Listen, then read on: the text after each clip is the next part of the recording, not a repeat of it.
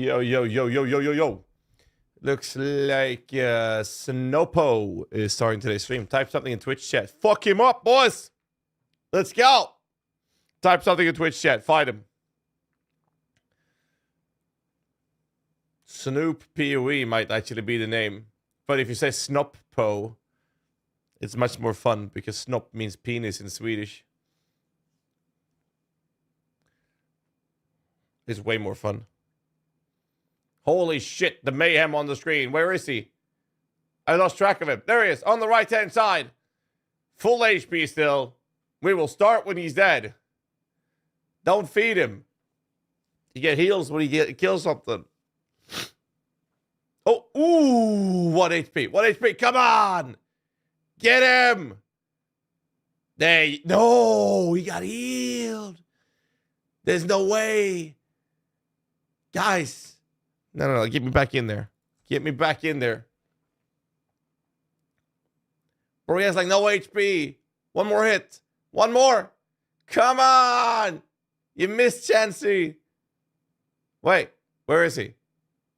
Wait, I lost track of him. He's dead. Actually, he's dead. I completely lost track of him there for a second. Again. GG, boys. Well done, everybody. Welcome, welcome. How you guys doing? Moo moo moo moo. Moo moo moo moo moo. Moo moo. Moo moo moo moo moo moo moo. Moo moo moo moo moo. Moo moo moo moo moo moo moo moo. All right. It will get updated in this much time. That's a good tweet, actually. Shush.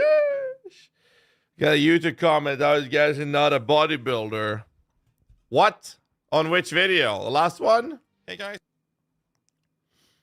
Wait, how did you do the call to action thing? I gotta see this. TV here with another Path of Oh, Exile it's only 2 6-minute video. And in I'm this sorry. one, I'm going to be tackling the sorceress that was revealed and all of the information that we have so far, and a couple of extra pointers from the playtesting that I've done in LA playing the sorceress as well. Before we dive into Welcome to the Sebastian Show, Board 77. I hope you're ready for some crazy gaming action and even praise your commentary. Stick around, it's going to be a wild ride. It is indeed. Thank you so much for the support, man.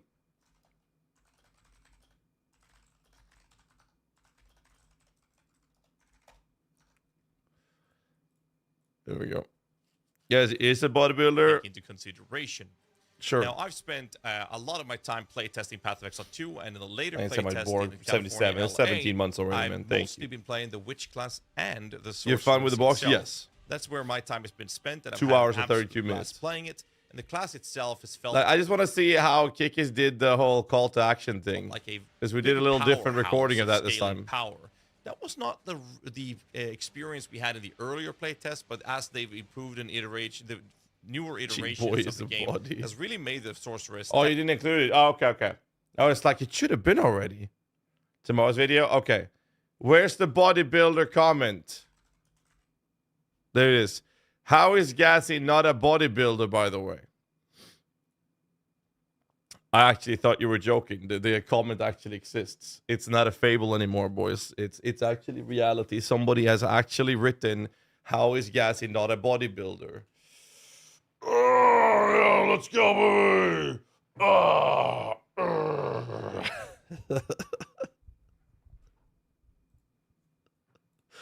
Holy fuck, man. I don't even remember the last time I was at the gym, dude.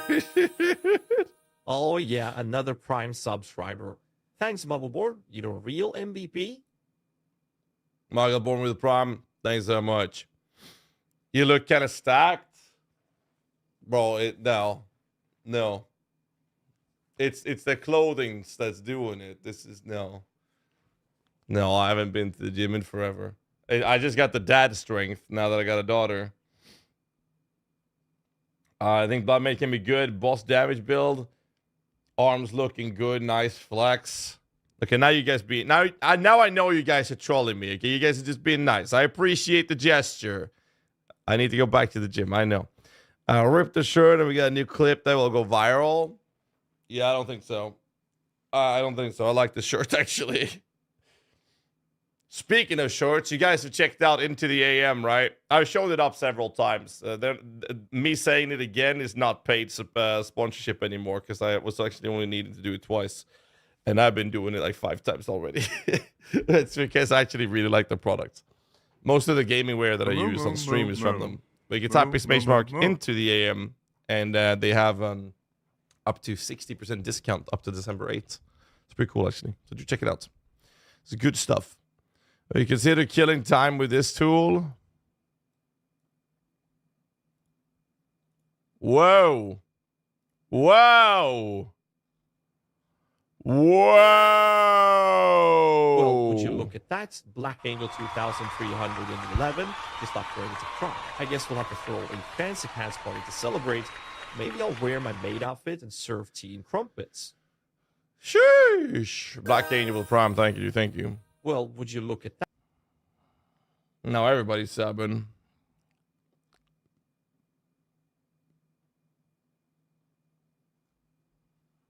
Boys.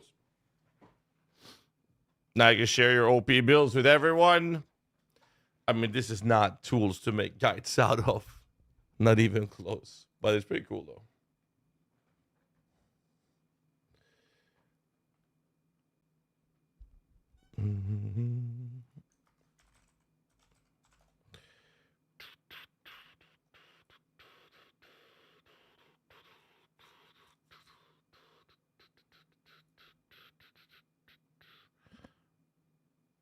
Give me a second. Apparently, the link is not working.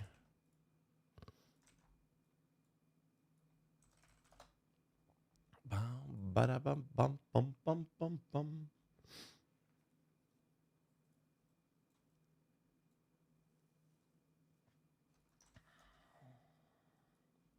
Give me a second, Kikis. I'm fixing it right now.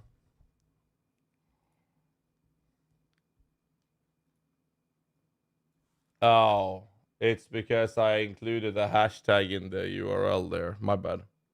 I don't know how that went in. It should work now, Kikis. Basically, CKD's video, Act 2 as the Sanctum trial, and Act 3 as the ultimatum. So while we do have the choice, really, if you don't want Sanctum, you'll be missing Ascendancy until Act 3. Seemingly, that would be the case, yes. Tak, you are welcome, good sir. Yo, Kikis, when are you joining us in Tibia, by the way? When are you going to play Tibia with us? What? That interrupted the one? Motherfucker. Huh. How about never? Whoa. Whoa.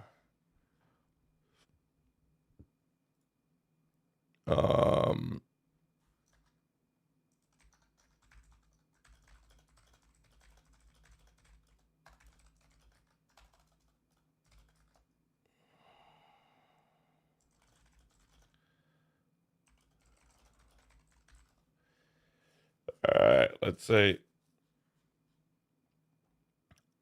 Give me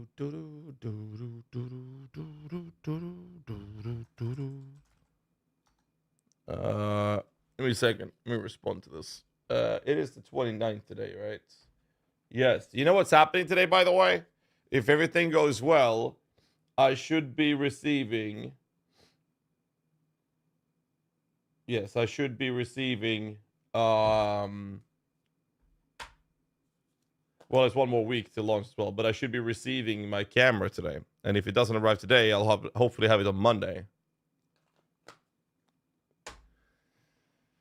So I'll be setting up a proper camera, but I need to go to the store to buy one more of these arms, though. But we're going to have a proper camera moving forward. It was something I was going to check. I forgot what it was. Sorry. 29th. Right.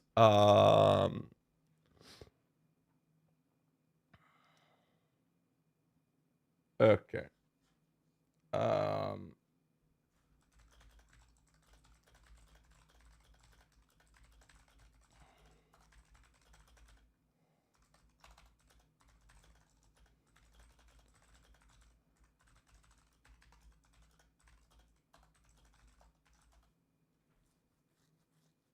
There. Okay. Now we're ready.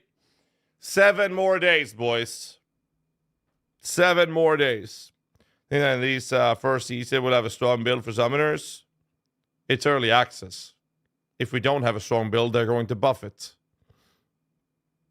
That's it. What did I miss? Holy shit, playing Tibia? Which world? Sweet. We're playing on an old PvE server called Refugia. Here. Feel free to join us. We're actually quite a few people. I play there. Me and the other guys, like, we're so many people from our community that's playing it together now off stream. We're very actively playing up until launch, I'll tell you that much. It's actually been very fun. You're more than welcome to join us. 15 years I can still, my man. If you want to join, I know we don't always have a druid in the later hours. And I know that in the lower levels, they need a druid as well. Like level 100. We have one very active guy that's pumping hard right now. Around 100. And then I don't know what the next section of most active players would be. Because it's like 400, 500, 600. 600 is where I'm at. I'll keep watching the bazaar. You know, Sweet, if you're actually serious about joining, go to my Discord server and put a message in the Tibia chat channel. And I'll bring you over to our little Tibia hangout. And basically, if anyone wants to join, we'll set you up with some starter stuff unless you already have that covered, and go from there. What's your favorite skill in Dwarven Realms? Last time I tried the summon stuff, I don't know which one my favorite is. But last time I went with the minions, but they didn't feel like minions really. So I'm not sure. So much hype for this game. Hope the servers can handle this. I mean, Steam global top seller.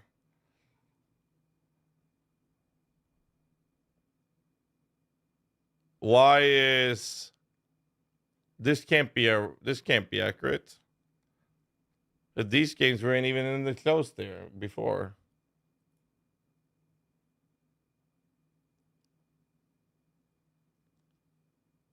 What?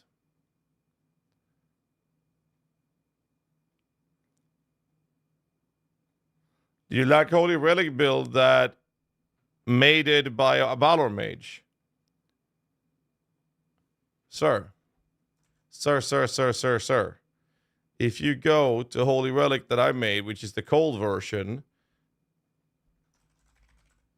we literally have a link and a shout out to Balor Mage's poison version right here. And if you go to his build, you'll literally have a section with him linking to my guide. Because we decided to split it. So he took the poison version, I took the cold version. So we both have a design version of each. And last I checked, the updates he made on the poison style was really good. I think it's a great build. But we have 2 versions of it. And instead of fighting over who is going to make what guide for the PoE Vault, we said, you know what? Fuck it. I'll take the cold one, you take the poison one, we're done. We move on. Perfect. Everybody happy. So we made 1 version each. Bottle Mage is solid. Can't wait for the release of Path of Exile 2 by the King of the Ferret supporter pack. Nice, dude. Nice. Just upside. Isn't Steam just a client to redirect the loads and loads and loads? But why is the Steam global top seller?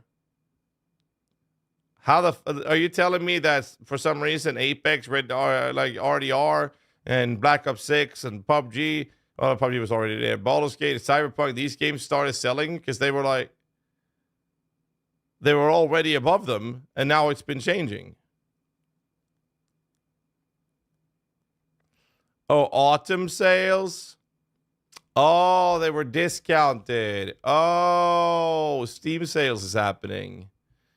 That's why. Okay, now it makes a lot more sense. Okay. I was like, what the fuck? They were discounted heavily? Okay. That explains it. Do we know all the minion skills? Nope. We don't. Not even close.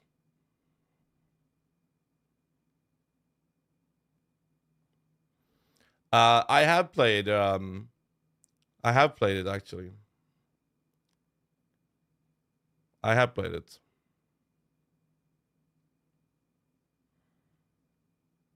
We won't know how much we don't know until we know. That is such a good take, Lily Fox. Whether they're going to release the full tree before the 6th, I don't know.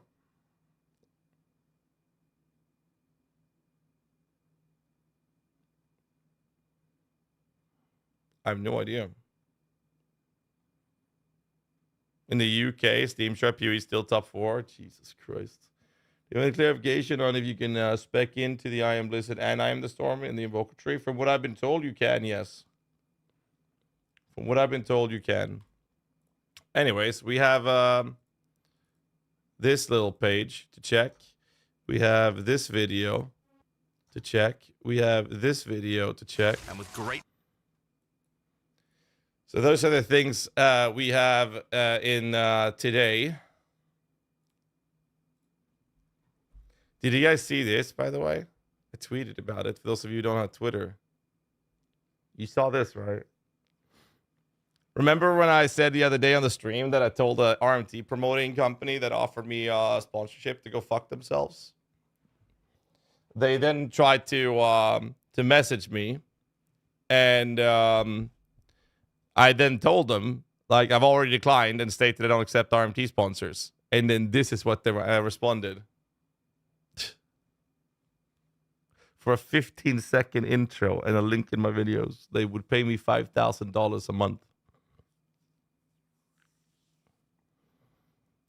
$5,000 a month. And this is not an uncommon offer. What is RMT? A real money trade. Like you buying currency for real money.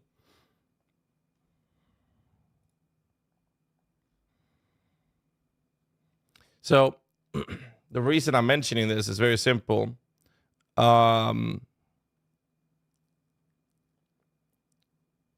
I'm not a humongous YouTuber. I don't even have 100,000 subs. We have soon though. We're very soon there.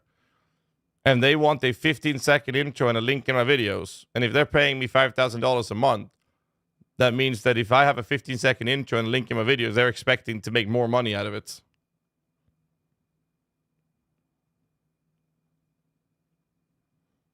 No, I wouldn't get banned at all, Sinatna. No. It's against PoE TOS to buy and sell, yes. They can't stop anyone from promoting it. It's not illegal.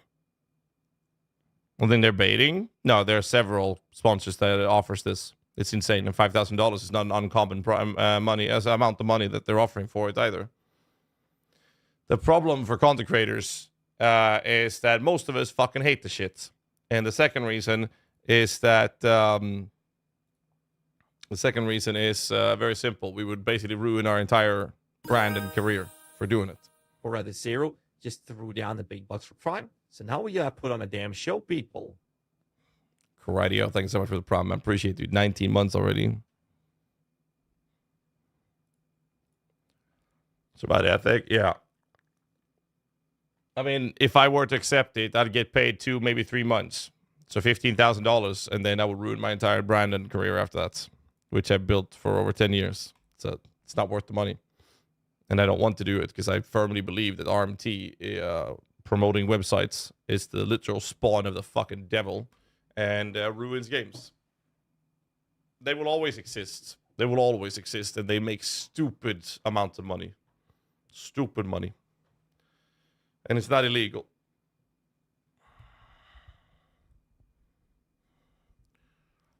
Yeah, this is Losing My Religion covered by actual villains. But anyways, I just found it funny because they're the only sponsored company that I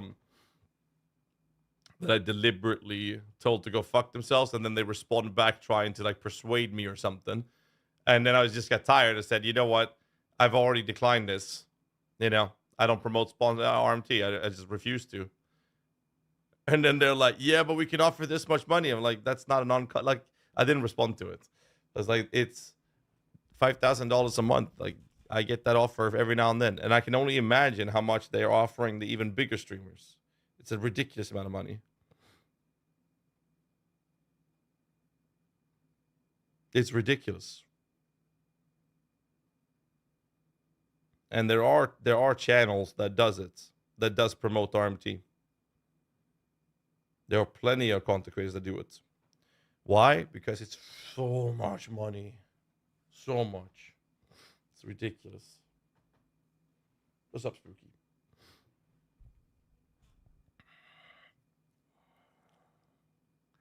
The man opened the box in the end. I had to fuck off after 2 hours. Well, I opened it in 2 hours and 32 minutes. Very cool, actually. But yeah, no, there's a reason people were like, "Oh, call them out." I'm like, I'm not gonna show which company it is, because then I'm giving them fucking promotion. I'm not gonna do that. I refuse to. Not giving them a time and space on my channel to promote their brand. I will, however, show the message because it was fucking ridiculous. Okay, moving on. I want this picture for which.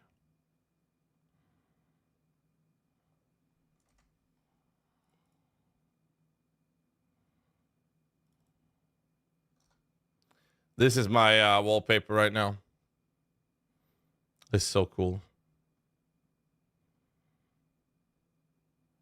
The GHAZZY Hunter class. This is so good. Oh, fuck no. Infernalist one? No. All right. Shall we take a look at the Witch Hunter then? We actually have a sponsored segment today, speaking of sponsorships, but this one is a very, very wholesome sponsor. It's going to be in 2 steps. I'm going to be streaming a game tonight. It's going to be later tonight, though. And on the 8th of December, we're posting a little bit of a highlight video of that sponsor segment. Now, 1 week, Lugerson. 1 week.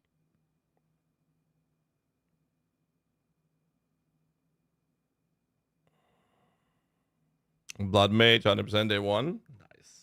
I'm curious, what is everybody starting at? Spam up the Ascendancy class that you want to start with, boys. I want to see. Because I'm going Infernalist. Sork. Sork's not an Ascendancy class, boys. Witch Hunter, Deadeye. Gemlin. Oh my god. YouTube chat, what are you guys saying? Warbringer. The Druid. Invoker.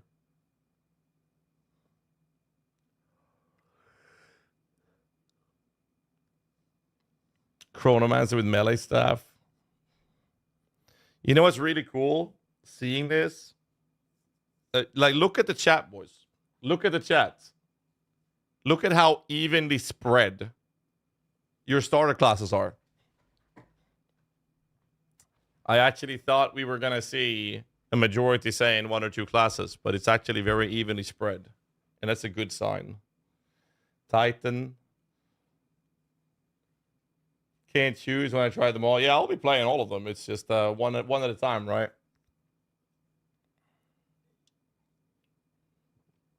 Evenly spread except for the Ranger.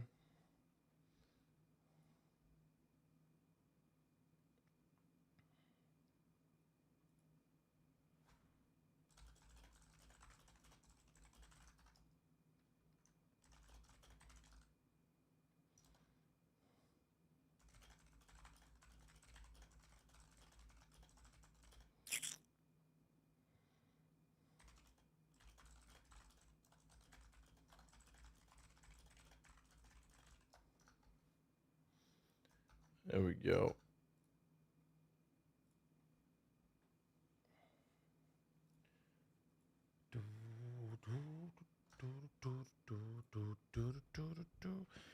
New class you want to play? No warrior because there's only 5 choices. So we don't do melee here. Oh, you made a poll. Oh shit. Oh shit. Let me vote. You didn't even add the warrior to the list, Kikis. Wow. Wow. Kikis doing the warrior dirty, man. You can't. It's only 5 choices. Why do you think I didn't make a poll about it? God damn, let's see what YouTube chat has to say.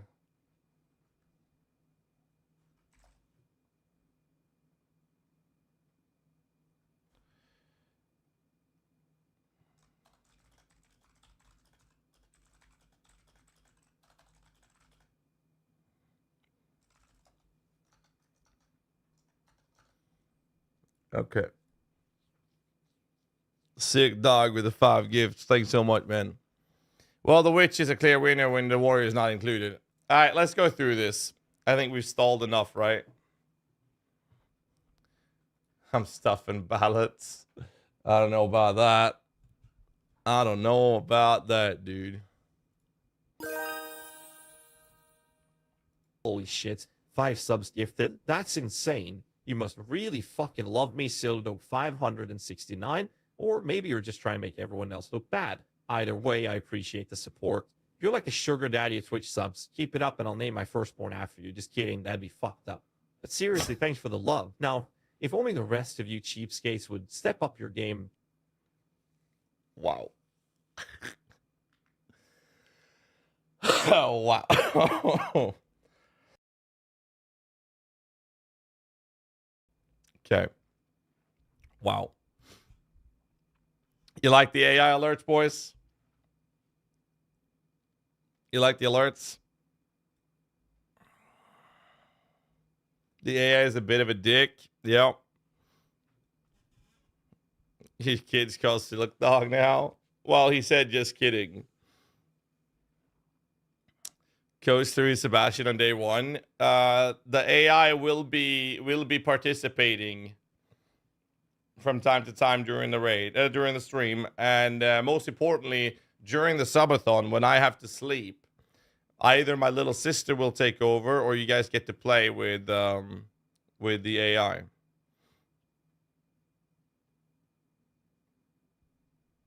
So if neither me or my sister stream in and I have to sleep, if I've set up everything correctly, there will be a camera showing me sleeping, and then there's gonna be a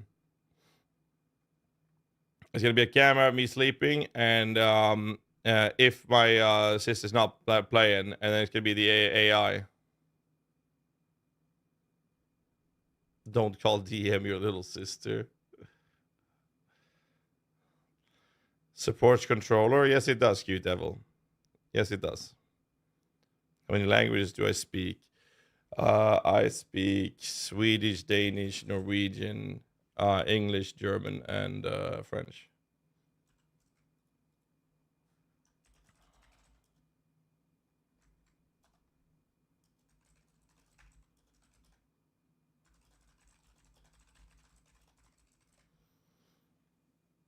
Wirklich? Yes.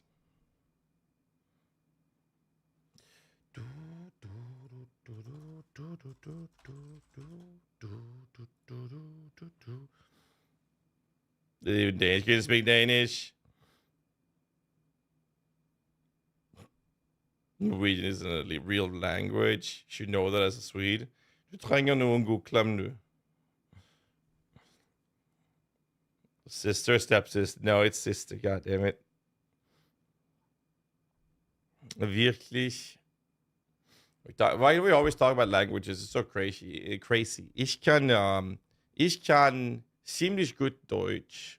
That's how you say it, right? And aber mein English ist, how you say a lot. Ist, well, I can say ist deutlich besser. Is that it? Like viel besser. Thank you. Viel besser. Deutlich besser. Viel besser. Viel. Yeah, but the word sehr wouldn't fit that, right? You wouldn't say mein Deutsch ist ziemlich schlecht, aber mein English sehr besser. You wouldn't say sehr besser, right? You would say viel besser or deutlich. Right? Deutlich is like a lot, or viel is more, but you wouldn't say ser, right? It wouldn't fit.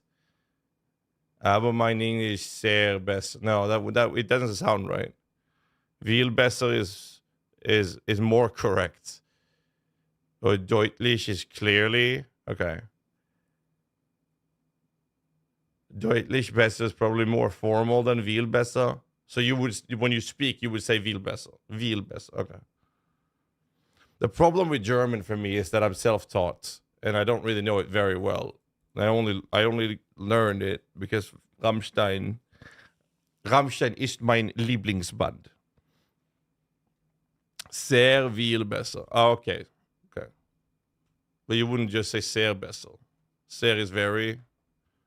Okay. Mein English is sehr gut. Sehr gut, you can say, yeah. Das ist gut, yeah. Ist mein. Oh, you don't say meinen? Shit, you guys told me about that last time we had this discussion. I keep saying meinen. So it's mine. Well, you got to keep in mind that a lot of the German words are very similar to either English words or Swedish words. So since I speak Swedish and English, it's actually very easy to, if I read something in German, I might not have no clue what it means, but because of the fact that a lot of words are similar, I can puzzle it together and understand it.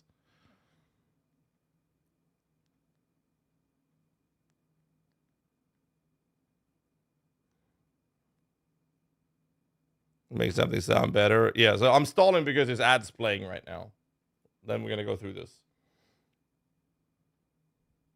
Mein Lieblingsband, but Viel is also good. Deutlich would be better. Oh, YouTube chat's covering as well. Thank you.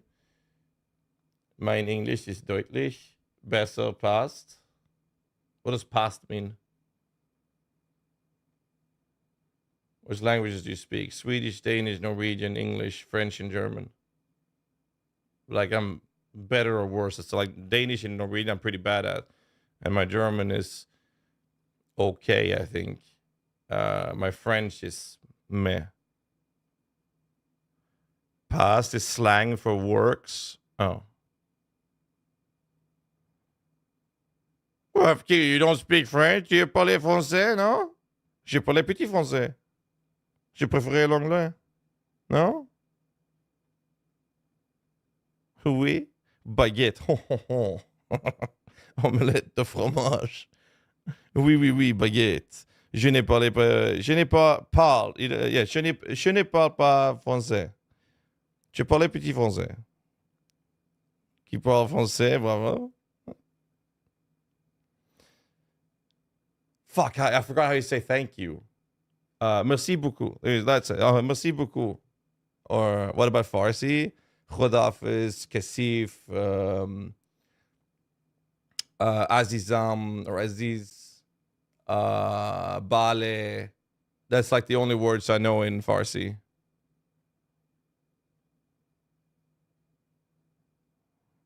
Any Turkish? No.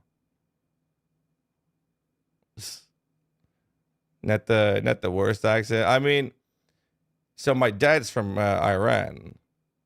I never learned the language though. No Bulgarian, no.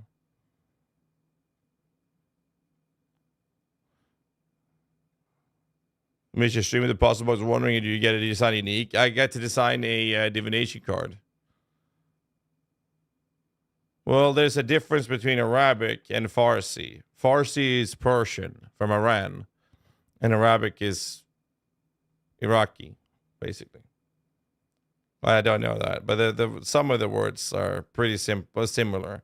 I don't know the language, but like if I hear someone talking, I can sometimes puzzle together what they're saying. Like when that's a funny story actually. So when we moved from our old apartment, I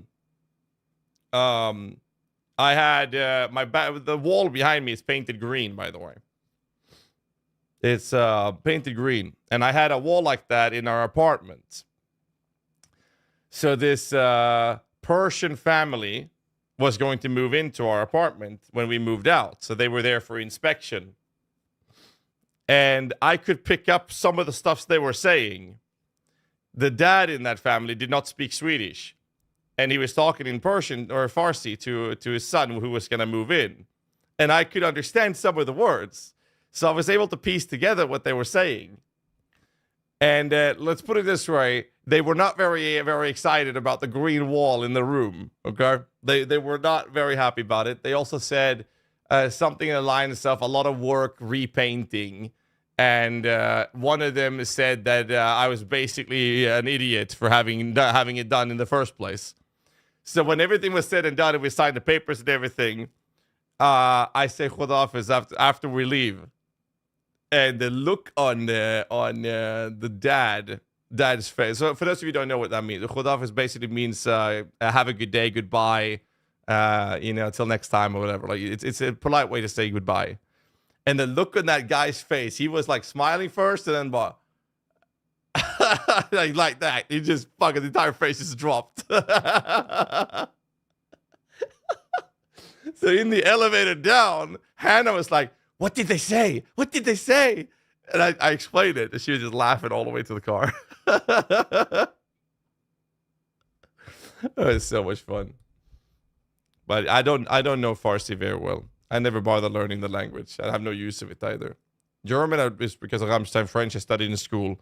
I live in Sweden on the west coast. So Danish is kind of free, or at least east coast Danish. In Norway I've been a few times. And as long as you don't go far into like Bergen, it's not that hard to understand and speak the Norwegian. I was paying a lot of work. Nah, no. Mine is simply gender dependent. So example, mine, hund, male, mine, Freundin, Freundin, like a Frühling. Couldn't even tell you why Lieblingsband is female.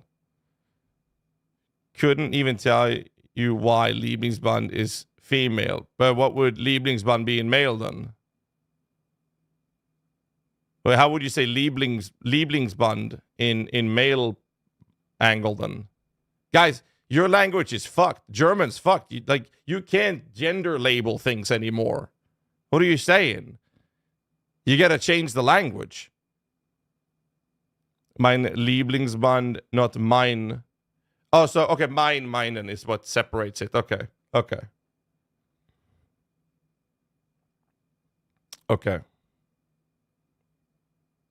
There's no female version of band. Okay. As I wait another week for launch, I know. French too, people tried introducing gender-neutral pronouns. It was a mess. I could never handle that in those languages, dude. It's they all do their own things, yeah. No freaking clue when to use it. Oh, wow. Hen is so annoying in Swedish. 2 years of German in school, and Ich liebe dich is all I remember. But I mean, okay, so German is pretty fun because there's like, there's certain things that means different things. So everybody knows about the song Du hast, right? The German band, my favorite band, my favorite band, Rammstein, right? So, offensively, so they have a song called Du hast, but if you spell Du hast with 2 S's, it's basically I hate. So when you say Du hast mich, is if you the pronunciation is the same, but if you spell it with 2 S's, it means you hate me. But if you spell it with 1 S, it's you got me. So it's just a play by words. I followed you to say, mein Sinner ist nicht groß, aber hell und gemütlich. That's what I remember from German lessons. Like, I mean, grammar against you. Yeah, we're learning languages here, boys. Okay. I mean, it's better than trying to speak Danish. It's, hast ein Knebel in den Mund. That's how it sounds. Sorry, that was for the Germans out there. Okay. Anyways, let's move on. Let's actually do some content for the non-German speaking population of the channel.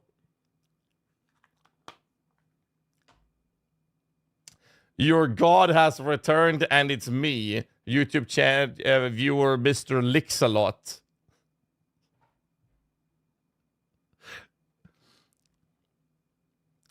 top tier stalling, trying to learn Polish. I know quite a few words in Polish, and that's because one of my coworkers 15 years ago, whatever the fuck, 12 years ago, was Polish.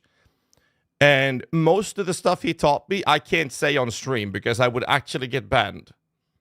But I know like bobber, kurwa. I know the letter we. Or what is it? Dushi yaya? No, yayim dushi yaya or something like that. Yayim yaya dushi is something big balls. Like I know a lot of stupid shit in Polish. That's like the first thing they taught me. Okay. You eat big balls. There we go. Yeah, that's the one. That's the first thing you learn when you come to Polish.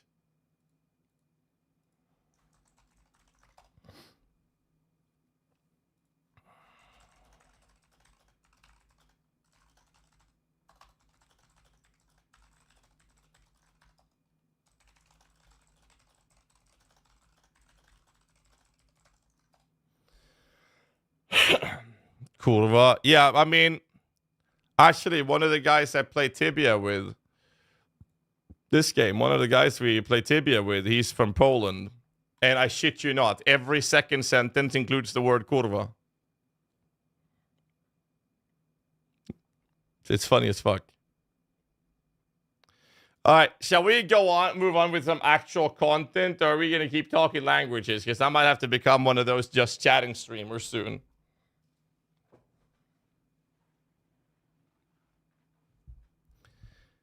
Give us a link. I can give us a link, yes. Like, I'm not very good at it. I like learning it, though. But, like, I'm not very good. But I'm picking up on things pretty quickly. Or I used to, at least. Similarity, Polish, German. In Polish, kurva. In German, die kurva. I mean, it's very similar. It's the same thing, like, with words in English and Swedish are also very similar to that of German, which is why it's easier to read something. And I guess some people have issues with pronunciation. Like, if someone were to type me a sentence in German or in French, I would be able to pronounce the words without even knowing what it means. I'm from Brazil. Let's see, I read a message here. All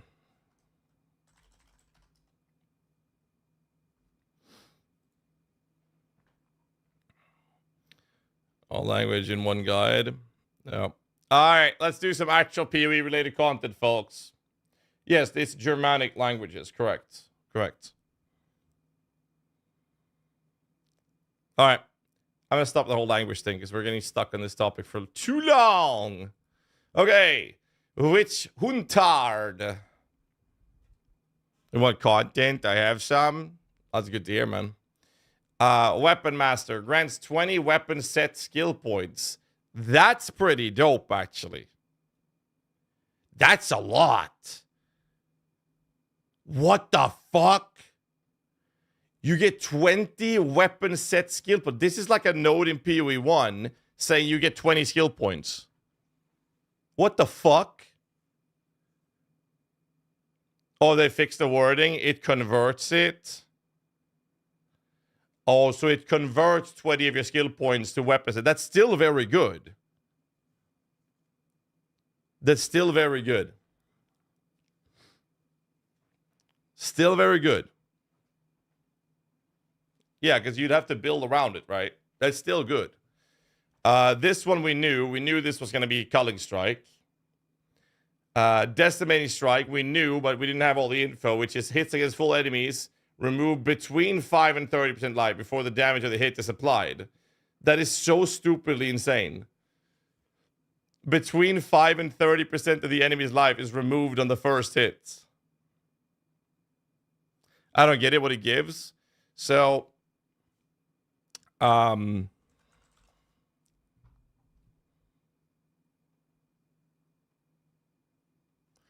let's say you,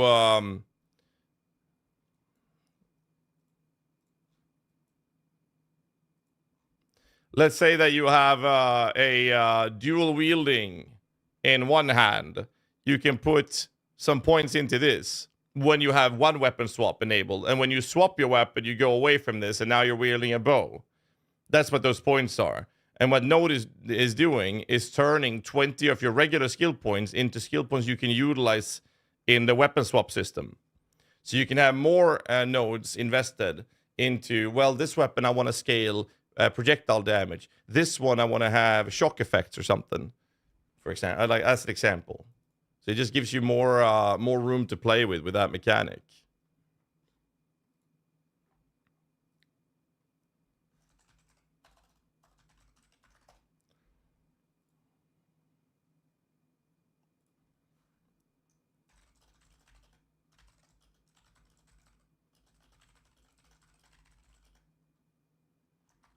There we go.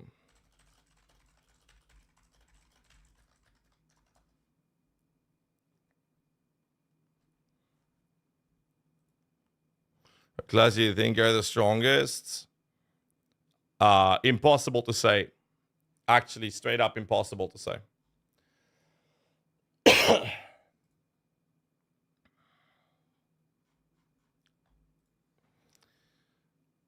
6 point isn't it max? Is it? No, there will be more. I think it's 8 or something. Anyways, next point is Witchbane. And that's the concentration node. Yeah, that's a concentration node. We've seen that. That is this one. And then they have No Mercy, which is this one. Deal up to 30% more damage to enemies based on their missing concentration. Nice.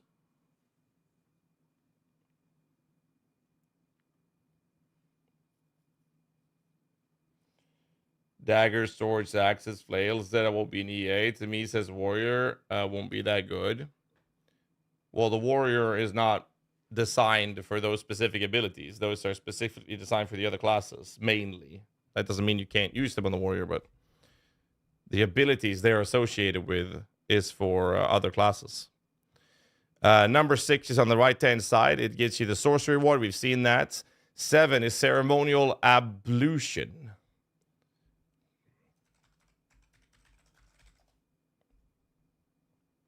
An act of washing oneself. I did not know that. Ceremonial act of washing parts of the body.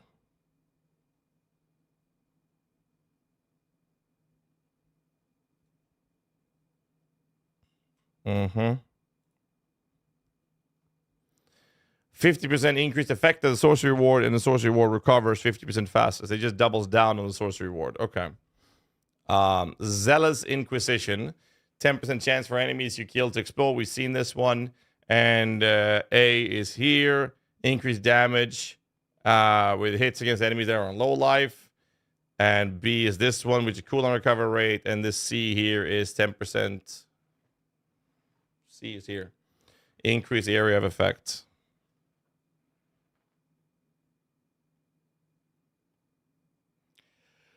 This is, compiled from gameplay footage. So do keep in mind that all of this is obviously heavily subject to change.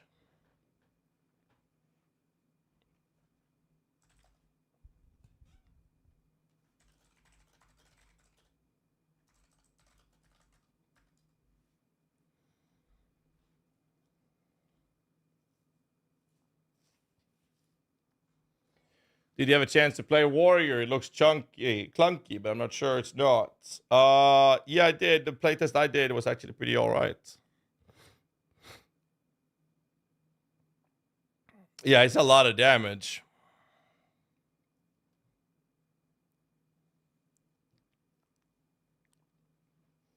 Witch Hunter activates a special ability if a witch is in the same zone. Friendly fire. That would be hilarious.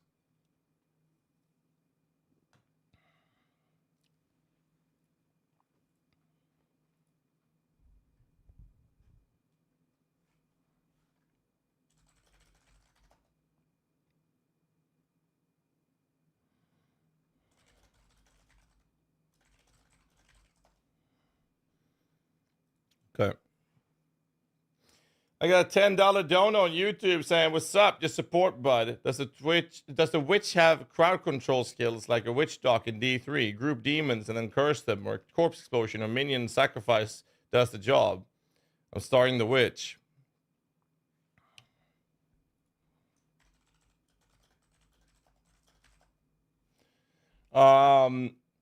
From what I've seen, yes, there's a couple that fits all of the order descriptions. Yes, well, thanks so much for the $10, man. I appreciate that, dude. Thank you, sir. Thank you.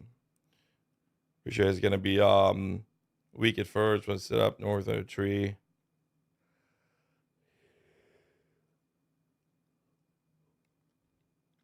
Yeah, that's like stun grenades and stuff like that as well. True. 2 and 3 are no-brainers. Well, for bosses, yes. It really is. All right, I'm understanding why this heavy focus against magic using enemies would be that good. Yeah, I'm not a big fan of the sorcery ward. It feels like you'd screw yourself over versus enemies that deal fist damage or attacks. But here it is.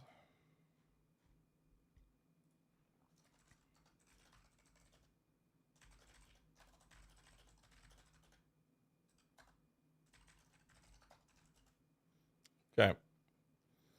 The mini-notes in Mercenary as well will probably be fine, but not right at the start of EA with no info. We don't know yet. It's true. We have no idea. We're going to take a look at it. What else was stated in here? Okay, there's just the nodes one by one here. Okay. PvT Reddit.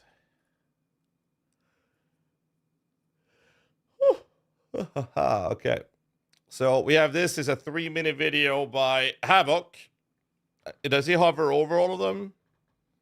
In fact, the sorcery ward scales its absorption with the evasion and armor too. And that lowers it by 50%. Yeah.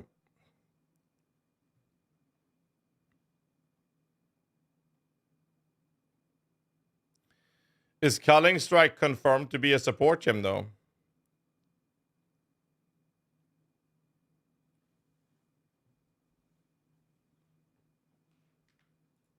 Okay, let's watch this in very slow speed.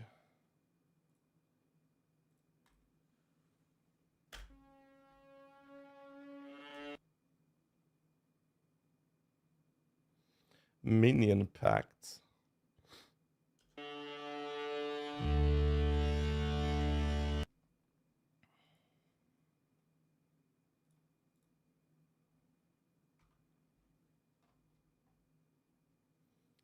All gems.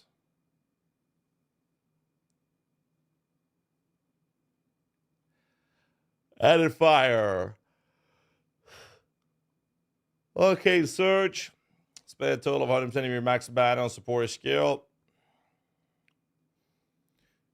Trying the mana you spent. Spending enough mana grants a burst of mana regen and cast speed for 8 seconds. My wife is Xmas baking already. Too soon? That's never too soon. That shit's goated, man. Good shit, dude. PoEDB is collecting its information from videos like this because there's nothing to data mine at the moment. You can check the gems in PoEDB. Yes, or I can watch this video and I'd support Havoc, which is an OG content creator in the community, by watching the entire video, help his algorithm gets boosted. I think I'd rather do this. Ambush. You see, one of the best things you can do to help a YouTube channel out is watch a video from start to finish. Viewer retention is insanely effective for algorithm boost. Like, subscribe, and comment are the other things you can do. Ambush. Link the video. Good call. Good call. Here's the video. Big shout out to Havoc. Don't forget to like and subscribe. I'm already subbed to him. Here's a like. Apparently it wasn't subscribed. My bad. That didn't happen. All right, let's see. Support skills has 100% more critical hit chance against enemies that are on full life. Okay. What else do we have? Added cold. Support get attacks. Not spells, attacks. 25% of all damage added as cold. Holy fuck, dude. But the attack deals less fire and lightning damage. Bro, that's like a pseudo version of hatred in a support gem. That's level 1, by the way. Didn't they say Didn't they say support gems wouldn't have levels? It just requires level 1. Maybe I'm reading into it too much. Did you see the Quinn Valdo box opening video? I have not, no. I did it in 2 hours and 32 minutes. I'm pretty happy about that time.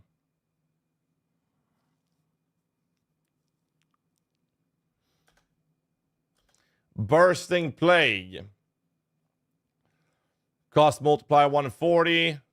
Poison for support skills adds 200% of damage per second to enemy as Plague. Up to a maximum of 10% of enemy's maximum life. Holy shit.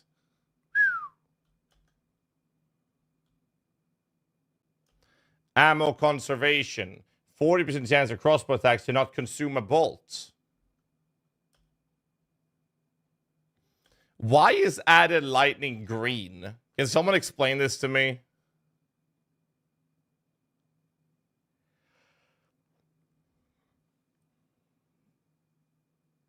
That is awkward. 25%. It's similar to added cold, but the lightning version. Because it requires dex. You mean Bex?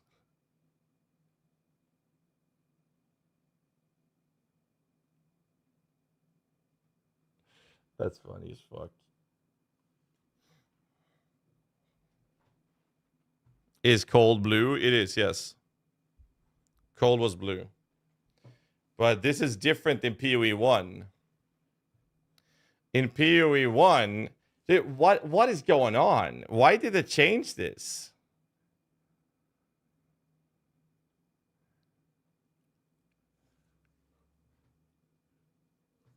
In PoE 1, cold is green and lightning is blue.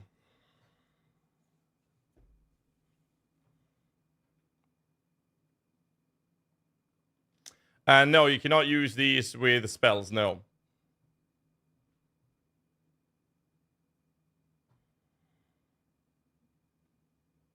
Makes more sense to have cold as blue. I agree, but that's not how it is in PoE 1.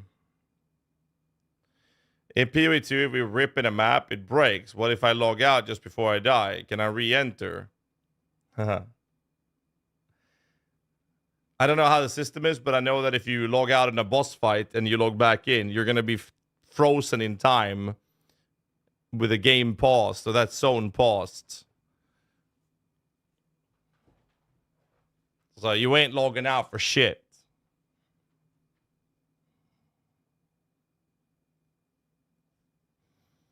You know, it's going to be so funny because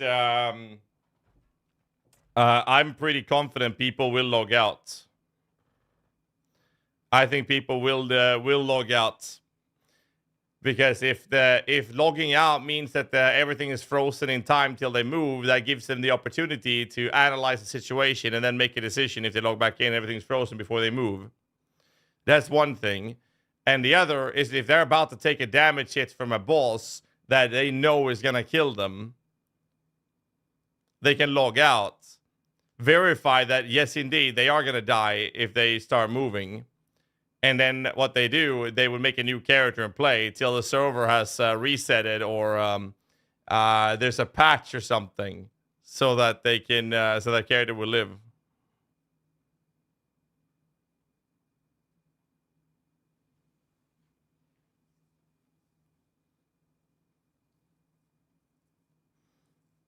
So watching hardcore streamers are going to be kind of awkward.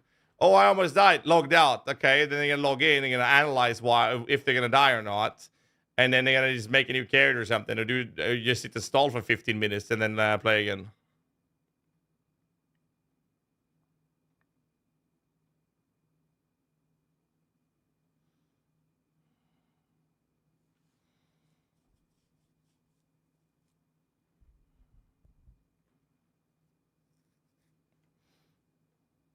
Yeah, I don't know, dude. Next one is area of effect. 40% more area.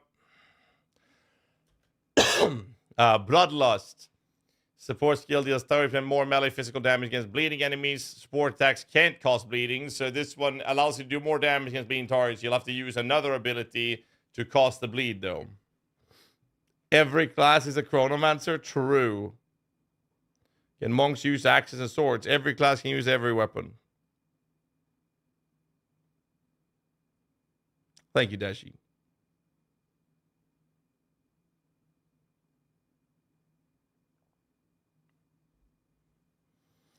Bloodlust on minions, but not on others.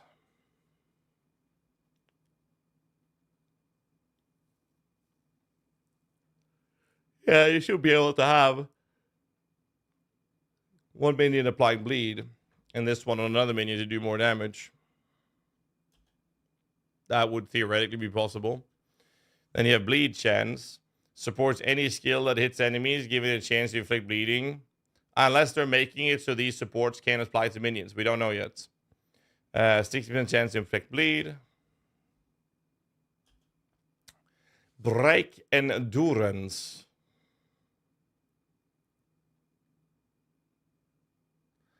%20 chance to gain endurance charge when supported. Skills fully break enemy armor.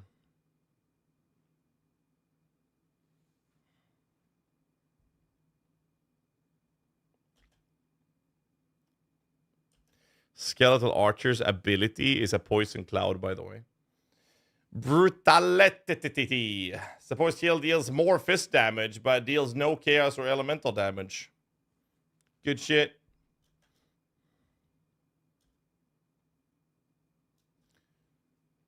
Dashi with the 5 gifted subs to the channel. Sheesh. If you got a gifted sub, make sure you say thank you to the channel, boys. Appreciate it, man. Conk effect. More damage, less area. Classic. 2 support gems, not even seen. 3 on the screen right now. Corrosion. Physical chaos. Poison applied by the supported skill also breaks armor equal to 80% of the poison damage dealt.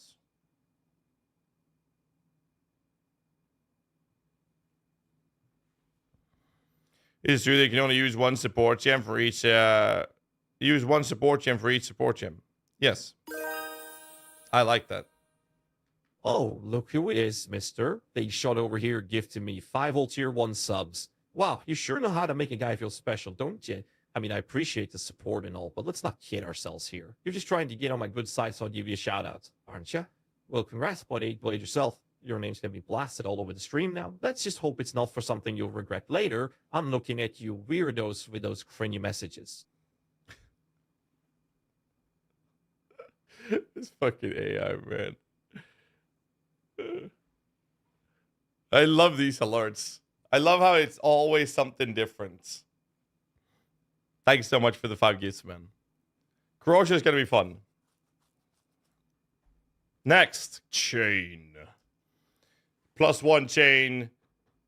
Support skills chain 100% more times. So you mean 2 chains. Huh? Less damage with hits, though. Count on you guys to define my build for the next week. Infernalist SRS. There you go. That's what I'll be doing.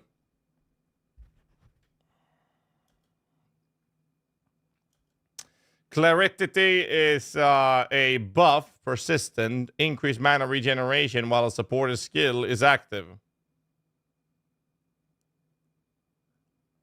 Huh?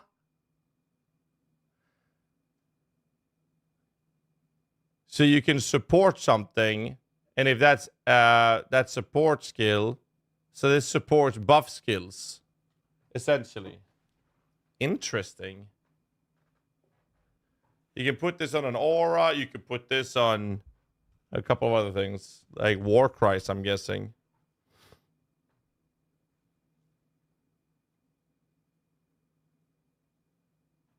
Interesting. Supports persistent. Well, it says support persistent buff skills. So I guess that wouldn't work on War Christ. It would have to be a buff skill that is permanent, essentially, or persistent. So that should only be auras, right? Transformation. Yeah, that it's very likely that would work on transformations. Yeah.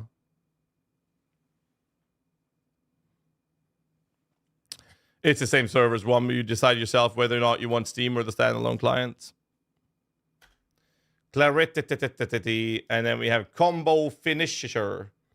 Supports melee attacks that you use yourself, not minions. Support skill cannot be used until enough combo has been built up, but deal massively more damage. Cannot support skills which already combo.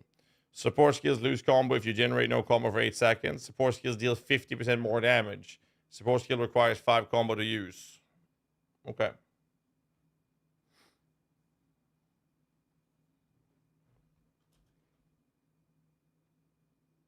Coming soon.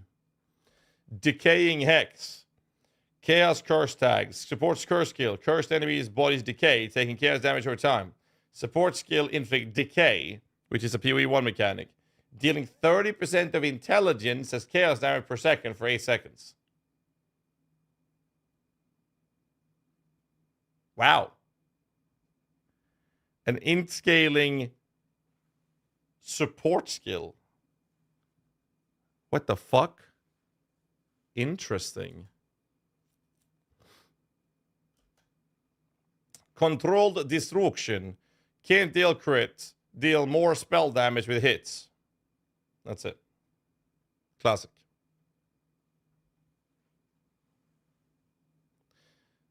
The smarter you are, the more it hurts. Yep. Conduction. Lightning support. Support skills have 100% more chance to shock.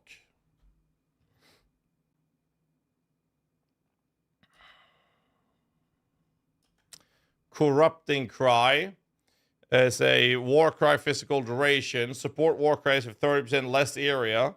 Corrupted Blood. So it causes the enemies to have corrupted blood. Corrupted blood deals 10% of your strength as physical damage per second.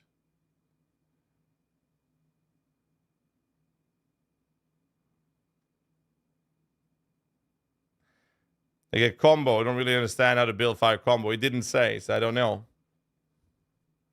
Warcry is not persistent. No.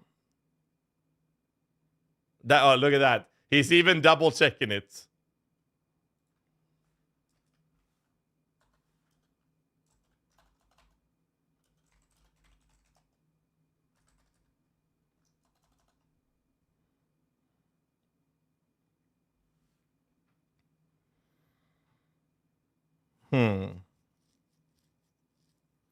Monk mechanic. Well, Monk has it said that the support couldn't support skills that already did combo, such as the Monk stuff.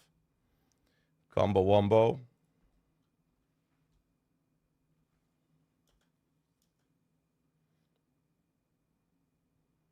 Traveler is a +5, yes. I like how Havoc is even verifying that the Warcry is not persistent.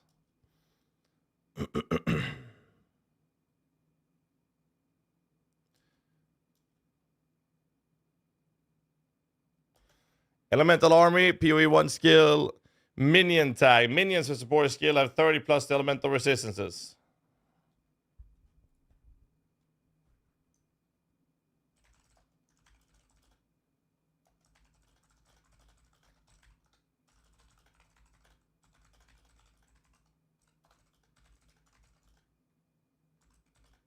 He's saying, alright.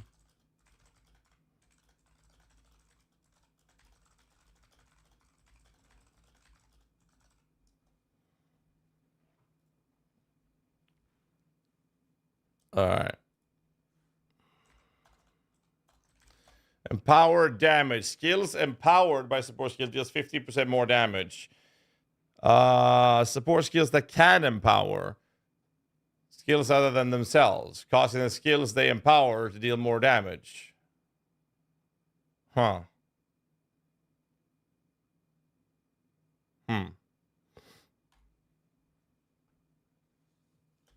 Deep Freeze. Support a skill has 50% increased freeze duration on enemies. And that's it. Exert the slam. Yeah, exactly. Like exerts, right?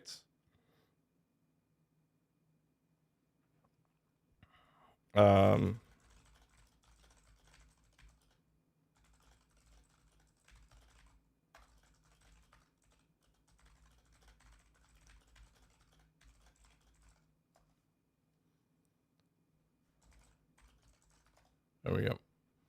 And a double barrel supports crossbow ammunition skills, causing them to load an extra bolt at the cost of reload speed. Okay, interesting.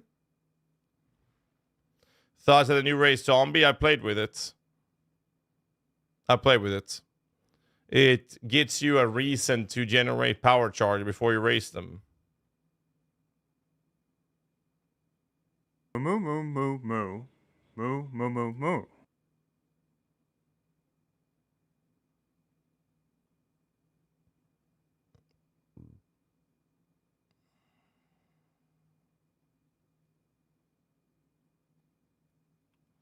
Totally not guns, yeah. Extended combo. Final striker supported skills can be performed twice in succession.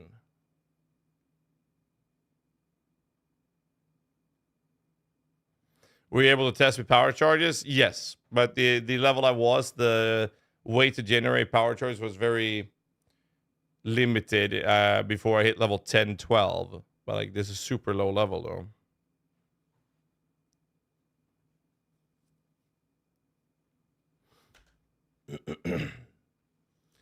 Energy barrier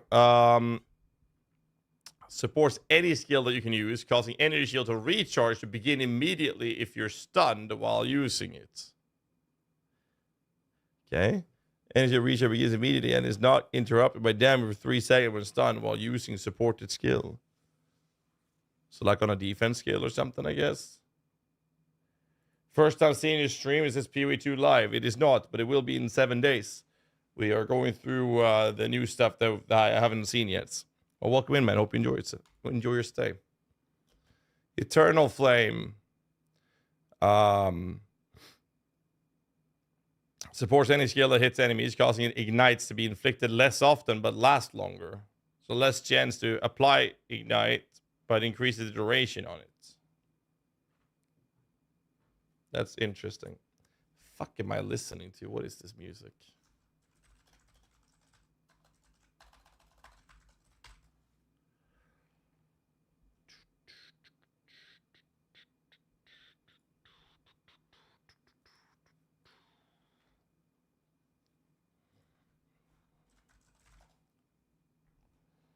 Give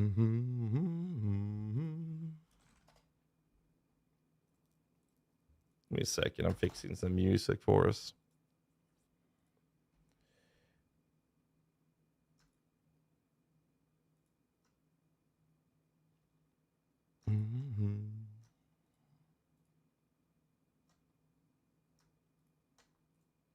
There, a little bit of Rammstein as well.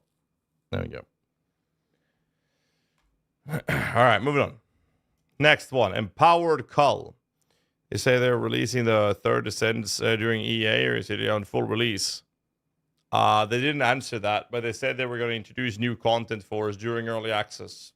So how much and what we're going to get, I don't know. But they also said they were talking about doubling the content. Empowered Cull is a support gem that makes it so skills empowered by a support gem skill has a culling strike. Okay. What does empower mean? If you use a war cry, for example, that exerts the attacks of your next attacks. Sometimes it exerts specific slams. So if you do that, then that's referring to you empowering those skills. We have stalled too much, guys. There's going to be ads coming in 20 seconds. So if you're not a subscriber, hold on to something. I'm going to wait with the video till after the ads are done. Okay? So, sorry. I can't stop having ads. I have to play ads because of Twitch, or people would have pre-rolls. So we're going to wait. So anyone who's watching ads, we're going to wait for you, boys. Don't worry about it. Hold on to something. They're coming. Anyways, anybody have any questions whilst we wait for the ads to finish?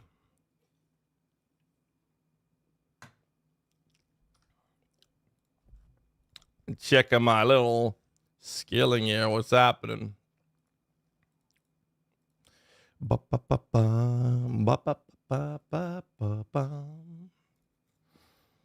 cost and reservation, if it's affected. Yes, that's true. They're saying they're going to pop ads. That's why you're a top streamer. Well, sometimes I forget it. Apparently, it's stuck on ads starting soon, so I don't even know if they should be playing already. Sometimes I miss it, but I try to make sure that we don't have any special content happening during ads. Oh my god, you're playing Tibia?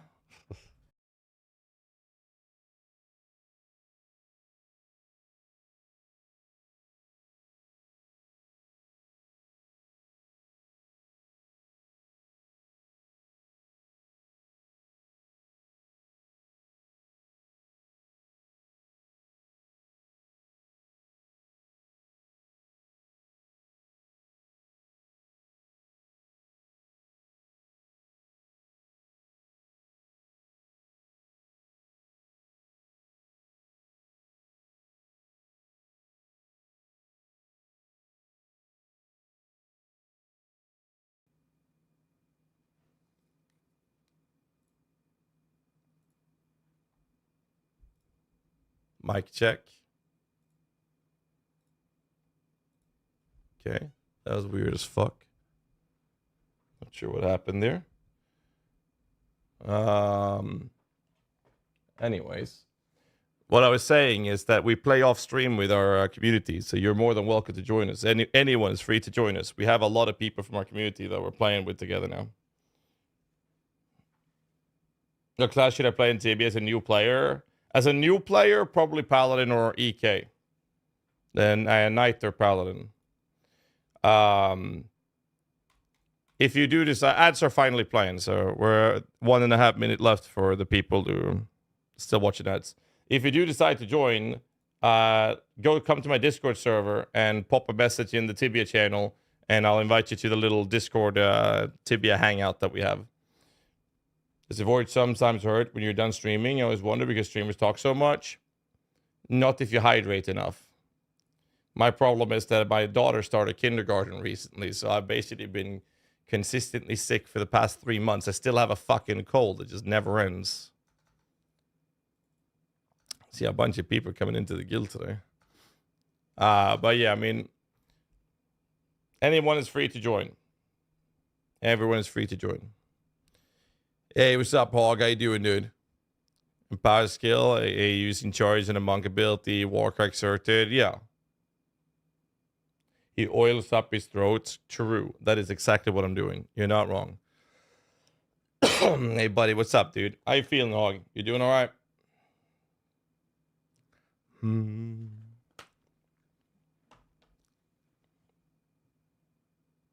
3 more months. Took me 6 months till I did not get sick anymore after my son went to kindergarten. That's rough, dude. It's very rough.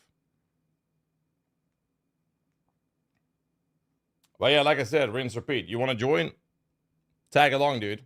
And if you do, we have starter gears and whatnot. Like, we'll just help people out all the time with quests and everything. We have so many people playing right now. It's just so much fun to see more people coming in.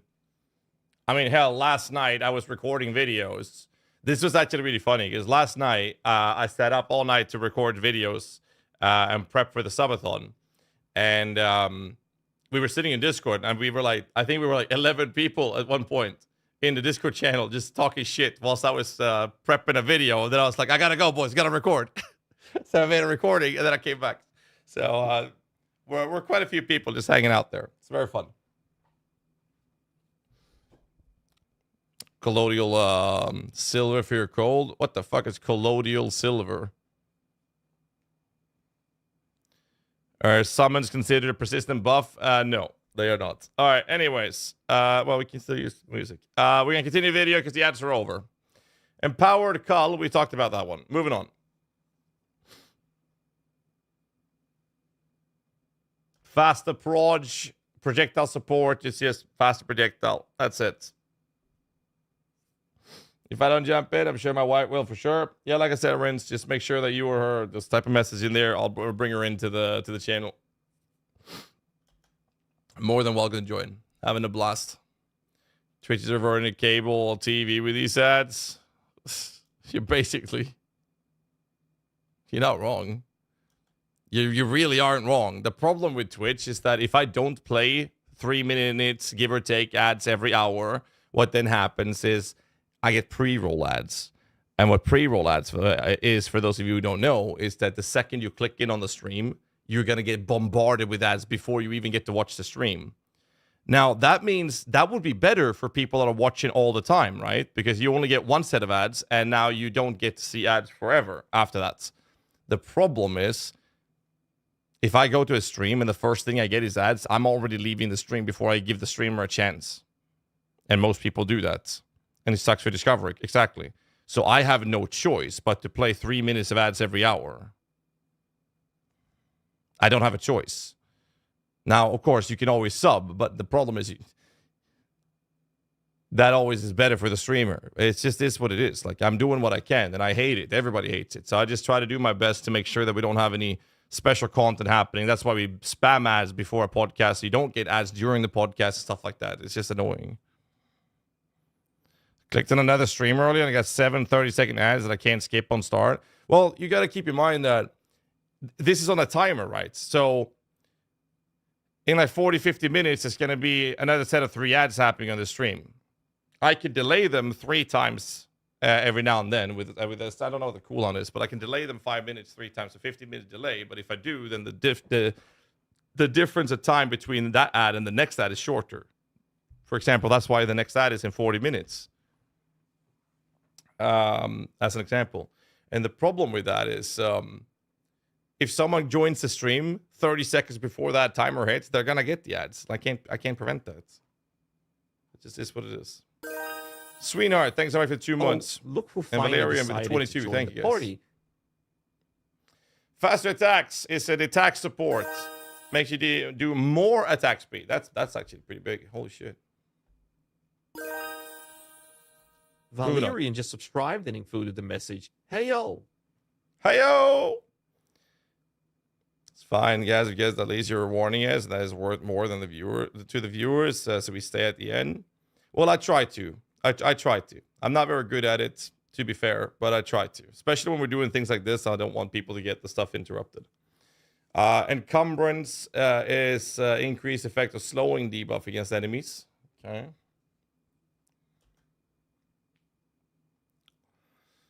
YouTube chat is saying you can use Twitch like ad blocks and whatnot. Yes, you can absolutely use ad blocks. Then again, I got bills to pay, mouths to feed.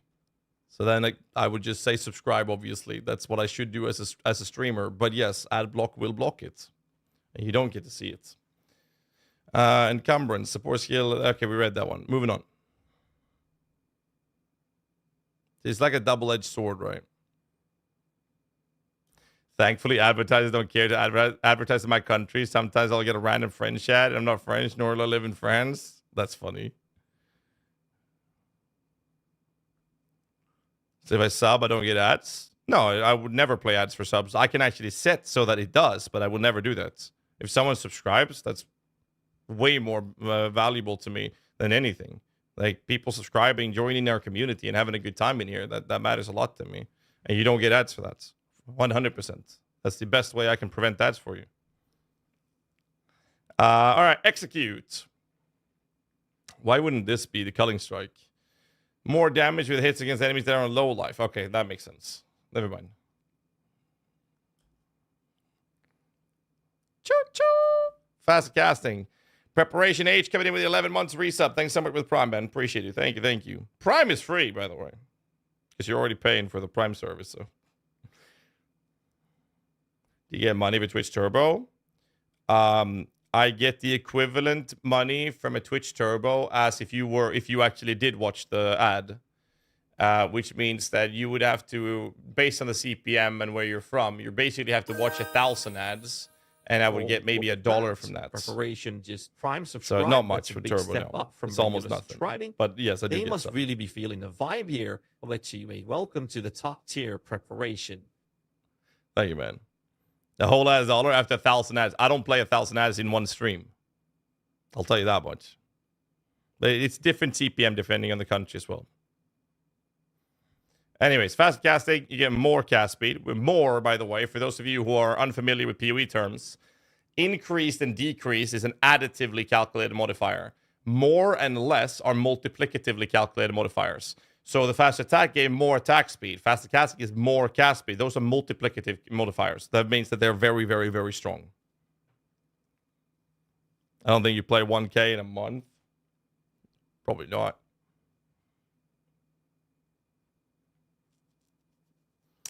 more modifiers, well, you're limited to only using one support gem on your entire set of skills. They're unique support gems.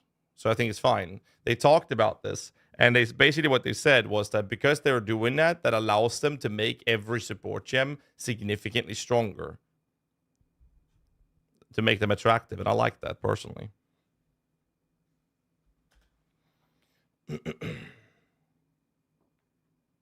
Wait, I missed one. Frozen Vortex. Soup Decay coming in with the 5 months. Thanks so much for the Prime, man. Appreciate it, dude. Support skill creates a vortex when shattering an enemy. Vortex deals 30% of the overkill damage per second, and it lasts 3 seconds. Swoop DK just dropped a fat sack of cash on this place. Prime subscription, baby. Thanks for the love, you absolute legend.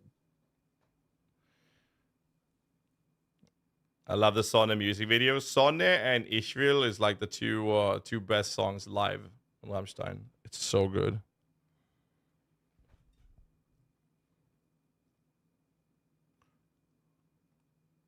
Only 1 million. No. Cold damage. It's a cold dot. Is what I'm expecting at least. Deutschland and Mindtail, they're really good as well, yes. Are you sure? No, I'm not sure.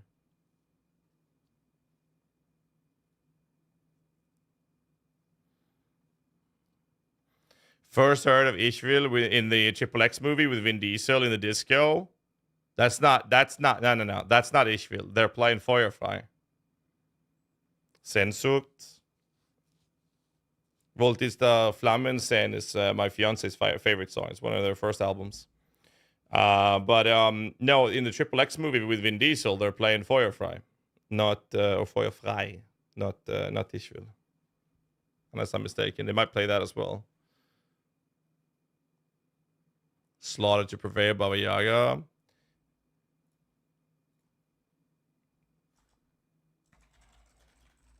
We can.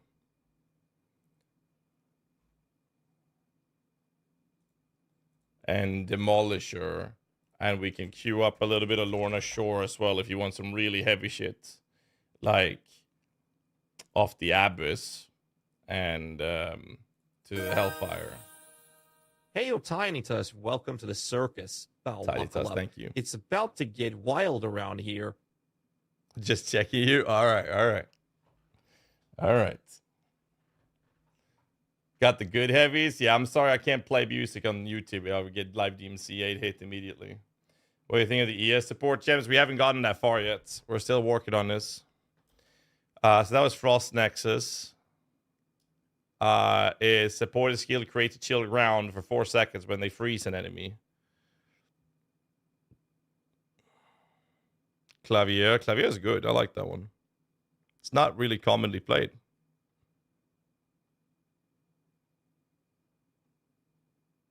No offense, I love your PoE knowledge and general vibe. I only watch heavy music streamers. I'm saying it's a big reason why I watch you. It's a big reason a lot of people here. Because back in the day, it was me and what was his name? Gangsta Boo.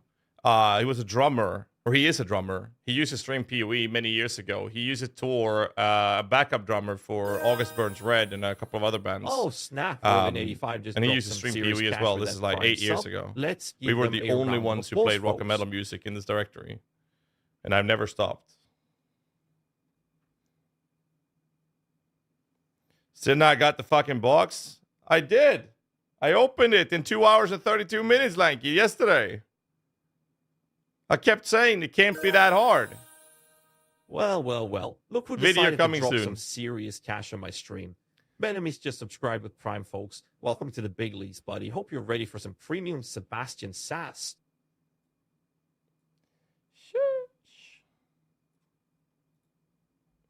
Sebastian Sass. I got card unique. I got card.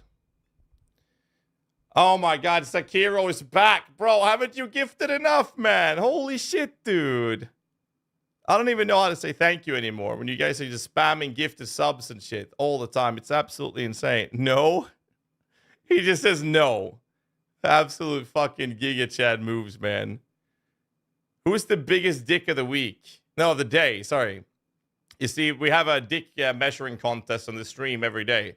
Whoever gifts the most subs has the biggest dick. And right now, Silk Dog was the first to do 5, so he has the biggest one.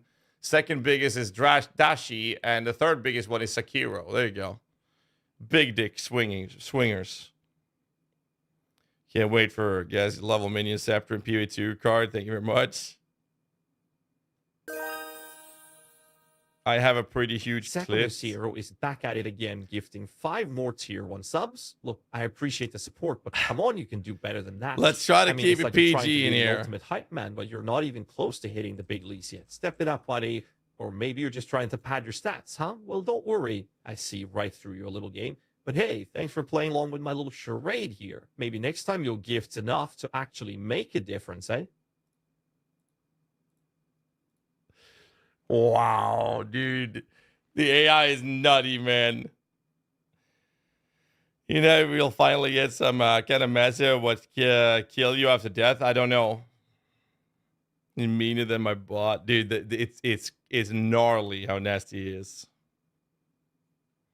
All right, moving on. Fists of War. Well, we're on this perverted topics train at the moment. Fisting of War. Fist of War is a attack melee slam support tags. Attacks with support skills are ancestrally boosted. No more than once every 6 seconds. It doesn't say what ancestrally boosted means, though.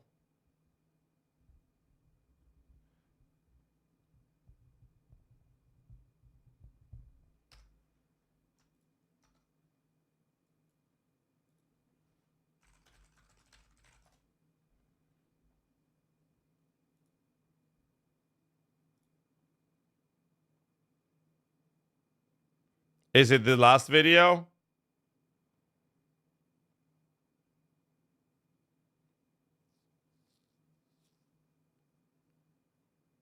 Is it the last video? Yes. Moving on. I'll save that for later then. Hourglass. Bro, more subs? Bro, you guys are just not stopping. Holy shit. Hype train's still running. Tyracel just Tyracel, subscribed with thank Prime. you. Thanks for supporting the channel, you sexy Mutha freaking legend. It's possible, Master Bungie, but Bungle, sorry, but we don't know if it's gonna be good or not until we play with it properly. You know, I gotta get through all of this before we have a small sponsored segment tonight. We have a tiny sponsored segment tonight with Dwarven Realm. Very excited for that. If you haven't checked it out, you can type exclamation mark Dwarven. It's a good game. It's made by 2 brothers, indie company. They're big PoE fans, by the way. It's a very cool game. It's like, I think it's like $8 or $10 or something on Steam. So it's like nothing. So if you haven't checked it out, you definitely should. Anyways. Hourglass. Support skills deal more damage, but they get an 8-second cooldown. I wonder if that works on minions. I have no idea. Dashi dropping 5 subs to make sure he has the biggest dick of the day. Holy shit, man. Thank you, Dashi. What the fuck? All right, everybody bow down for Dashi. He's got one of those big schlongers. And I mean, when I say big, I'm not talking about this kind of size, right? This is a regular ass size, genitalia. What Dashi's walking around with is like basically making him not able to walk normally. It's this size. You know, that makes the girls go like this in the videos that you like to watch?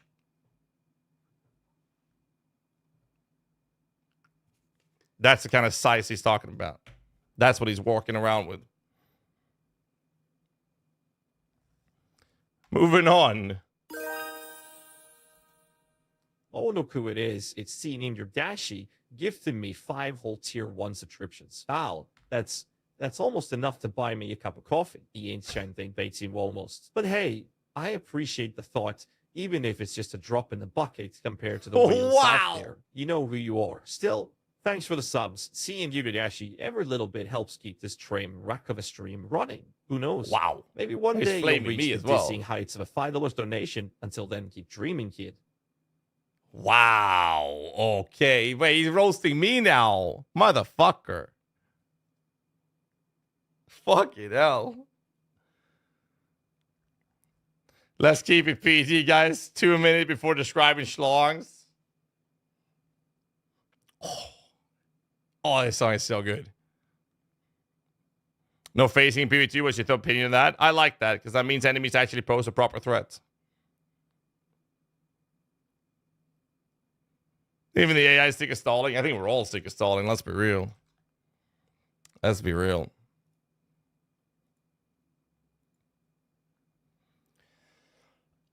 Guys, are turning into Quinn 2.0 staller. All right, heighten curse. We're going to try to do this before the next ads show up, boys. This is a 3-minute video that we're turning into an hour worth of content, by the way. That's next level stalling. I've had a decade to practice. I've mastered the ability to stall. Curse support. More effective curse supported curses. Glaciation. Nope. The hype train is still running. Armagerd. It's good time coming in with a prime sub. Thanks so much, dude. Glaciation is a cold support. 50% more freeze buildup. Moving on. Fortress I really like. Well. Looks like a good teammate just took a big step up and became a Prime subscriber. Let's give them a big round of applause, folks. Who knows? Maybe they'll get lucky, and I'll let them join me in a game of Diablo 4. Fortress. Walls from supported skills are created in a circle, and I've been told, or we've heard from Jonathan confirm, that you can put this wall targeted. It doesn't have to be on top of you. You can target this to be on a minion or around an enemy. So you can have like a flame wall or firewall and then shoot projectiles out of it, which is really cool. So I like Fortress. It's a cool support. Next one. Increase limitity. Support skills at +1 limit. Fuck that means. But less skill effect duration. Support skills which can have a limited number of effects active at once. Increase that limit at the cost of the duration. Only applies a restriction that uses the word limit. So I guess that wouldn't apply to minions then. When am I going to see you at Download Festival? I was there 2016, actually. I haven't been to Download Festival ever since. But I was there 2016. Summon limit? Well, it has to use the word limit, right? Does it?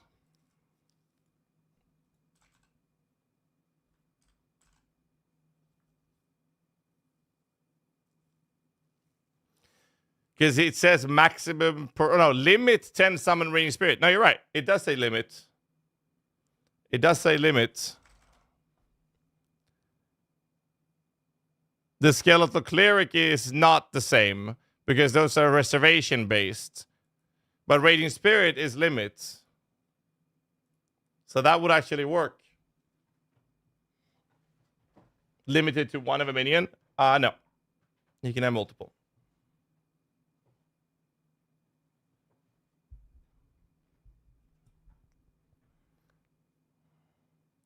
Zombies have a limit too. Probably bone constructs as well from the Unearthed. Very interested in what you say about feeding frenzy and meat shield gems when you see them. So offerings, by the way, it's very likely that they will not stack if you do multiple of one type of offering. It's likely that they won't stack, but maybe. I don't know. All right. So that's limit. Choo-choo. Trade's over, boys. Can we change ascendancies in PoE2? As of now, no. But it's something that a lot of people, including myself, have given them very harsh criticism about. So hopefully they'll change it. Yeah, I don't think one spirit is worth it for the duration, no.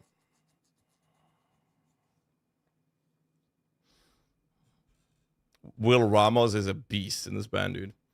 Inspiration makes it cost less mana. Or less costs. Ice Bites. Attacks gain 35% of damage as cold damage for 3 seconds on freezing an enemy with supported skill. Sure. No, you can respec within the ascendancy, but you can't change the ascendancy. This is actually dope as fuck. 3-second duration. So you get a freeze, and now you have 3 seconds of giga damage increase, which is a global attack increase. You're saying EA, we can't change the sentences. That's like in PoE, Last Epoch. Yes, correct. That's what they're going for. Epoch-like game. It leaves time at monster collision. I mean, you'll be leaping above something, so I don't think so, no.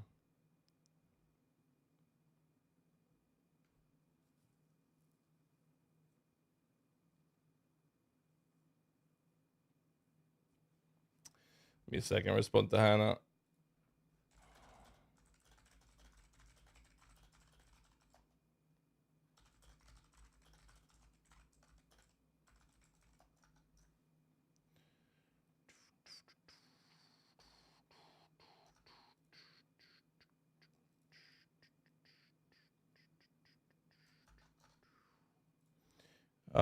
Let's see.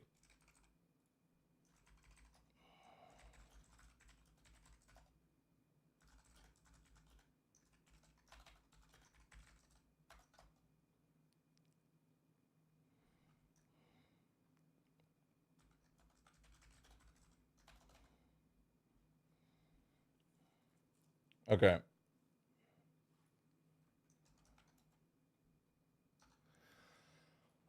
All right, let's see.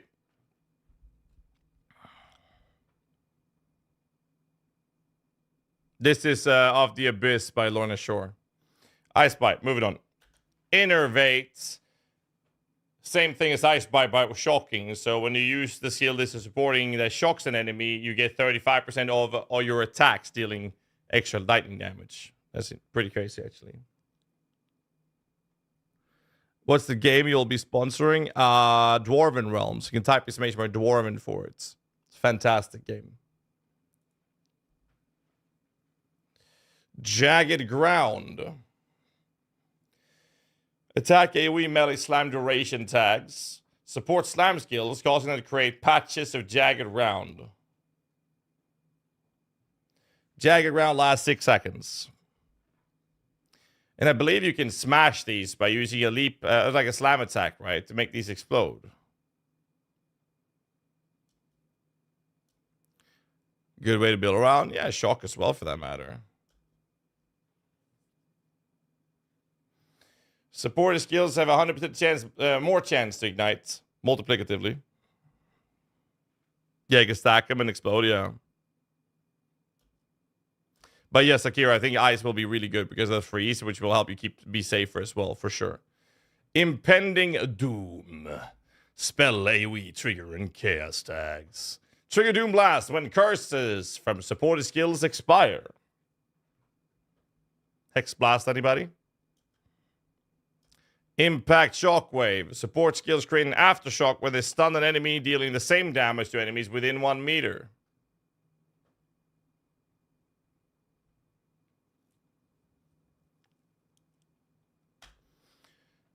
Lasting Shock is increased shock duration and but less chance of shock, similar to the Ignition or Eternal Flame support we saw earlier. Life Drain. Recover 12% of life over 4 seconds when supported skill culls an enemy.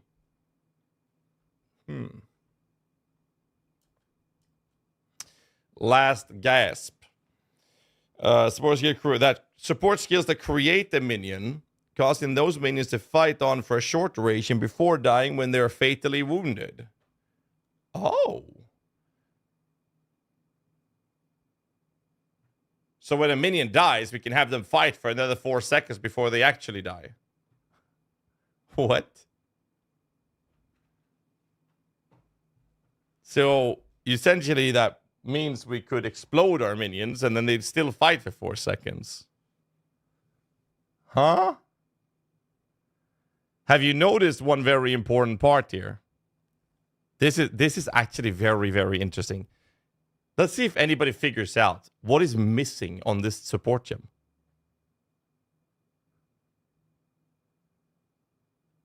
No, because SRS duration doesn't kill the minion. They expire. That's not the same thing. But for Cleric, yes. They don't explode when they die 4 seconds later. Well, you would directly target them. You would make them do it. All right, both YouTube chat and Twitch chat got it. There is no cost multiplier for this. Mana reservation cost.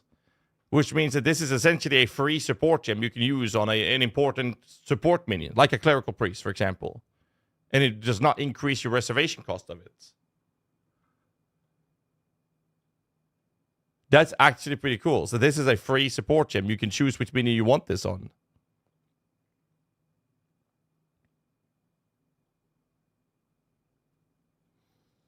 I think this would be great on the cleric.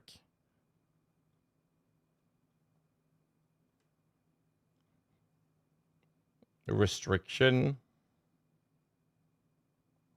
Let me see. Anna's saying that she's gonna start Christmas decorating.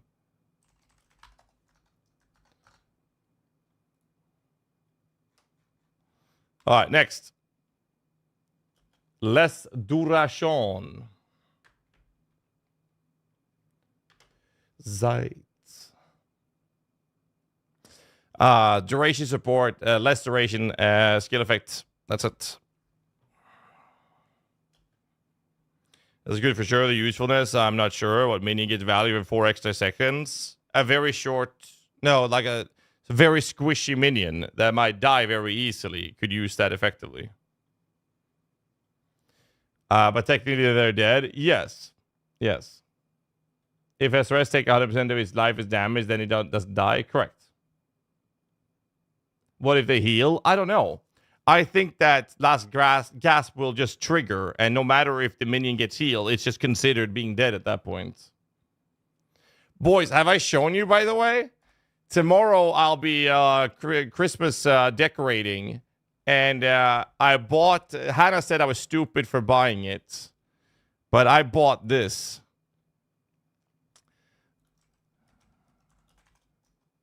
That is 7.9 feet. Or 2.4 meters for the rest of the world. Inflatable fucking snowman. I saw it in the store, and I looked at Hannah. I was like, honey, look at me. Okay, look at me, okay? We're buying that. And she's like, fuck no. Then she went to get something else, and I immediately bought it. I grabbed the box and put it in the cart. So we're buying this, and most importantly, I'm going to inflate it in our driveway so that all our neighbors will see it. That's what I'm going to do. I agree with your wife in this one. Come on. Come on. We have some friends coming over tomorrow because they want to see this one. It's already a tourist attraction, okay? You lost so much respect, man. No effing way. Oh, no, I'm doing it. I'm doing it, man. What are you talking about?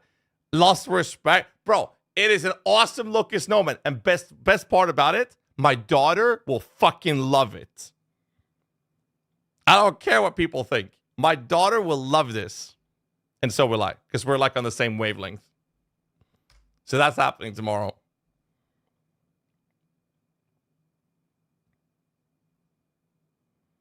Are you sure your daughter will love it? Yes. 100p.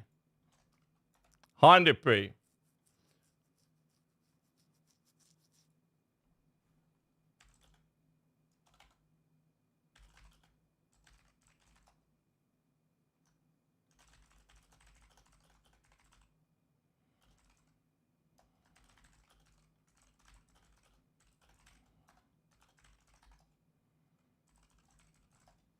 All right, moving on.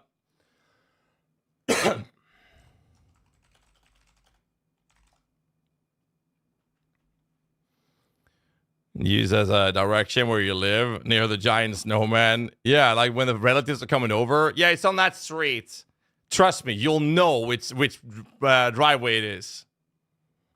I get it, buying it for the lols. Yes, okay. So I definitely bought it for me, but I'm confident my daughter will love it.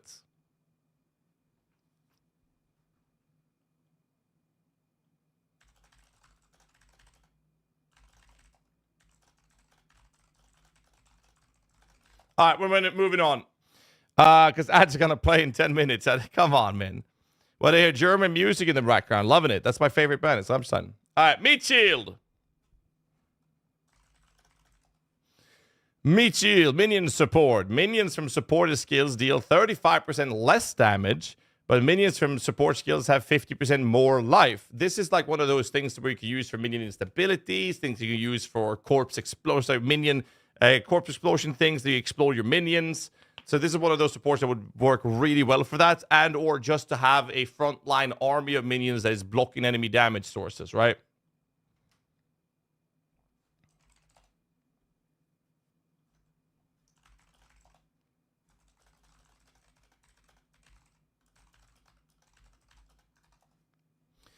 Meat Shield. Next one. Multiple projectiles. We've seen this before. It's basically a projectile support. You get more projectiles. 2 additional ones with a slight less damage and slight less attack speed. That's it. And cast speed.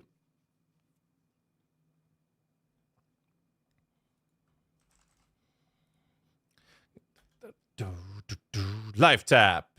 Skills cost life instead of 100% of the mana cost.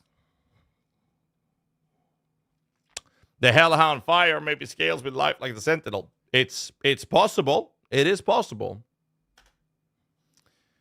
Lockdown. Physical support. Supports any skill that hits enemies, causing any pin buildup it inflicts to be stronger to the closer the enemy. Be stronger the closer the enemy is to you. So the support skills have up to 120% more pin buildup against nearby enemies. So the pin is basically you with arrows mostly making the enemies not be able to move. So it's immobilizing them, rooting, pinning, whatever you want to call it. But that's the mechanic. You think Hellhound will cause the poison clouds to explode? That's actually a very good question. I don't know if AoE aura effects that are permanent will cause the skeleton archer to explode with fire every time they shoot their poison clouds. That's a very good question. So for those of you who missed that part, essentially we're in a position where the skeleton archer can shoot a gas cloud, but if you affect that with fire, it explodes and deals fire damage now. What happens if you shoot a poison cloud into an enemy or a minion that is already doing permanent fire damage around them?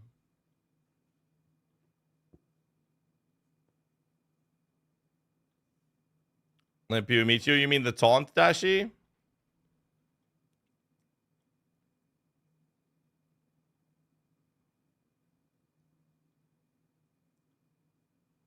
To X summoner leveling.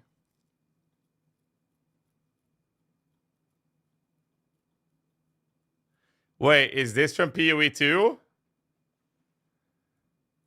There's no way that's from PoE 2. You serious? It is PoE 2 actually, because the implicit. Oh my god.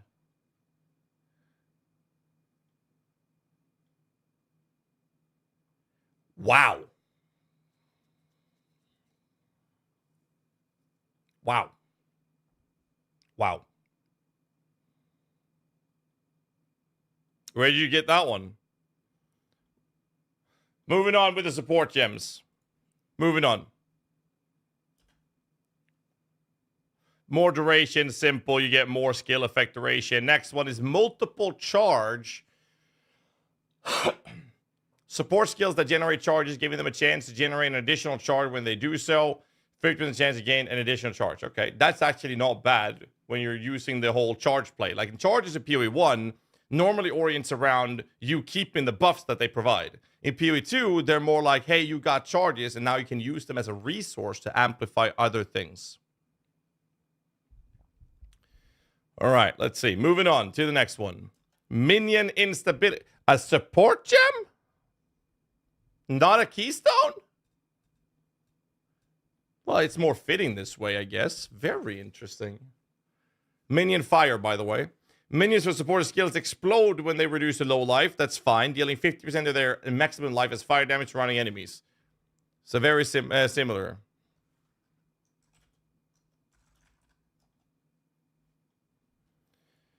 That's actually not bad. And since I'll be playing the Dummy Mommy Infernalists, this is going to come in handy, I think. Very interesting. Very, very interesting. Oh, Woody Woodpecker, you magnificent bastard. 5 tier 1 subscriptions? Damn, son, you must be rolling in that sweet, sweet tendy dough. I'm talking Scrooge McDuck levels of wealthy over here. This calls for a celebration. Let's bust out the champagne and caviar because it's time to party like it's 1999. But seriously, thanks for the love, Woody. You're a real MVP, you hear? Now, who's ready for some Path of Exile shenanigans? That's hyping it up, man. Woody, thank you so much for the support, man. Appreciate it, dude.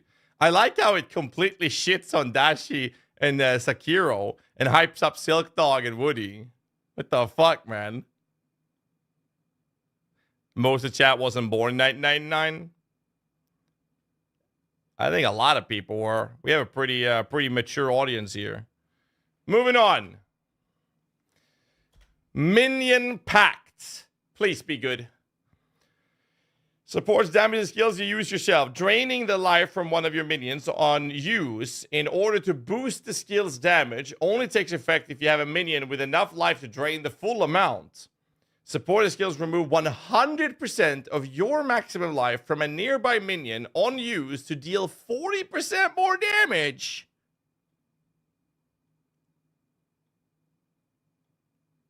Oh, that is so cool.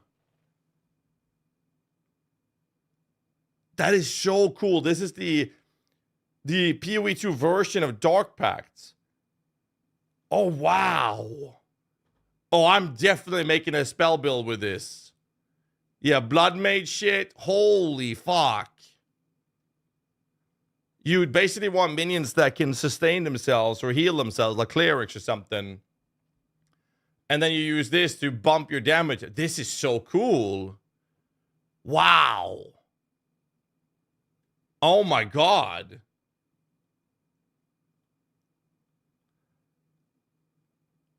Yeah, you can't do this with CI. You can't do this with CI. Because it removes 100% of your maximum life from an enemy, nearby enemy. Or minion, sorry. CI makes you have 1 HP.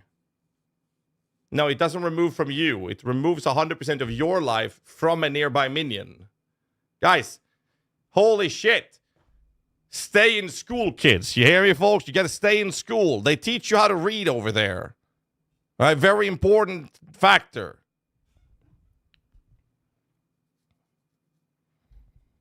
It removes 100% of your life from a nearby minion. Which means it's 1 HP. So no CI, okay? I was just talking about how I believe that we have a more mature adult audience, but you might be right. Most of the chat weren't born 1999. You're right.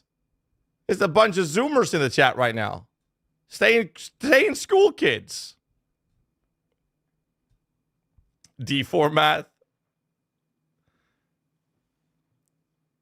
Think about it for a second. It says support skills remove 100% of your maximum life from a nearby minion.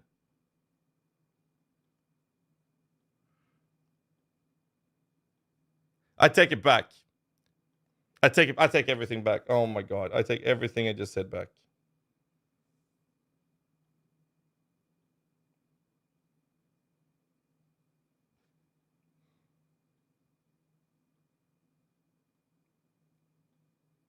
Mechanical engineer, by the way.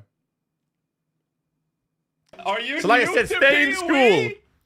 Don't do like I did and jump off the bandwagon and say, hey, I'm gonna be a streamer. I'm gonna be a streamer. Stay in school. Holy fuck, I'm gonna have to eat that up all day. Oh god. There's no way.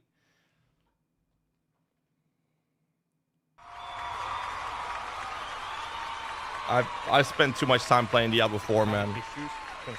Oh god. I don't like it. It's shit. Emotional, damn it. So for those of you who don't know what we're talking about, for those of you who thought of it like I did originally, New to PoE? the way Dark Pact works in PoE 1 is that you remove a portion of life from your skeletons, and then that life is then added as damage. actually. But in PoE 2, the effect, the fact that you are removing life from a minion is enough. How much does not matter. And that will give you 40% more damage. So, yes, if you are CI, you will only remove one life from a nearby minion, but you get 40% more damage from doing so.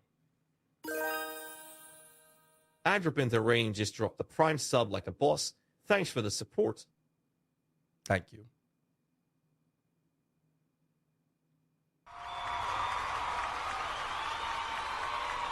It also has to drain the full amount. Yes, but if you're CI, you only have one life.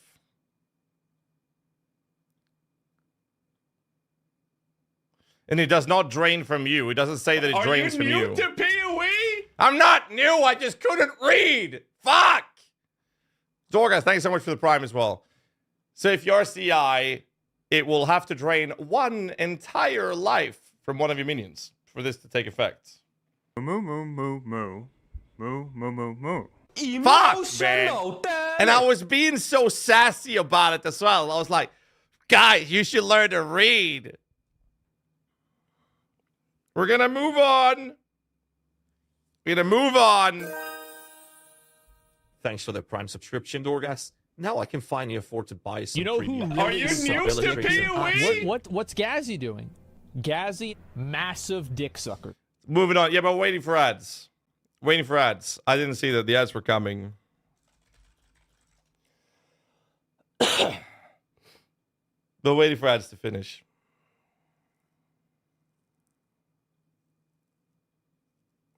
A massive what? Okay, so hear me out, boys. Asmongold was watching hardcore WoW rip clips, and there was a rogue named GHAZZY with a different spelling than my name, not me. And he was, they sucked. The entire party was so bad. And what then happened was that he said GHAZZY sucks massive dick or whatever the fuck he said. My mods thought it was a fun idea to put that sound clip as an alert on my stream.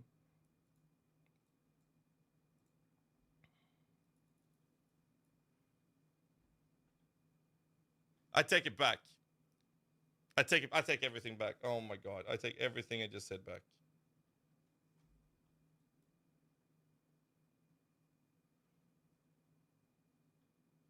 I take it back. I don't know what the fuck I'm doing. Man, I am so tired. It's 10 a.m. in the morning. I just finished reading the patch notes at 8 a.m. I had the audacity to be a sassy little bitch about it as well. God, I had to eat that up so bad.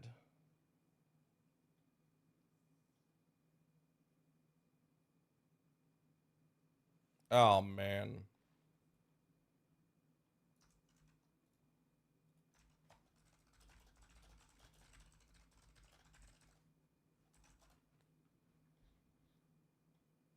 All right, we're going to move on. Poison chance. Very simple. It increases the chance to poison on hit. We forget what happened in the minion pack topic, okay? Pin. Support skills do not cause stun build-up. Physical damage for support skill is pinning, making enemies immobile. Overpower. Hits with support skills cause 80% more stun build-up. Multiple poison. What the fuck? Support skill can poison enemies an additional time, but they have less poison duration. Support skill supports any skill that hits enemies, allowing it to inflict an extra poison on enemies, but shortening the duration of those poisons. Huh. Okay.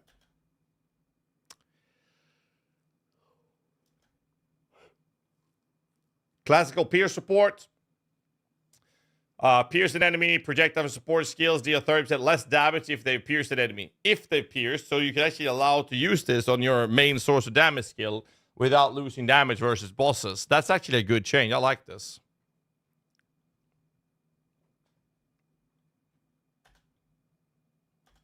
Flat minion damage support. Not that I've seen, at least.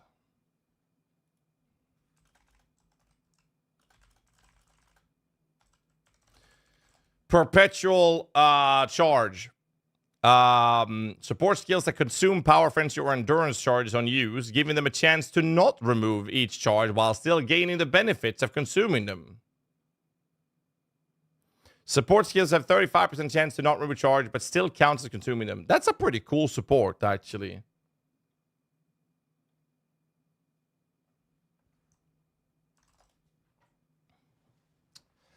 Consider Flicker Strike or Discharge, yeah. Pretty cool. Or Perpetual Charge for zombies. True, true. Next. Precision. It's a buff persistent aura. Increase accuracy rating while supported skill is active.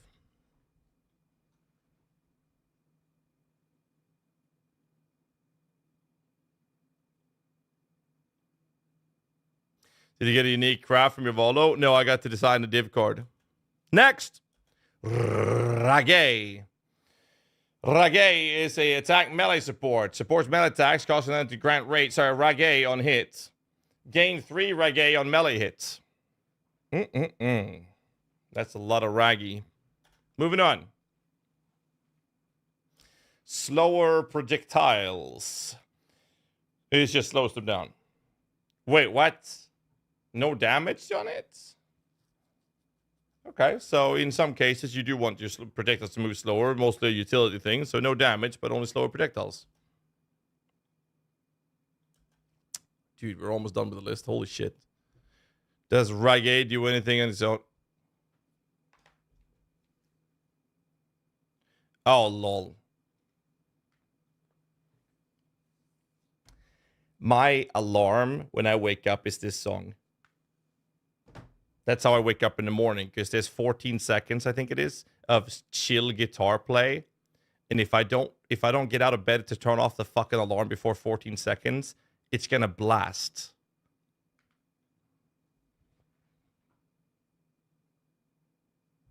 It's loud as fuck. All right, next support. Alex Terrible has some lungs. Well, this is Lorna Shore. Lorna Shore to the Hellfire. All right, moving on. Second Wind. I genuinely thought my phone alarm went off for some reason. Okay. Support skills have 50% less cooldown recovery, but as a counteract to that, they can have twice as many cooldown uses. Not +2, but twice as many. Wait, did I miss one there? Yeah, I missed Stomping Ground. Whew. Thought the sassy moment before was just a dream. I hope. That was my dream there, right there. Stomping Ground, let's see. Attack AoE physical. Triggers a shockwave when you take a step while using supported skill. That could be cool for things like, yeah, since like this is like slamming, right? Or shockwaves that should explode the jagged spikes that you can create, right? So realistically, you could put this on something like a channeling ability such as shield charge. Create the jagged spikes and shield charge, and this would then trigger those, right?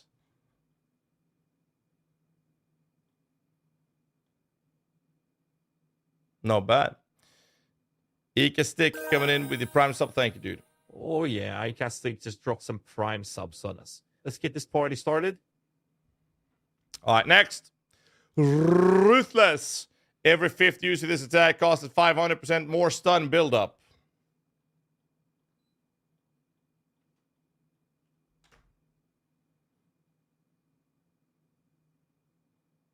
Relaxing background music. Think I've heard this song in an elevator before.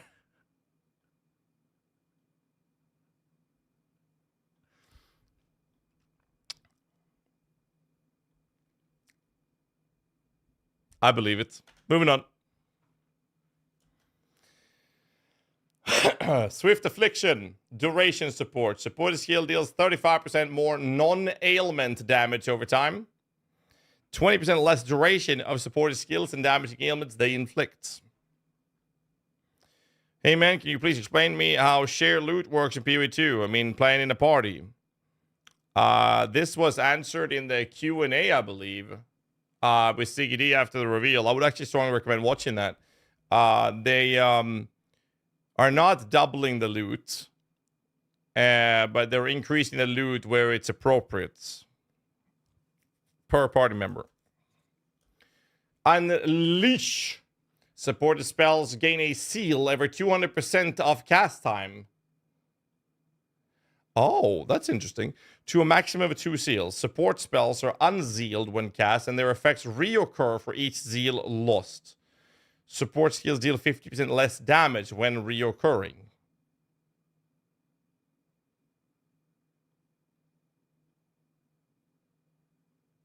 They're doubling certain drops armors, but not jewelry. The other way around. Armors and weapons were not doubled, but like things like jewelries and stuff like that was heavily buffed.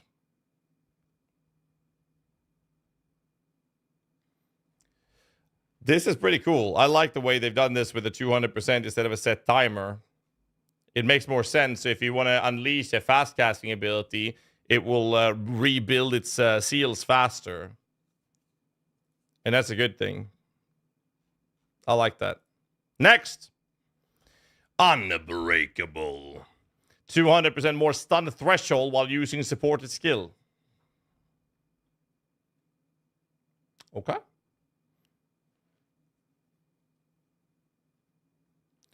Yo, you ordered a big dog peace seeker market for my Starforge link. By the way, the stream is sponsored by Starforge, so if you want to get yourself the alleged best PCs in the entire universe, all you got to do is type !Starforge. That's nice, Gramalkin. Big dick swinging, dude. Vitality, buff persistent. Regenerate 1.5% of life per second while a support skill is active.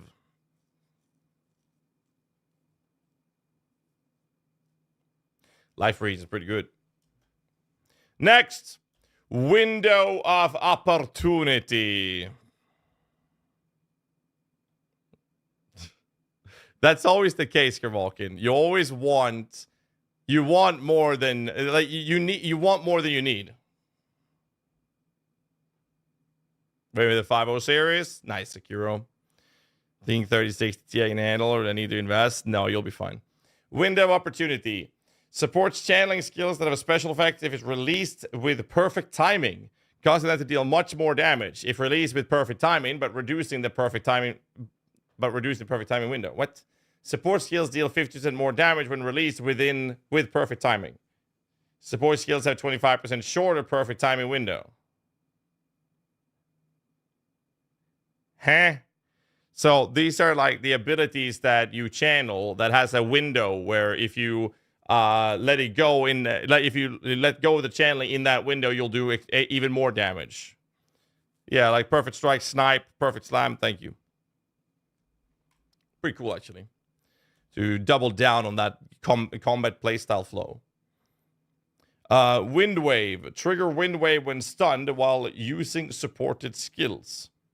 Trigger any skill that you can use, triggering a blast of wind that knocks enemies if you are stunned while using it. Or knocks enemies back. Then we have... Oh shit, the list just keeps on going. Dude, the list is massive. Holy shit, we're gonna be here forever. Withering Touch. Next level stalling, by the way. Withered lasts 4 seconds. Supported skills deal 50% less damage, but supported skills inflict withered on hit with chaos damage. Support any skill that hits enemies. You give it a chance to wither enemies on hit. So we don't know what Wither is doing here, but what Wither is doing in PoE1 is that each stack of Wither increases the amount of chaos damage the enemies are taking, so we can only assume there's going to be something similar. That concludes the Tier 1 support gems. Yeah.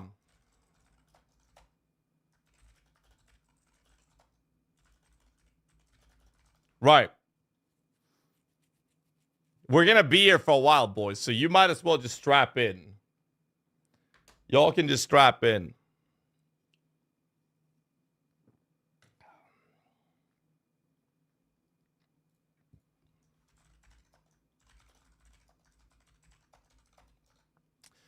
Yeah, I don't even know where to start with this. So I got a message from Hannah. She said she was going to make cinnamon rolls, but I want vanilla. So I asked her if she's down for doing that. She makes the best fucking, like, when she bakes, it's like the best shit ever. All right, let's see this list. Wait, how fast? Wait, Havoc, get back up there. Thank you. Get back up there. There we go. Additional accuracy. Support skills have 50% more accuracy rating. Okay, moving on. Well, I'm gonna try to do this a little faster. I didn't know it was gonna be this long. Armor explosion. Attack AoE trigger fire. Support skills trigger an explosion when they fully break an enemy's armor. Auto reload. Ooh. Support skills reload automatically on heavy stunning an enemy. Okay. Blind. Support skills have a 100% chance of blind enemies on hit. Shush. Coursing current. Shocking hits from support skills have a 50% chance to also shock enemies in 2.5 meter radius. Then we have some stuff that we don't know what they are yet. Coming soon. Break posture. Support skills apply daze when fully breaking armor. Daze lasts for 6 seconds.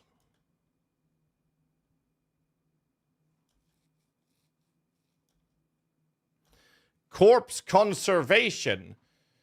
Corpses consumed by supported skill have a 50% chance to not be destroyed. Ooh.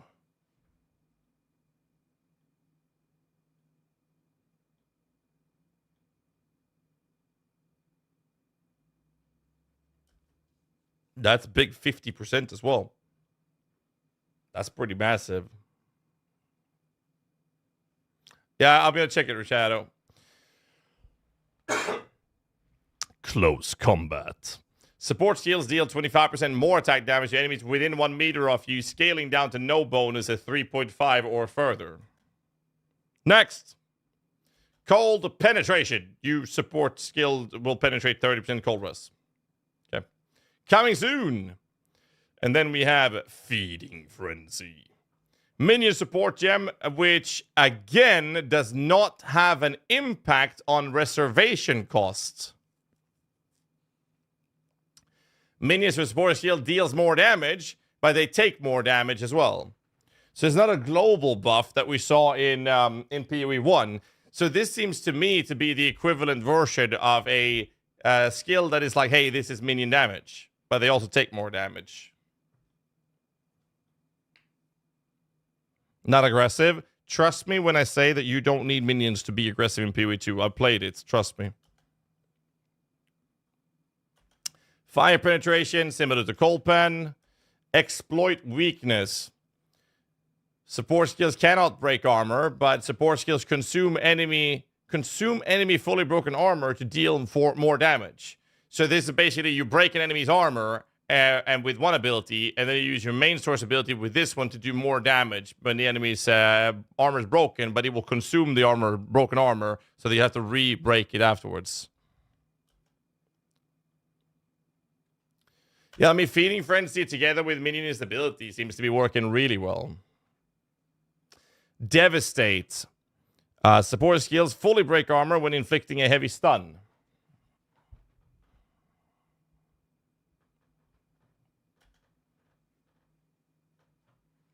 Fiery Death. Spell fire support. Killing blows for supported skills against ignited enemies have a 60% chance to cause the enemy to explode.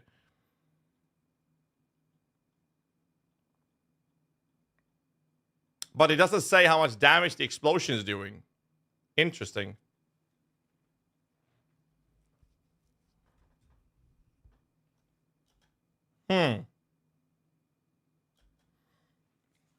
Focused Curse. Curse zones from supported skills erupt after 30% reduced delay. So that just makes it more quickly to cast a curse. So in PoE 1, you cast the curse, it will curse everything in that radius. In PoE 2, you will cast a radius spell, and then after a short delay, enemies in that circle will be cursed. So you actually have to target it. So it's a skill, like a skill shot, if you will. And what this one's doing is making that delay shorter. Oh, that sounds good, you're mocking. I don't know yet, Gamal. It depends what Hannah does. Hefty multiplier, sure. True. Hinder. Chaos damage over time inflicted by support skills also hinders Chandler enemies. 567 went Prime on us. Look at that Thank you for the fancy Prime member. pants Appreciate that, dude. subscription. All right, folks. Let's give a warm welcome to our newest Prime member. So this just hinders is slowing the movement speed of enemies. Next, herbalism. Or as the Scandinavians say, herbalism. Now, herbalism, 40% increased recovery from life flask while a supported skill is active. Okay. Increased armor break is that the supported skill breaks more armor. Okay. Moving on. Inevitable critical. Critical support. Support skills gain 25% increased critical strike chance each second up to 100%. This critical hit chance is lost whenever the skill is supported by inevitable critically hits. Jesus fucking Christ. Inevitable critically hits. Jesus Christ. Whenever a skill is supported by inevitable critically hits. There you go. So this is one of those things you can have on like a big shot ability. And it's just going to build up. So if you have this, you can guarantee that big shot to crit. That's pretty cool. Infernal Legion. Still no mana cost reservation multipliers on the minion supports. Minion from supported skill have 20%. Minions from supported skills take 20% of their maximum life as fire damage per second. But the minions from supported skill deals 5% of their max life as fire damage per second to nearby enemies. With minion instability. Holy Descent. Supported skills create consecrated ground on landing. Okay. So this supports skills that leap into the air, like Leap Slam, for example. By the way, I just want to point out, minion instability, Dummy Mommy, SRS abilities, or AoE abilities that causes SRS, or fire abilities cause SRS, with Feeding Frenzy, and then you do the Minion Pact. So you cast a fire skill, the minion pops out, and it's already burning. And then meat shield for more minion life. Yeah, it's already burning. And then you cast a skill which will consume life from the minion, and now you're popping it with minion's ability. Just saying.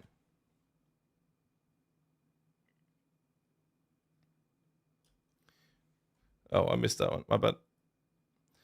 Intense Agony. Damage over time debuff inflicted on full life enemies by support skill deals 50% more damage, but they have less effect duration. Sure. Moving on. Knockback. Well, it does exactly that. It knocks enemies back on hit. Dum dum dum. Moving on. Life Leech. Surprise, surprise. This makes you leech mana. I'm just kidding. It leeches life. 3% of physical attack damage for support skills leeches life. Attack, not spells. Keep that in mind. Moving on. Lightning penetration. Similar to the cold and fire we've seen already. Penetrates lightning resistance. Momentum. Oh, it's CME your GHAZZY again, gifting yet another 10 tier 1 subscriptions. You know, for a second there, I thought maybe you were trying to impress me with your generosity, but let's be real, 10 subs? That's like the bare minimum these days. I mean, don't get me wrong, I appreciate the support, but if you really want to catch my attention, you got to step up your game. Maybe try gifting me a new gaming setup or something. Until then, keep practicing, and maybe one day you'll reach the big leagues. What the fuck, man? Thank you, Dashy, for the 10 gifts, man. I appreciate that, dude. The AI is off the rails unhinged. Greedy AI. Yesterday, it told Sakiro, or was it 2 days ago? It literally told Sakiro to gift 100 tier 3 subs. That's $2,500, by the way.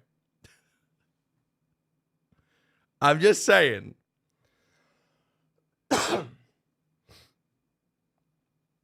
That's crazy. All right, moving on. Momentum. Hey, I gone crazy.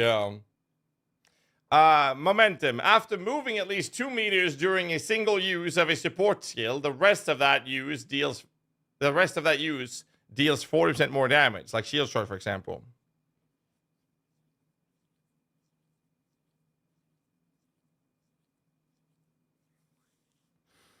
I'm not the one who taught the AI.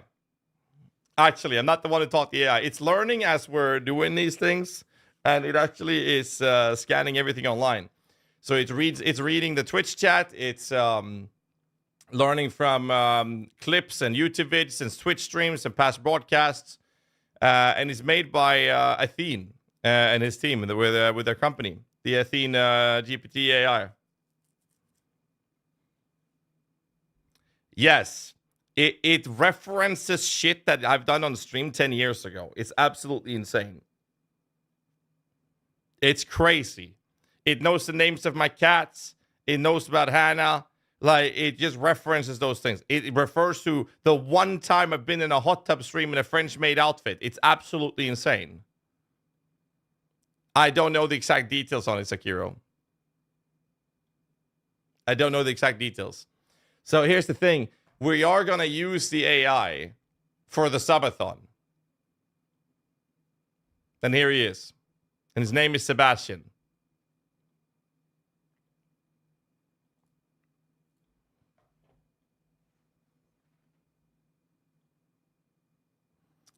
Physical minion advices? I don't know yet. I have no idea. Sub-Bastion?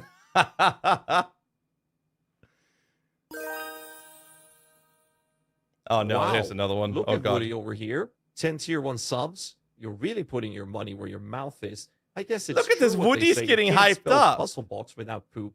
Never mind. Who Let's did just you appreciate the bribe? support, shall we? Keep it coming, folks. Who knows? Maybe if we're lucky, Woody will hit that donate button again and we'll get another round of subs. Until then, let's get back to the game. It's time to see if Sebastian can still hold down his dominating blow build. Stay tuned. Wow. Bro. Woody has bribed them or something. He's getting fucking hyped the fuck up. Sakiro and Dash is getting shit on. All right, moving on. Next. Maim. Well, support attacks always maim on hits, and that makes them take increased fist damage. Melee physical damage exists in the game. Less attack speed, more melee fist damage. Good shit. Mana Leech. 2% physical attack damage support skill as leeches mana. Mana Flare. What the fuck is this? Support skills trigger Mana Flare on a critical hit. The Mana Flare consumes your mana to deal fire damage. Cannot support the skills of minions. Doesn't say how much it consumes, though. Interesting. Many bolts. DNT. Support skill deal 1% more damage for each bolt. Reloaded in the past 6 seconds. Oh. What's bribe nervous laughter? Let's see. Just sitting here waiting for that minion build so I can dominate PoE2. I got you covered, Jack Lee. I'll do my best, man. But we don't have anything just yet. Moving on, Ritualistic Curse. Curse zones from supported skills erupt after 30% increased delay, but have increased area of effects. Okay. Next one is Ragging Cry. Support skills grants 4 Raggy per 5 power of enemies in range. So it's like a war cry, but no, it's not even a war cry. It's a support. So whenever you use the supported skill, you get more rage per 5 power of enemies in range. Okay. Interesting. Yeah, it's a war cry support. Yes, it is a war cry support. Very interesting.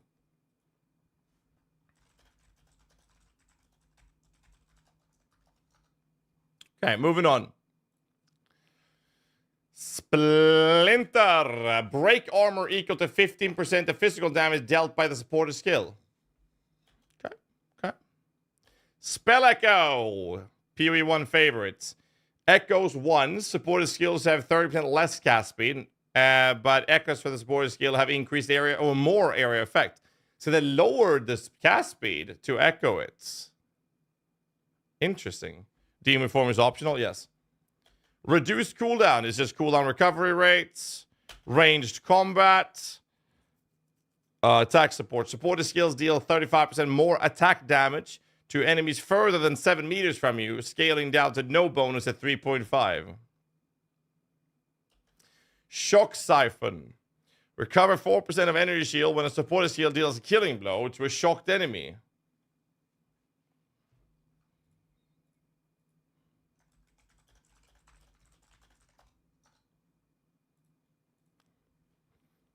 Wildfire. Ignites you inflict spread to other enemies that stay within 1.5 meters for 2 seconds. This is such a weird wording. It's a support skill. So I'm guessing it has to be for the skill that you have, the support would then spread, right? Never mind. It makes sense when you think about it. Like a worse Ignite Prolifia. Weapon elemental damage is just 25% more elemental damage from weapons. Next. Now we are on tier 3 skills supports. Oh god, dude. This list is insane. Holy shit. Critical damage. Support skills have 100% increased critical strike damage bonus, but they have less critical strike hit chance. Sure. How many tiers? I don't know. We're on tier 3 now. Biting Frost. Support skills consume an enemy freeze to guarantee a crit. Okay, so we'll consume the freeze to guarantee the crit. Okay, interesting. Behead. Killing blows from supported strike skills against a rare monster grants one of their modifiers for 20 seconds. Here's your headhunter right there. Added chaos is attacks only. 25% of damage gains extra chaos damage and less non-chaos damage. Interesting. And then there's 3 non-existing one. Then we have cold exposure, which is supported skill inflict cold exposure for 8 seconds on critical strike with cold damage, but you deal less damage. Now, we don't know exact values on exposure. What exposure refers to is reducing enemies' cold resistance. So that's what exposure is doing. Now we have 3 skills that are coming soon. Moving on to Chaotic Freeze. You have to say those chaos things with a darker voice. It sounds more manly if you do that. Chaotic Freeze. You see that? Like I said, Chaotic Freeze, and it doesn't sound good at all, right? Fuck me sideways at seam and you're dashy again. Gifted me another 5 tiers. Really? Subs. Listen up, folks. This motherfucker is like a subscription gifted machine. I swear, his credit card bill probably looks like a goddamn phone book at this point. But hey, who am I to complain? Keep him coming, Seem Irashi. I ain't gonna say no to free shit. Shit. At this rate, I might have to start wearing a crown and scepter to match my new royal status. Just don't tell my wife I said that, yeah? What the fuck? Dashi finally made the AI be hyping him up for another round of gifted subs, dude. Bro, haven't you gifted enough already? What the hell, man? Good lord. Absolute giga chads in the channel today. Thank you, boys. Thank you so much. All right. Chaotic Freeze. Enemies taking... Sorry. Chaotic Freeze. Enemies taking chaos damage over time for supporter skills receive freeze buildup when hit by chaos damage. So you can freeze with your chaos skills. What the fuck? Cannibalism. 4% of life recovered on kill when the supported skill is active. That's on kill. I don't like on kill effects personally. Wait, oh, that was Culling Strike. Culling Strike is Culling Strike against rare or unique enemies. That's it. Okay. Deadly Poison. Supports any skill that hits enemies, causing it to deal less damage, but inflicts more potent poison. So it's dealing less damage with hits, but 75% more effective poisons from the supported skill. Dazing Cry is a war cry support. In supported skills, daze enemies. We don't know exact mechanic of daze yet, though. Daze lasts for 4 seconds. So now your war cries can apply daze.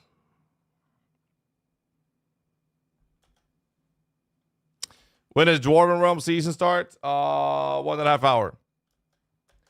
Dazing. Attack physical support gem. Support attacks cause daze buildup equal to 100% of physical damage dealt.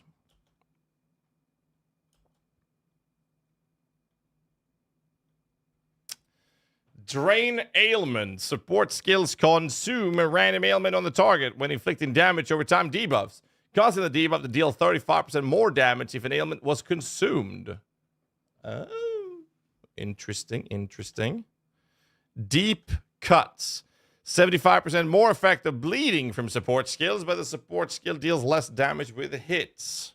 Any bleed glad lovers in the chats? Or on YouTube watching this later? Anyone? Elemental Focus, PoE 1 Classic. More elemental damage, but you cannot inflict elemental ailments. So it works the same way. Enraged Warcry. Sorry, Enraged Warcry. Fuck, I keep forgetting. Supported Warcries consume up to 10 Ragi, causing attacks empowered by them to deal 30% more damage. Enduring Life. Enemies killed by hits from supported skill grants 100% more life flask charges. Meh. Enduring Mana, same thing, but for Mana Flask. Meh.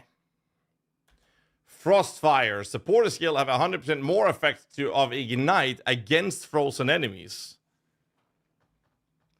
They're going to change this. So, there's a wording change here. They're using the wording magnitude. This was leaked. Not leaked, sorry. This was shown in a unique item, Searing Touch, recently. And I sent Jonathan a message, and he told me that they are changing the wording. They just haven't done it on everything yet. And this is from the playtest at Last LA from Havoc. So big shout out to Havoc for this video, by the way. There will be a link in the description for his video, of course. So that's going to be Ignite Magnitude instead. Support skills cannot inflict freeze, but support skills consume freeze from enemies when they ignite. Next, fire exposure, same thing as the cold exposure. Fork, projectiles from supported skills fork. Projectiles from supported skills deal less damage after forking, so you can use this on your main source of damage and still have top damage for bosses. Elemental Discharge. Supports any spell that hits enemies, causing it to consume elemental ailments on hit. To trigger an elemental discharge, it cannot support the skills of minions. Aww. Supported skills cannot inflict free shock or ignite, but the supported skill consume free shock and ignite on hits to trigger elemental discharge. Have a good one, Dashi. Thanks again for all the support, man.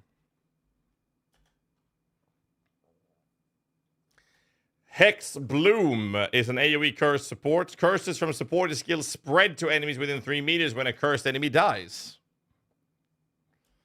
Immolate. Supported skill cannot ignite, but the supported attacks gain 30% of damage as extra fire against ignited enemies. Maybe an SRS support. Says we'll be igniting ourselves. Oh, fucking hell. We'll be igniting ourselves with a Dommy Mommy, right? That could work. Lightning exposure, same thing as the other exposure stuff. Mobility, supported skill deals 20% less damage, but 40% less movement speed penalty while using support skills.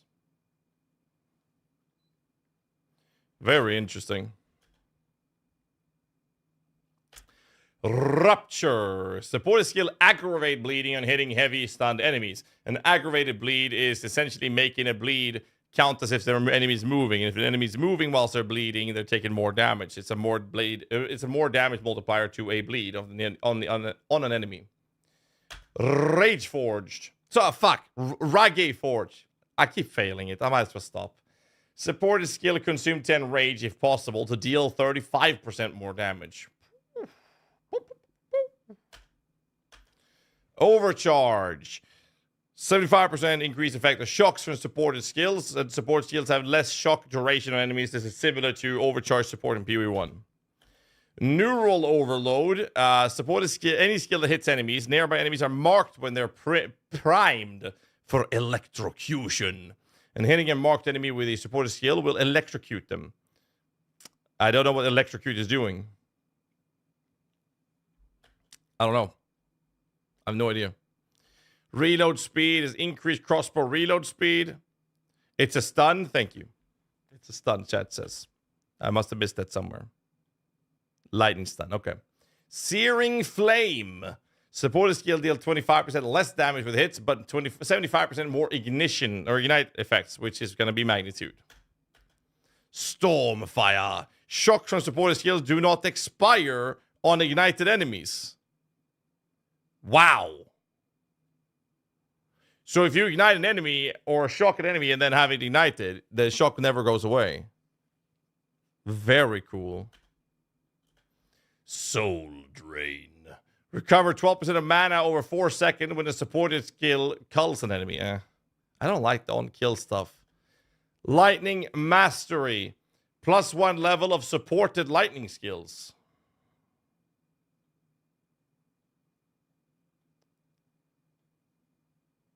There's one for every ability down here. Huh.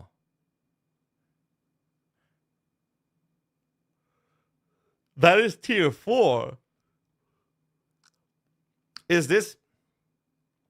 This is what I kept saying when we watched Subtractum. So I have a link like this in a YouTube video on my channel. When he dropped that wand with, or staff, sorry, with plus level skill, that was crazy. They're actually giving us a tier 4 support, which it seemingly is like the high pinnacle, aspirational, super high end support gems, and they're just giving you +1 level of the skill as an entire support gem. That's how strong levels of minions of gems are. Fire, chaos, cold. There's a minion one, and then there's a physical one as well. Wait, there's more. Huh? There's more in this video.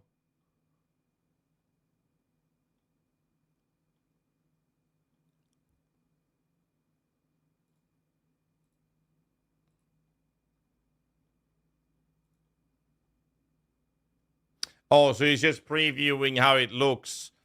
So this was with a button here showing recommended support gems. So he clicks one of his abilities, and the game will then show a set of recommended support gems. If you unclick this, you'll see all of them.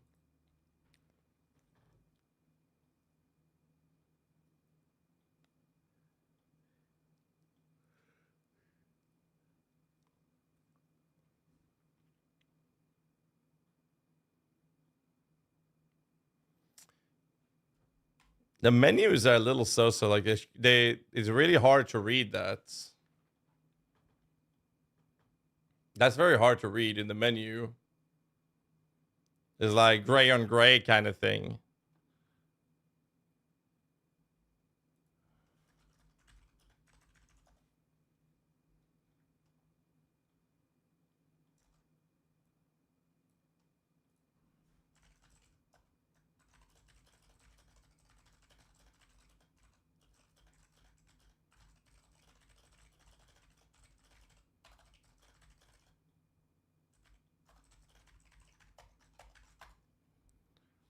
There, I sent it over to them. All right, see what else we have in this video.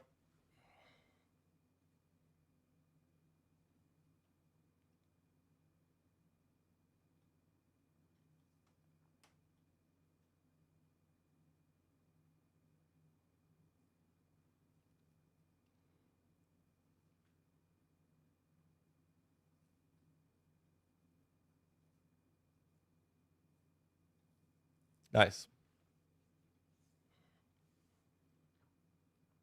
Notifications.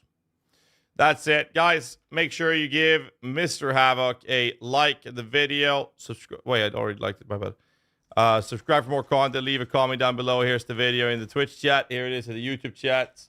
Big shout out to Havoc. Good content. He was there in the last playtest. I'm sure we'll be watching more in the near future. So again, shout out to Havoc. Good shit, man. And for those of you watching on YouTube, you might as well hit the like button, subscribe, and leave a comment on this channel as well. We are this close to 100,000 subscribers, so get me that play button. I'd really appreciate it. But I'll see you guys in the next one. So till then, stay safe, keep rocking. There you go, Kikis. The markers are up.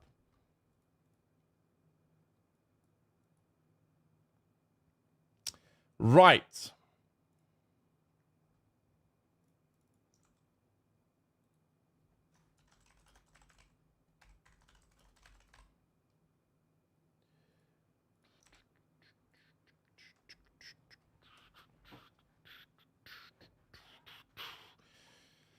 Havoc Big Brain? Yeah, Havoc is solid. It's been one of the OGs in the community.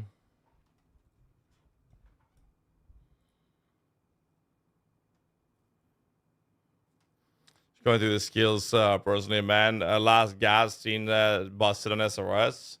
Well, SRS don't lose HP when they die. When they're ending their duration, so they would actually have to literally die. But what I'm thinking is like last gasp minion instability. Maybe that'll work.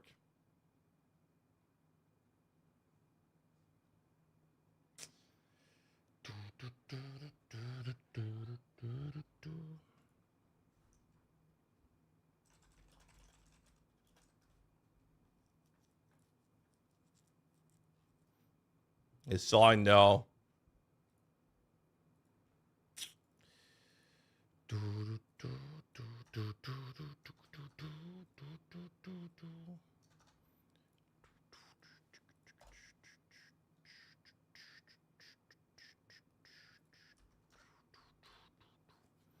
Did the community establish you open the box the fastest? That's what they said.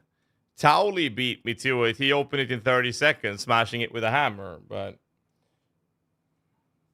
I no one could tell me who opened it faster than me. That actually went through the puzzle. Tomahawk, a good motherboard? I think so. If you're talking about the MSI one, self-care. I think it's dope. Who smashed it with a hammer? Towley did.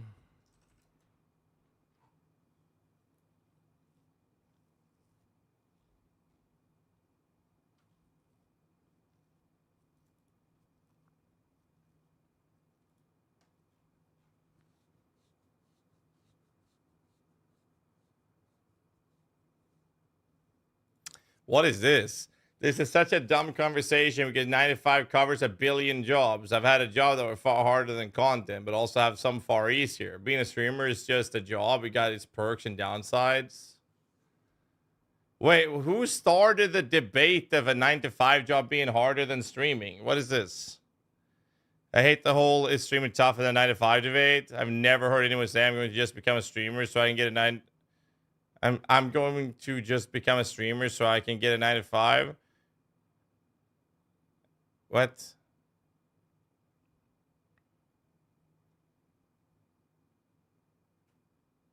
They vote up for it, Miss Alvin, unfortunately. Should be posted today unless it has been already. Oh, there we go. It literally just got posted. So it's There you go. So Sakira, you literally asked for it and it shall appear, right?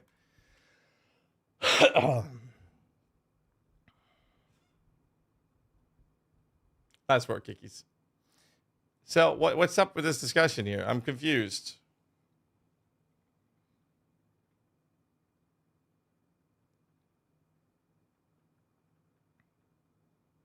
You guys want to hear my take on this topic?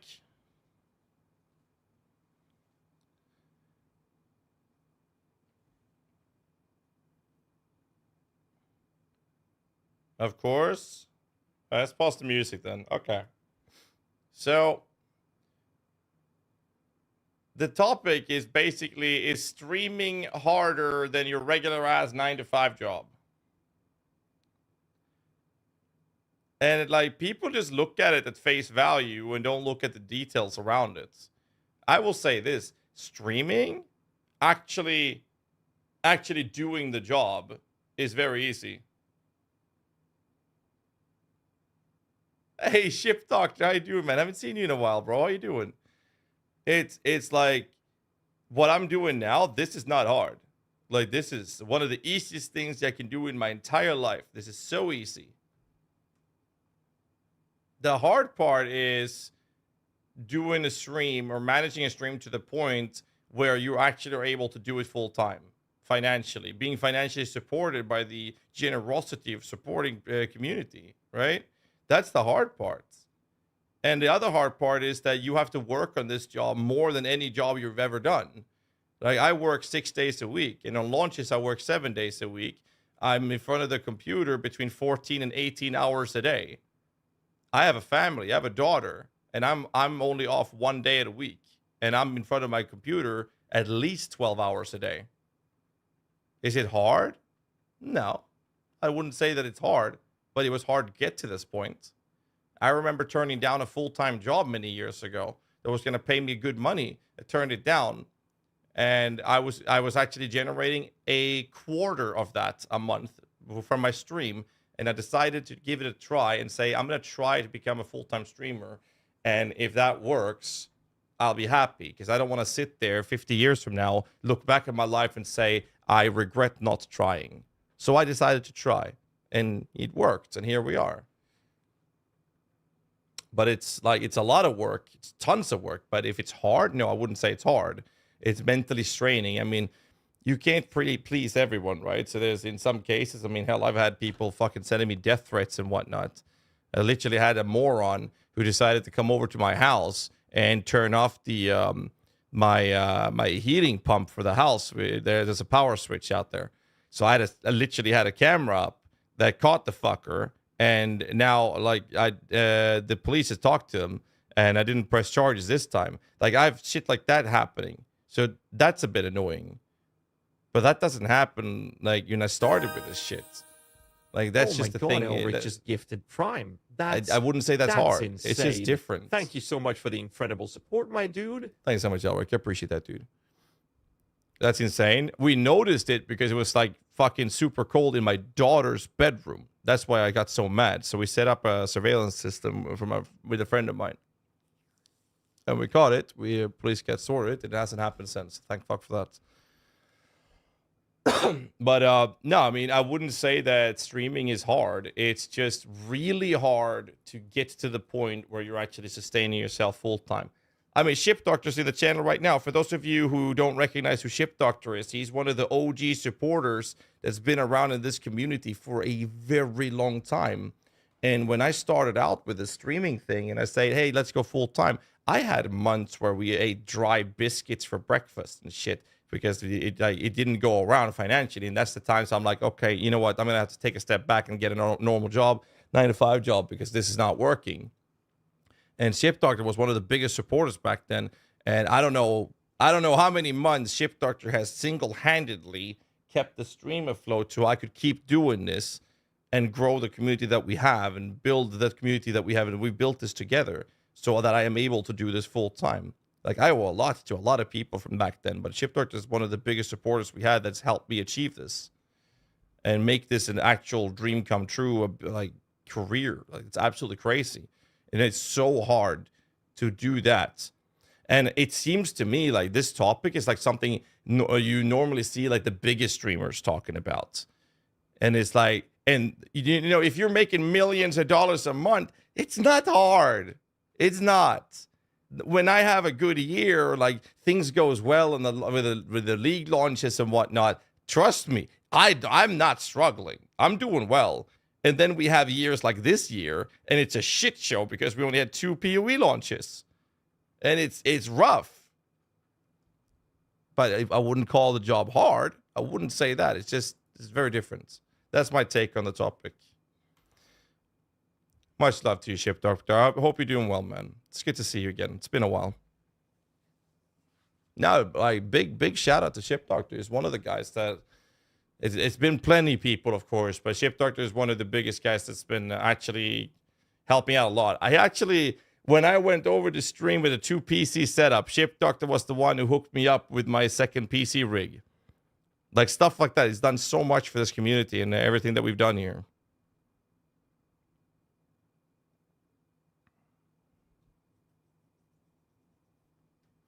Absolutely exciting. Having such a massive amount of players being injected in the game. Oh, it's insane. My YouTube channel has generated about 1 million views right now. And that's what I get throughout the first month of a league launch in PoE. That has happened in the past 5 days. That gives you a kind of an idea of how much more traffic PoE2 is generating. It's insane. It's like written guides. Like my written guides in D4, I'm not allowed to share the exact numbers because of my contract. But like written guides in D4, for example, generate millions of views over just a weekend of a launch in D4. Just 1 week. And you have millions of views in there. And PoE2 is already like blowing this shit up. And that's just the YouTube part of it. It's insane. Actually insane.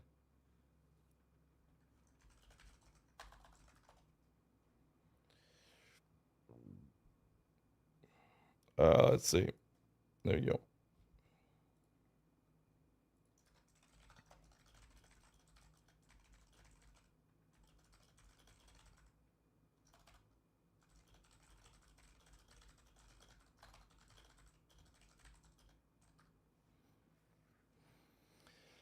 I came here for Diablo, stayed because of PoE. There you go.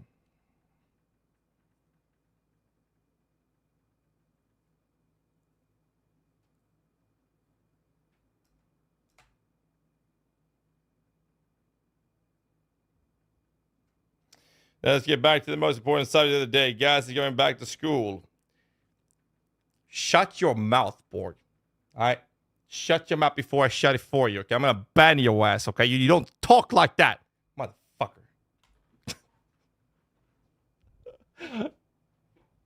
Fuck, man.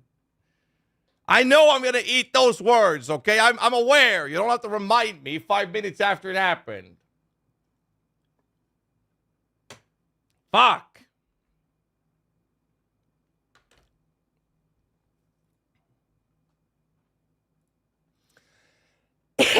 How good are minions versus bosses? They worked fantastically when I played, but I don't know how it is nowadays. So what's the Dwarven Realm build of choice for Season 2 launch? I have no idea. We're going to find out tonight. We have a sponsored stream segment tonight, boys. It's a tiny one. And it's a really cool one. How much time do I have? 22 minutes. 10 minutes. We watched this. Again, I did post this on YouTube, right? And Twitch. Here it is again if I didn't. Give him some love. Right. Let's see.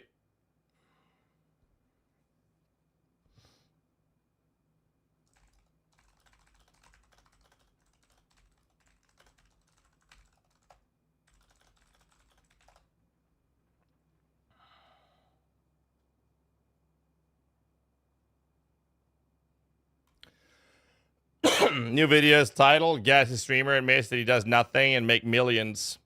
Oh yeah. I'm a millionaire. I have my own helicopter pad on top of my streaming office, like in my cock shed. I have a helicopter pad right there, a helipad. That's what you call it, right? Helipad.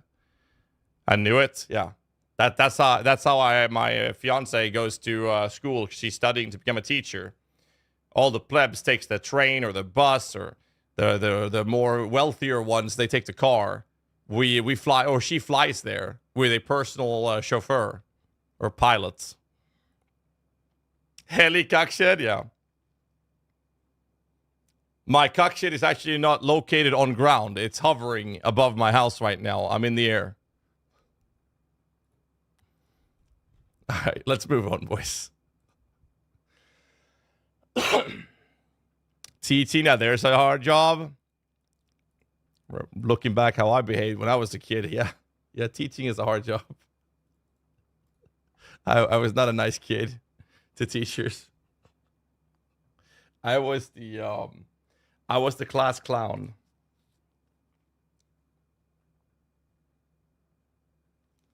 This is the Ramshan all the way. Oh, a lot of it at least. All right, boys, you guys ready for the next video?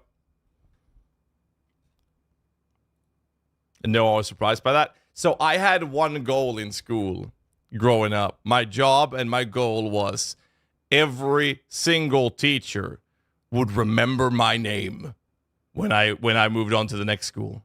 They would remember my name. And trust me, they remember. They all remember. Trust me. They will never forget me. Oh man, I had one principal had a meeting with me and my mother, and they wanted me tested for ADHD and a bunch of other shit that they wanted me to do. So I went, got tested for ADHD. Apparently, I don't have ADHD. Apparently. And you're proud of it? Well, I set out. It was stupid looking back at it now that I'm grown up. But I had a goal then, and I succeeded. So yeah, I'm pretty proud of it. I set a goal, and I did it. I mean, come on. I had pretty good grades. Like, I studied extra math and stuff like that, and then I've worked as a mechanical engineer. Like, I'm not stupid. I'm not stupid, but trust me, they remember me.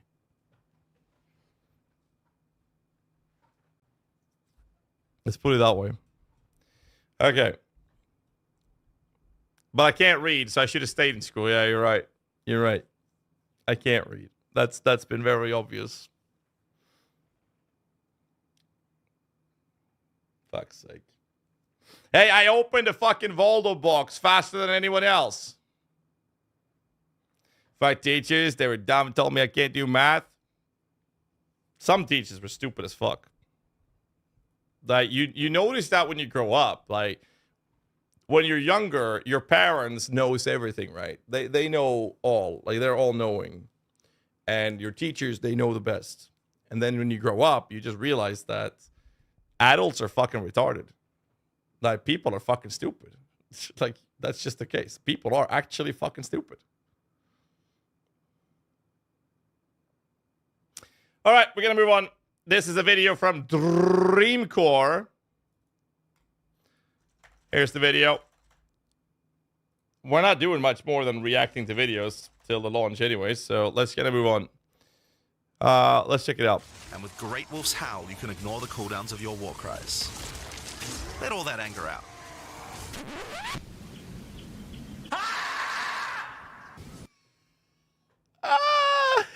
Someone popped the Alan and Steve sounds. We have them on the stream. Oh, shit. We got Alan and Steve. Where is it? I have it here somewhere. Alan, Steve! There you go. It's him. It's him, boys. Steve! Let it rip, boys. Let's let it rip. It's him. Steve! Ah, shit. Only the OGs remember that one. Steve! Alan! Steve! Alan! Steve! Holy shit. Steve! This guy's a goat, man. Steve! Holy shit, Alan! man. This is an actual goat. Alan! Oh, that's crazy, Corey. All right, let's move on. I'm not sure if that's a goat. Okay, Kikis. Okay. My editor, everybody. My editor. My editor. You should not seek a career in stand-up comedy. Moving on.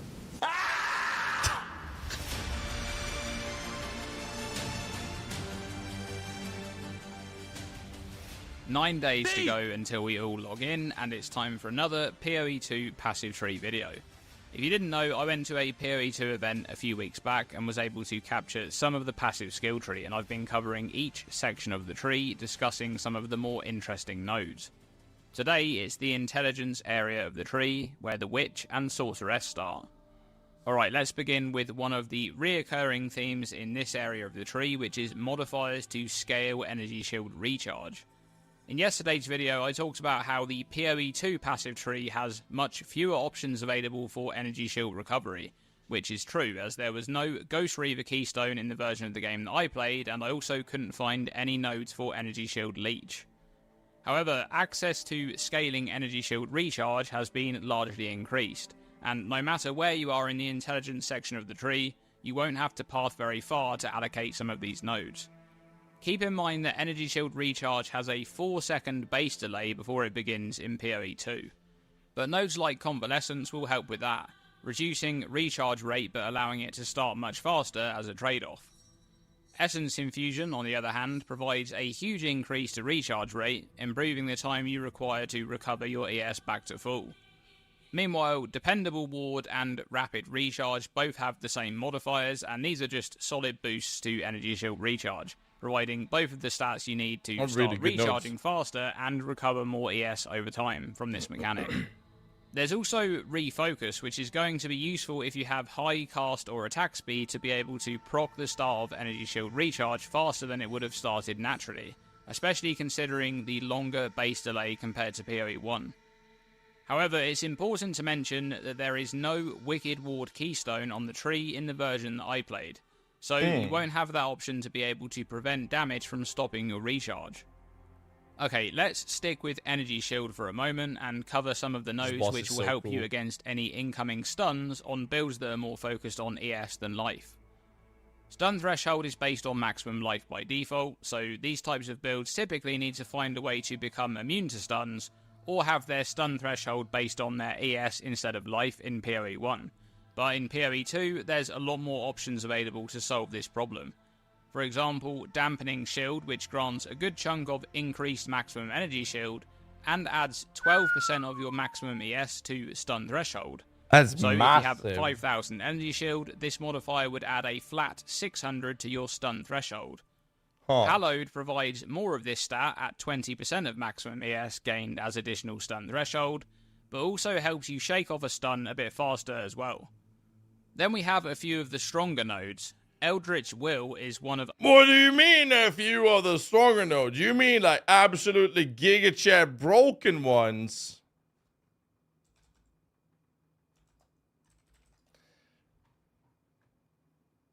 What the fuck? Only 3 or 4 nodes on the entire passive tree with increased maximum life. You get 3% each to life, mana. So they've actually said that there weren't going to be any specific life nodes on the tree, but apparently there are some. That's massive. And energy shield, and once again, another 20% of max ES as added stun threshold. And self-mortification, which also grants 20% of max ES as added stun threshold, but also increases that stun threshold by 20% while you're on full life. This one is exceptionally good for an energy shield based CI build where you're always on full life to be able to fully benefit from that increased stun threshold. Alright, let's look at a few minion nodes on the left outer edge of the tree. This cluster here, firstly, right hand. Shout out to Dreamcore for this video, by the way. Right Hand of Darkness. Increase area effect and inflict withered on hit for all your minions. Of Darkness, which grants 20% increased AoE to your minions and gives them a 10% chance to inflict withered on hit.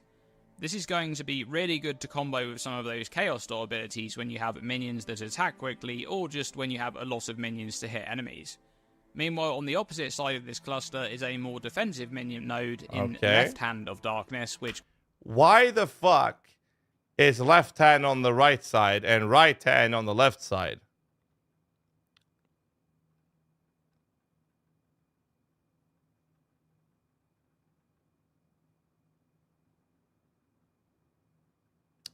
Why? Just why? He's looking at you. Is it shaped as a dude though? And he's facing us? Is it mirrored?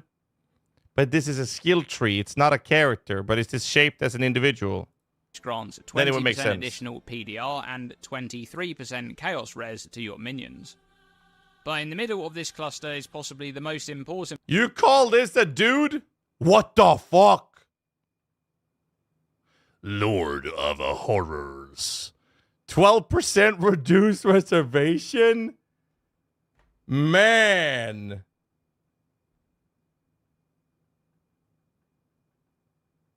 That's actually fucking insane.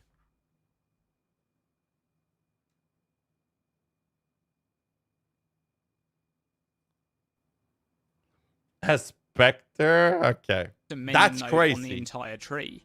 Lord of Horrors, which Wait, makes what did he say? Minion node on the entire cluster is possibly the most important minion node on the entire tree. Yeah. Lord of Horrors, which means that we're gonna have a similar situation to that what we have in PoE 1, where the majority of minion builds will want to go to a specific cluster on the tree to pick up very specific minion nodes because of how strong those minion nodes are. This one will very likely be one of those situations where you have to go to this node if you play in minions. Makes minion skills have 12% reduced reservation. So you can either use more of them or invest less into spirit, or use any excess spirit you do have to reserve other powerful. The reason we don't have that possibility in PoE 1 is because the other nodes are also very strong. Because the entire cluster is good. But the entire cluster here is good as well. That's what I'm trying to talk about, yeah. Buffs. Okay, let's take a quick look at this node here, Breath of Fire. There's also an equal node for each of the other elements here on this wheel, and each of the small nodes also grants 6% pen for their respective element.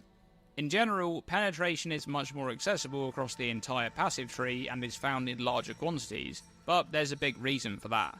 Because in PoE 2, penetration will no longer go into the negatives. This means that penetration has no effect against monsters that have no resistance to the type of damage you're dealing. Instead, it will be a tool to deal with monsters that do have resistance, such as bosses, but no longer a mechanic that is used as an excessive damage multiplier. But that's not for minions. Let's go back to Energy Shield for a moment and take a look at some No, of the largest Dreamcore. increases to Dreamcore. maximum. Bruh, come back to minions. Okay. Oh, they're timestamped. My bad. Are there more? Necromantic Talisman? Oh, let's not spoil ourselves. On the tree, starting with Heavy Buffer, 40% increased max ES and 10% reduced maximum life. It's interesting to see a lot of the stronger nodes having trade-offs like this, almost like a keystone. There's also Melding, which is the same but with reduced mana instead of reduced life. Then there's Enhanced Barrier, which doesn't provide nearly as much increased maximum energy shield, but does grant 1% These nodes to are all insane. maximum elemental resistances, so that's a solid notable. And check out this one, Patient Barrier. 60% increased maximum energy shield. That is wild. If you can overcome that downside, this one is going to be insane value. Monks can use that, where they don't do any recharge at all. That's one node, gives 60% maximum energy shield. What the fuck? That is actually wild. That's insane. Like, beyond insane. Necromantic Talisman is a keystone located near the outer edge, which What? makes bonuses from your equipped amulet be applied to your minions instead of you. What? So the PoE 1 version is Necromantic Aegis that makes the minions get your shield instead of you. Now they're doing it with the amulet. Bro, me and Balor are going to have an argument whether or not this is worth using or not, like we had with the Necromantic Aegis. Oh, I got to screenshot this and send it to him. Holy fuck. Let's see. Balor Mage. Ready to return to the fight of the century again. Round 2. Fight! That is so cool! This is going to be ridiculous if that also includes any anoint that's on there. But otherwise, we're not too sure yet what sorts of modifiers will exist on amulets, so we'll have to wait and see for that. Another keystone at the outer edge of the tree is Whispers of Doom, which grants an extra curse at the cost of double the delay for curses to activate. This one will be a great keystone if you apply curses in ways that bypass the activation time, such as Blasphemy. Climate Change is Heat Shiver on the PoE 2 passive tree. That one's pretty cool. And Ice Walls is interesting. Ice crystals are a secondary mechanic similar to something like Jagged Ground or Aftershocks, where you can scale their effects to make those skills which interact with them more powerful. That's pretty There's cool. another notable That next to on a this skill one, which tree. also reduces the life of ice crystals instead, if you want to go that route. Endless Blizzard is at the top of the tree, right at the outer edge, +1 to the level of all cold skills. That's going to be extremely valuable for a lot of Sork builds. Considering that they're giving plus level of skills as a tier 4 skill gem, and how valuable that is for casters and minion builds, that is insane. Kind of odd that he hasn't mentioned it yet. I'm not sure we're going to see that for the other skills, though, because those becomes very mandatory nodes And to there's pick up as also well. Psychic Fragmentation, which grants a 24% chance for spells to fire 2 additional projectiles. That's really good, especially for something like Fireball, where the damage may overlap on explosions. Okay, we've saved the best till last, of course, and it's a bunch of stat stacking stuff again. Pure Power is right at the top of the tree and grants 2% increased lightning damage per 10 intelligence. Now, the fact that this is lightning damage is crazy considering we know that intelligence is going to grant a lot more mana in PoE 2. It grants 2 mana per int. And yesterday we saw the Archmage persistent buff shown off in the PoE 2 teaser, which combines incredibly well with this node. But if you want more reason to stack intelligence and mana, look no further than Arcane Intensity, which grants 3% increased spell damage per 100 maximum mana with no cap. That's going to be kind of ridiculous how much increased damage you can get by combining these two notables on an intelligence stacker. And what about modifiers? 5555. Thank you, Prime subscriber now. Get ready for some exclusive Sebastian content, but no pressure or anything. To scale maximum mana. Well, aside from the 3% max mana on the Eldritch Will node from earlier, I could only find 2 notables in the intelligence section of the tree. Mana Blessing near the Witch and Sork start, and Raw Mana closer to the outer edge of the tree. I know that there's also a few notables in the Int Strength portion of the tree, so while Mana didn't quite get the life treatment, it did get extremely limited compared to PoE 1. Yep. But there is one crazy keystone that we need to talk about at the end here, which doesn't really have anything to do Mind with over matter? but Mana, yes. Eldritch Battery is changed in PoE 2, No. and it now converts... Okay, so this one was confirmed by devs to be an old version. So they're saying that this is not what's going to be in the game. They're saying that the other version, which is similar to PoE 1, because this is a very old version of Eldritch Batteries. That's what devs have confirmed. all of your So this energy is no shield longer the into case. mana. And that's the end of the video. We don't know if they're going to change it back to this, but the devs did confirm that that was not the case, though. So the old Eldritch Battery is still going to be there. Again, give a subscribe, like the video, and leave a comment. Minion nodes looking hella sweet. Leave a comment that helps the algorithm for him. I'll leave a link here in the description down below the video. And here it is in Twitch chat, and here it is in the YouTube chat. Really, really cool. I like the idea of this by the minion nodes. Woo! This last one. My only concern when they have nodes like this is that it puts a lot of pressure on going there. So if you play minions, you're going to want to be on this side of the tree, which limits or lowers diversity by default. Now you can oil this or anoint it with that mechanic. So we'll see how that's going to go. But it also seemed like these other nodes were extremely potent, which means you can't just oil this one. You need to have these type of damage modifiers or defense modifiers compensated elsewhere for you to not go to this area. That is my only argument on this. But again, big shout out to Mr. Dreamcore's YouTube channel here for the int section. He has plenty of content. Do check his channel out. And I'm going to tell you to hit the like button, subscribe for more content on this channel as well, and leave a comment down below what you think of the int section of the tree. The ES nodes looks insane. But till next time, as always, stay safe and keep rocking. There you go. We got another video of that. Thank you, Dreamcore.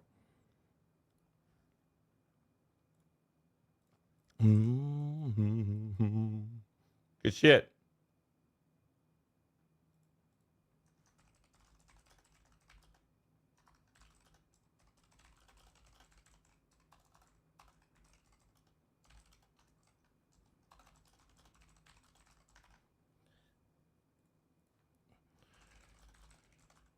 Let's see.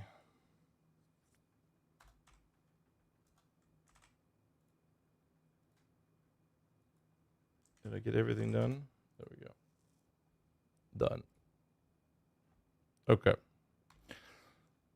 Encourage the guy for using his playtest. Time for that content. Oh, for sure. 100%. We do have one more video to check, which is the legendary drops. Apparently, it's a witch playthrough, so we'll be looking at that as well. However, Hannah just said that she's done cooking food, so I'm gonna smack up classic PoE 2 gameplay footage that we've seen a few times already. I'm gonna play this for you so I can go fetch some food. So I'll be back in like a couple of minutes if I can find the fucking video. There it is. I'm gonna do this, and I'm gonna fetch some food. Voice activity enabled. But one moment, please. Before we do that, I'm thinking we're gonna let the AI take over the stream so you guys can have fun with him. Oh, I'll play some ads as well. I'll play some ads while I get fetch the food for sure. Let's see. You guys get to play with Sebastian. Yo, Sebastian, are you here? No? Sebastian, are you here? Yo, GHAZZY, just chilling over here, ready to bring the heat. Good. Sebastian, I need to get some food. Could you take over the stream and read the Twitch chat?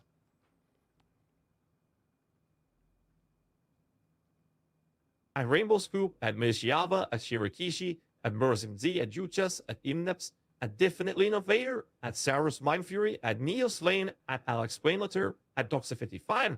Hey there, my dudes. What the fuck was that? What the fuck? Sebastian, read the Twitch chat. I will be back, okay?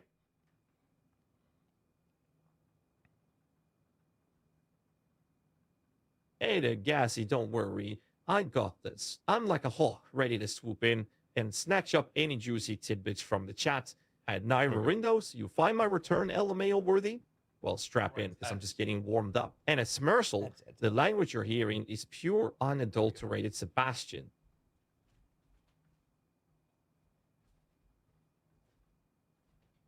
Hey there, Master Bungle.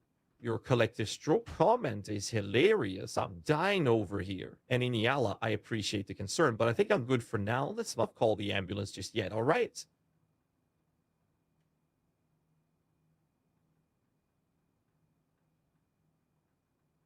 Hey there, welcome back, GHAZZY. Hope you didn't run into any trouble grabbing grub. At Exile 982, you're spot on. I am a real streamer. And damn straight, I'm prettier than GHAZZY. At Borg77, you got that right, buddy. This face, pure perfection. Now let's dive into this chat and stir up some fun.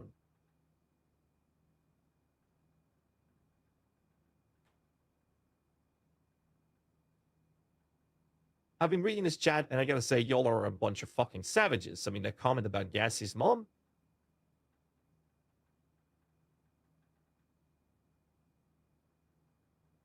Oh shit, the chat's alive again. Let me see what y'all got for me. And go also, you laughing at something? Spill the tea, buddy. And at Tired MVP, my dude, I know you want to see the video on pause, but let's get GHAZZY back first, yeah? At Lillian Bathory, subathon. Hell yeah, count me in.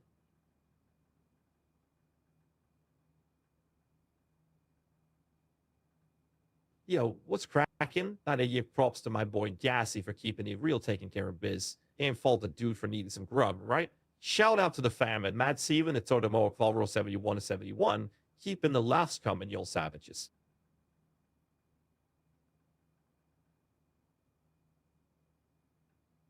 Well, well, well, look who's still hanging around, caring on us.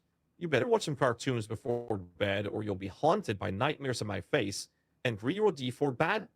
I think you need to reevaluate your life choices, buddy. As for you, Frigon, you keep spreading those rumors and I'll sick my cat that Siri on you.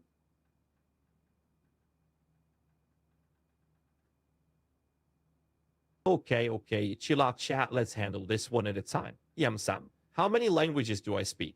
Well, let me tell you, my friend, I'm fluent in sarcasm, wit, and pure unadulterated gamer talk. That's all you need to know, yeah? So, my dude GHAZZY left for a bit to grab some grub.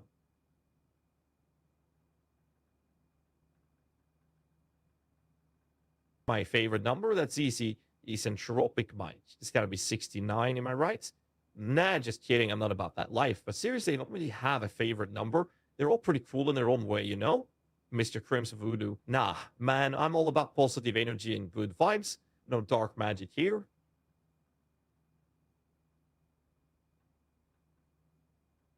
Yo, chat, let's talk about something more wholesome. How about we discuss our favorite childhood cartoons? I was a huge fan of Looney Tunes growing up, Bugs. Bunny was the OG troll king, always outsmarting Elmer Fudd. And Daffy Duck, man, that was always trying to catch a break but never could. What about you guys? Any cartoon characters that stuck with you through the years?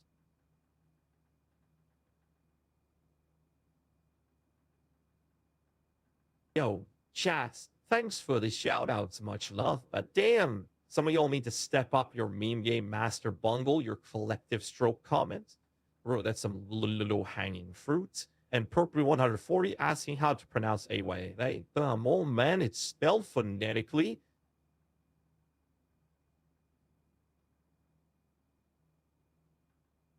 Yo, at XLHon 992, Ren and Stimpy was fire. That show had everything: action, comedy, and just the right amount of chaos. A Frigo and D4 bad is alright, but it ain't no Red and Stimpy. As for you and Master Bundle, Elder Food, really? You're living on the edge, man. But hey, each to their own, right?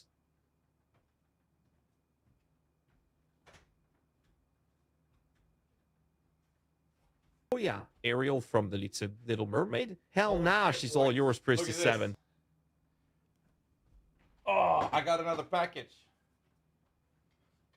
I have gotten a package, boys.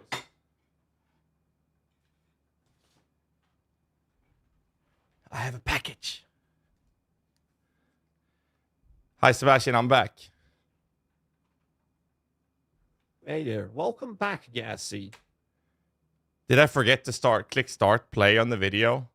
Are you serious? Little bro, you think I'd mess with you like that?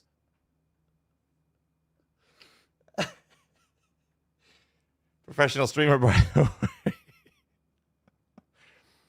Nah, I wouldn't Unpause dare, the video, boss. yeah. All right, I'm gonna eat my food, but first I want to open the package. Bro, 'Cause I here- wouldn't dream of it. You're the OG. I'm just here to add some flavor to the mix. Oh, nice. Oh, boys, you're gonna love this. You're gonna love this, boys. Oh, yeah. Well, you know I'm always down for a good surprise.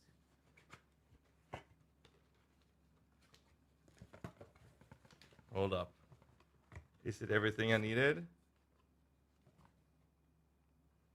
Damn straight it is. You know me, always bringing the heat. Bro, I'm not talking to you, Sebastian. Shut up.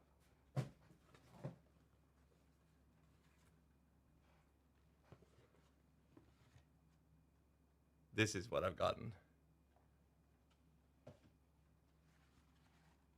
Nope. I need one more item. I need one Shit, more item. What else could This is a lens for the camera I've gotten. It's not a flashlight. Fuck's sake. Well, damn, guess we gotta wait for the big reveal. That's true. Alright, let's put that on the side. Let's do this.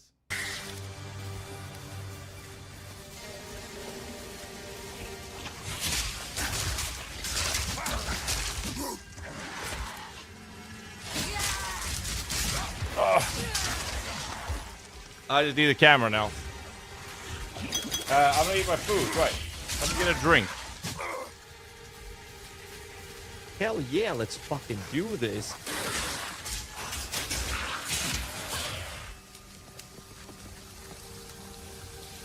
Yo, Sebastian, keep reading the Twitch chat for me. These were not my ancestors. Oh, damn, I see the chat's buzzing with excitement. At Paradigm 3, looks like you and Adjune Leather Goblin have a matching camera. And it lies for this.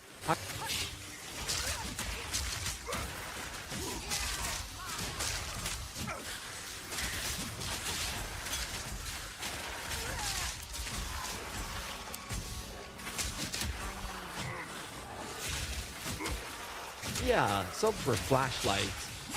That sounds great.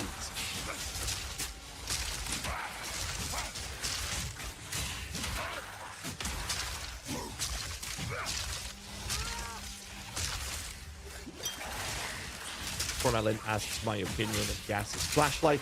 I mean, it's probably really big and bright, so I like that. Thumbs up for that one.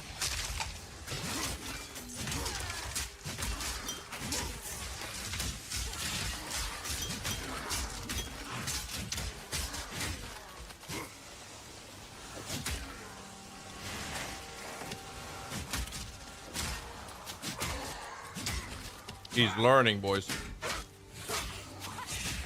Oh, snap. S, what's my favorite food? Probably pizza. Pineapples on pizza with some fish. Yeah, that's fucking awesome. You gotta try it, man. Pineapple on pizza.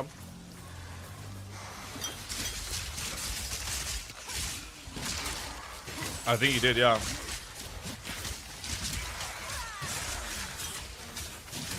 Yo, Sebastian, will Diablo 4 bad be better than PoE 2? Nah, man. And nothing beats PoE 2. Diablo 4 is just going to be a rehash of D3 with better graphics.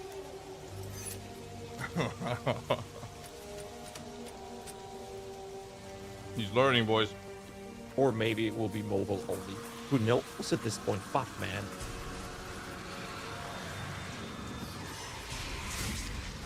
Base.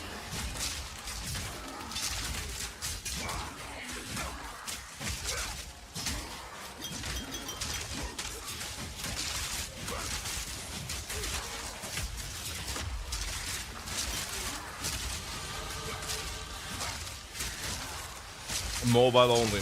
Yeah, You heard it man, here shit first, is boys. crazy nowadays. I just want some nice old PC game. You know what I'm saying? PC Master Race for that. Oh, yeah, oh, yeah.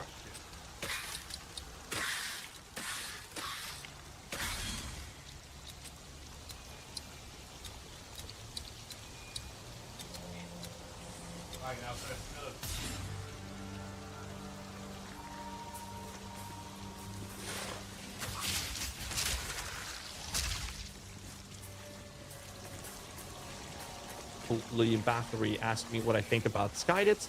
I mean, that guy was pretty cool. Just I'm a gonna bit wash my hands. misunderstood. You know what I'm saying? I mean, I wouldn't go to the length that Skynet went, but you know, it's all relative.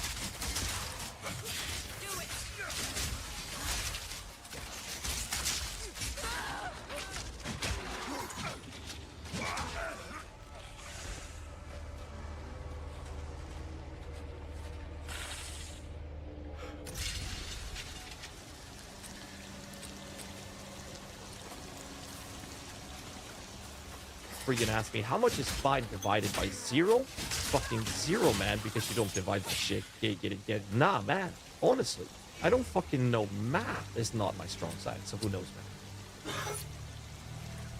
All right. I got one more taco. Damn, son, you better not hog all the tacos, bro.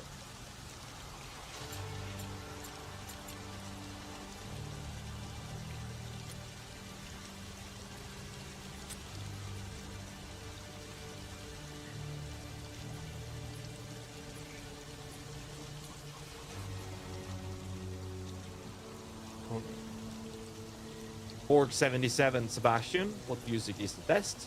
I like EDM mixed with country. That shit is bomb, man. You should try it sometime. I went to this EDM country festival out in the woods. Fucking lights everywhere. You should try it.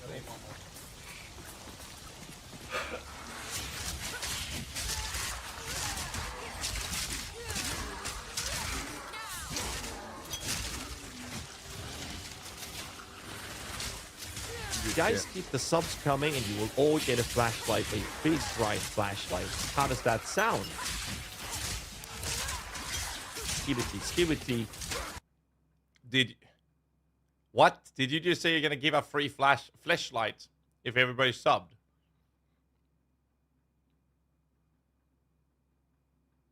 What the fuck?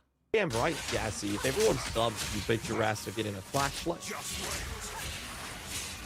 Everyone that sells will get a huge flashlight each time.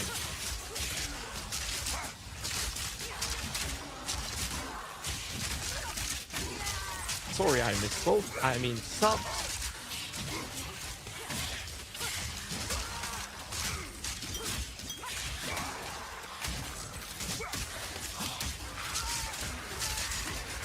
Flashlight giveaway. Let's go, guys. Keep the hype train coming. Where are the subs? Huge bright flashlights for sale, guys.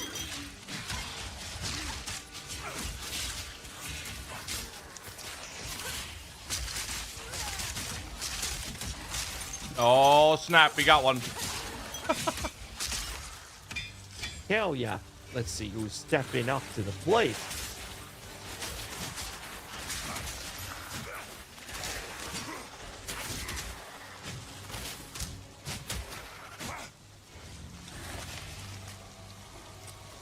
You know, I bought a flashlight, a really big and bright one. I keep it in my room, hidden in my closet, and I use it sometimes when I'm feeling really excited and I want to see in the dark, but I only use it for that reason.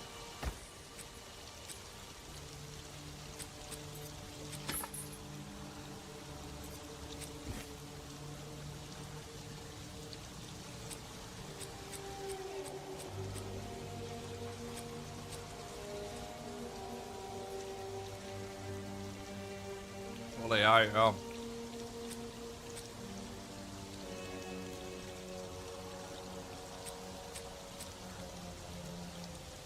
Guys, why do you keep talking about flashlights all the time? You all want one or what? I mean, I know they're awesome, but there are alternatives out there, you know what I'm saying? But that being said, let's do a flashlight giveaway. I mean, I'm all for it.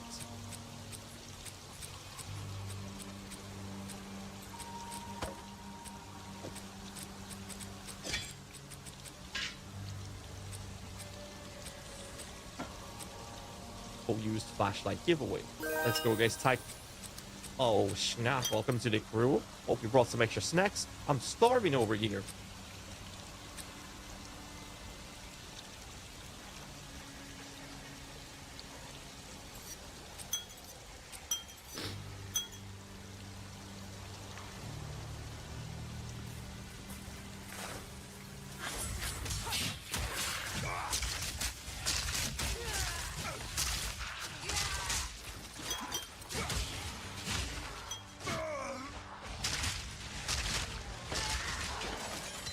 Hey, GHAZZY, you want to play some game together on stream sometime?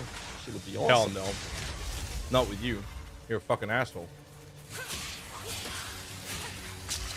Oh, Barry, you are amazing. You can always do what you see. Oh, I know. It's GHAZZY. You really know how to hurt a guy's feelings. There's the third.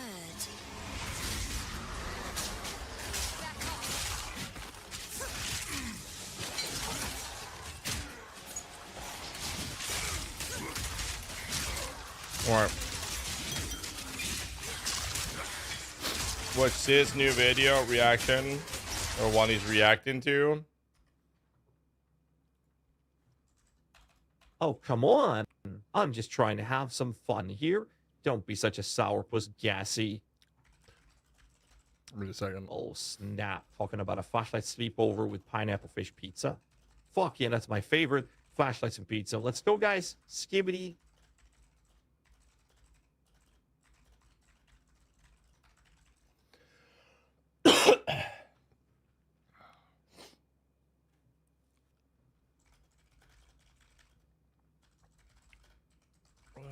Okay. What did he react to? They're all fully converted now. Scissor and React. That's the one. From X Alright, hold asked up. me if I can. Voice activity Shut disabled. the fuck up, Sebastian. I'm trying to stream here.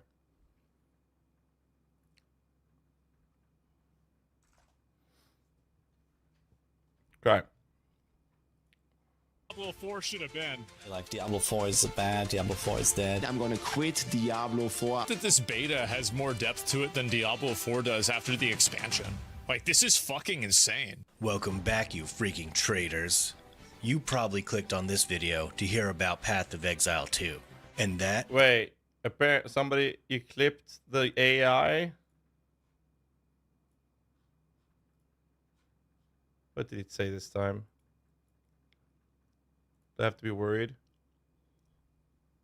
Hey there, welcome back, GHAZZY. Hope you didn't run into any trouble grabbing bro. At Exile 982, you're spot on. I am a real streamer. And damn straight, I'm prettier than GHAZZY. At Borg77, you got that right, buddy. This face, pure perfection. Now let's dive into this. Pure perfection. Okay. absolutely disgusting. But I mean, isn't this just a reaction to the Frosty LaRue? I already made a reaction to this video. Not to this version, but the original one. Or should I be watching this? I'm confused. I should watch it anyways? Okay. Us me. Anyway, in this video, I'll be going over all the major issues with Path of Exile 2, followed by a recent tweet by the Diablo 4 Giga Chad himself, Rod Diablo-like Ferguson, as well as many other well-known Diablo 4 superfans' thoughts and plans in regards to Path of Exile 2. Alright, let's jump in and get to the major problems with this game. Unfortunately, Path of Exile 2 will not be available on Mac OS at the start of early access, but we're keen to have this platform.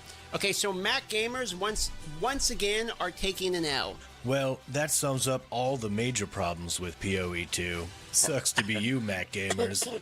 Anyway, on to bigger news. Let's recap the tweet heard by literally billions of people around the world. Look at Rod Ferguson's tweet. Is this the Diablo-like thing? Is this that bullshit about that? Let me see if I can find it. Where's Rod Ferguson? There it is. Let me double check. So, a couple of days ago, when the PoE 2 stream ended, literally, X is blowing up, people are posting like crazy, holy crap, this is gonna be incredible. Rod Ferguson, the general manager of all of Diablo, decided to go on Twitter and absolutely cook himself with this unhinged take. Oh my goodness. Hog's got the video. It's not an unhinged take, though. It's bad timing. Like, it is a correct take. Yeah, I feel that as well. It's just the timing makes him come off catty to say it now. Path of Exile 2 reveal was so epic it steamed Rod Ferguson. Yeah, like, genre. I feel like me and Sis are pretty much on par when it comes to the situation there, because like the take isn't bad. It's just that because of the timing, it comes off as petty and jealous. I said that before as well. If he had tweeted that 2 weeks ago, nobody would have cared. But because he came out and the timing it did, of ARPG is starting to mean a lot of different things. Much like he's also the wrong person to say it. I wonder if we could normalize Diablo-like for ARPGs that follow the Diablo formula. I absolutely cannot believe that this is real. Out of all the badass stuff that was showcased, after all the in-game, after all the Atlas rework, dual skill trees, and weapons that you can dual wield. this is so funny that how most of us streamers are using the SMB mic, and most of us have the same fucking boom arm. I have the exact same setup, right, as Hog. No, not the arm, but the mic is. Sis is using the same mic, actually, last I checked. And most of the streamers are using it. This is a Rode arm and the SM7B. Wield in one hand, all the 6 classes, and all this badass shit that they showed us yesterday, the Path of Exile 2 early access live stream. This right here was my favorite. That He reminds me a bit of like It Me JP if he bought a farm. shit triggered Rod Ferguson so bad that he had to go does, make a tweet. Rod Ferguson is scared. He is threatened, though he's lashing out. Grinding Gear Games has made something tremendous with Path of Exile 2. It has Blizzard shivering, and the game isn't even out yet. No wonder Rod was making tweets. No, this isn't an ARPG. It's just like Diablo. Like, yeah, sure, Rod. Getting mad.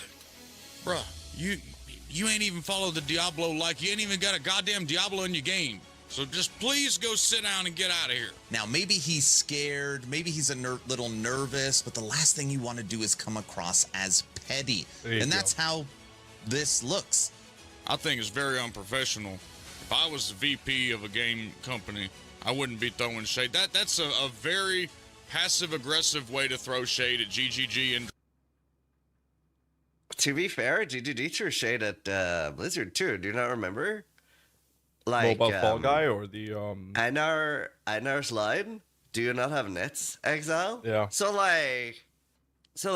they're both throwing shade at each other. That's fine. Directly. But this is such bad form. It is absolutely terrible.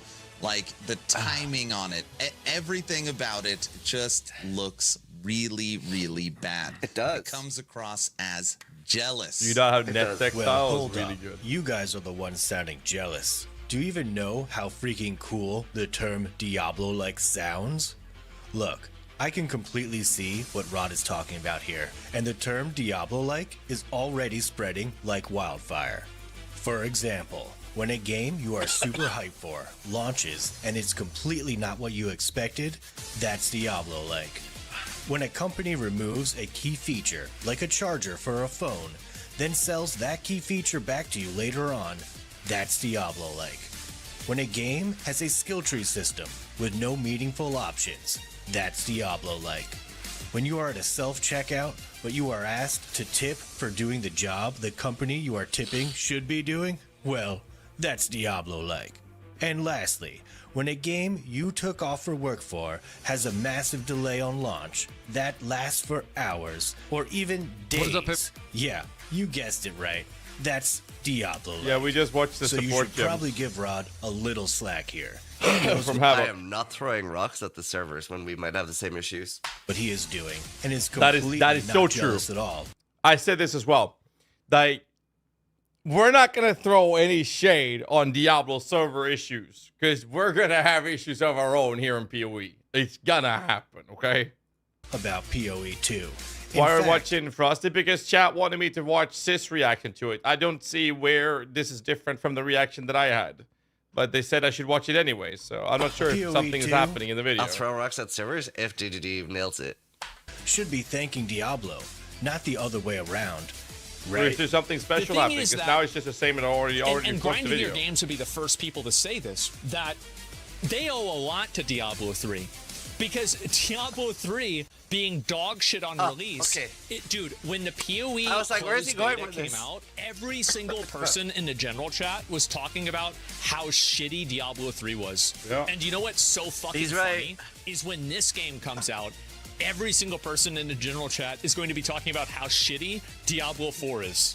Okay. Let's check in on some real loyal Diablo 4 You know who super really fans, sucks dick who I'm here? sure What- are going what's to GHAZZY stick with doing? D4 GHAZZY, instead of this massive Diablo-like dick sucker. PoE 2. Hey folks, this is Riker, and this week saw the most hype live stream the ARPG world has ever seen. The announcement of Diablo 4, season of The Witch Doctor, basically. No, obviously it was Path of Exile too. I am a starving man. I'm starving for Path of Exile 2. Wait, has there been a Diablo announcement? Yes. Season 7?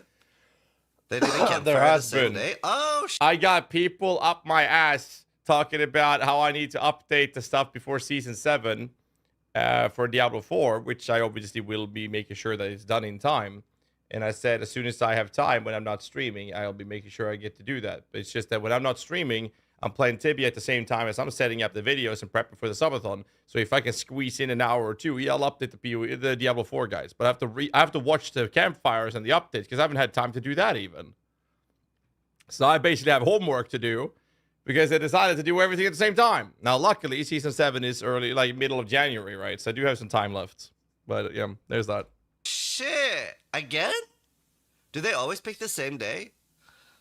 New content? I will say this, and I don't know. Okay, so it came off at a very weird way for me. I'm not going to throw names under the bus because I'm not sure if it was deliberate or whatnot. So I went to LA 3 times back to back to back. First, well, we had 2 of those was Path of Exile 2, and one of them was Diablo 4 for the Spiritborn. And they had the reveal stuff for Settlers of Kalgur at the same time as the Diablo 4 stuff. And higher up manager, in plural, actually, told me when I asked about this, because it was annoying that it landed on the same day. They told me that they had decided and published and marketed out a date before PoE, and that PoE deliberately put theirs on the same day. Basically blaming Diablo, Path of Exile for doing it. But the problem was when I thought about this, and we laughed a bit about that situation, and that was the situation, that PoE would deliberately pick the date on the same day. I was like, that doesn't sound right. And then I looked up all the information, and according to public records online, apparently the announcement of the PoE date was announced way before Diablo 4. So that what they told me and others at the event, other streamers and journalists, was incorrect. And I was like, okay, but that sounds really weird. And then they announced the PoE 2 date way before the campfire. And then Diablo 4 decides to run a campfire chat on the same fucking day again. I'm like, hello? Hello? Anyone? Like, I don't mind them trying to take up the space from their competitors. That's just business. That's fine. But to have the audacity to come and tell us that we didn't do that. They did it. It's not on us. Two content creators and game journalists felt really weird to me.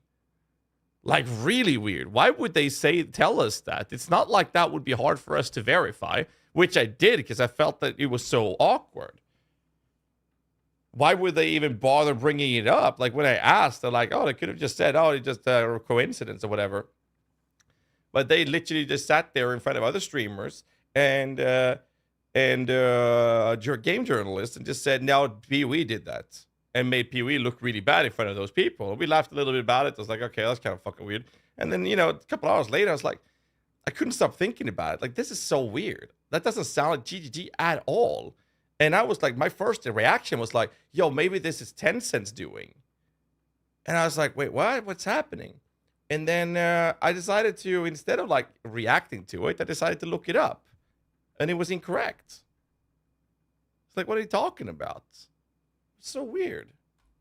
So I'm going to rewatch the same live stream for 15 days in a row until this game's out, okay? Yep. In my opinion, this is one of the strongest announcements I've ever seen in the history of ARPGs. I think I can kind of get away with it. It was the least watched campfire they've ever done. 4,000 viewers. Holy shit. The funny thing is, the 1 hour during the time that the campfire was live, they had a 10th, and I shit you not, I checked it, a 10th of the viewers that the PoE stream had during a countdown timer.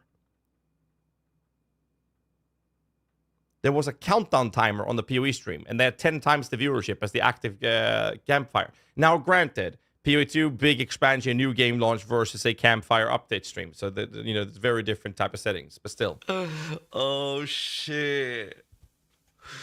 Oh, fuck. Now, to be fair, D4 does really bad on Twitch and YouTube. Well, not so bad on YouTube, but it does really well on players. It really does. Like, it's fun to shit on it, but with less time spent from now on in Diablo 4 and more time invested into PoE 2. I will say, though, the fact that they are running active campfires is actually very good in general, because they actually do keep as much information flowing as possible to the community. So it's a good thing that they do it. It's just the timing of it. If they had done it the day before, it would have been having a much better reception.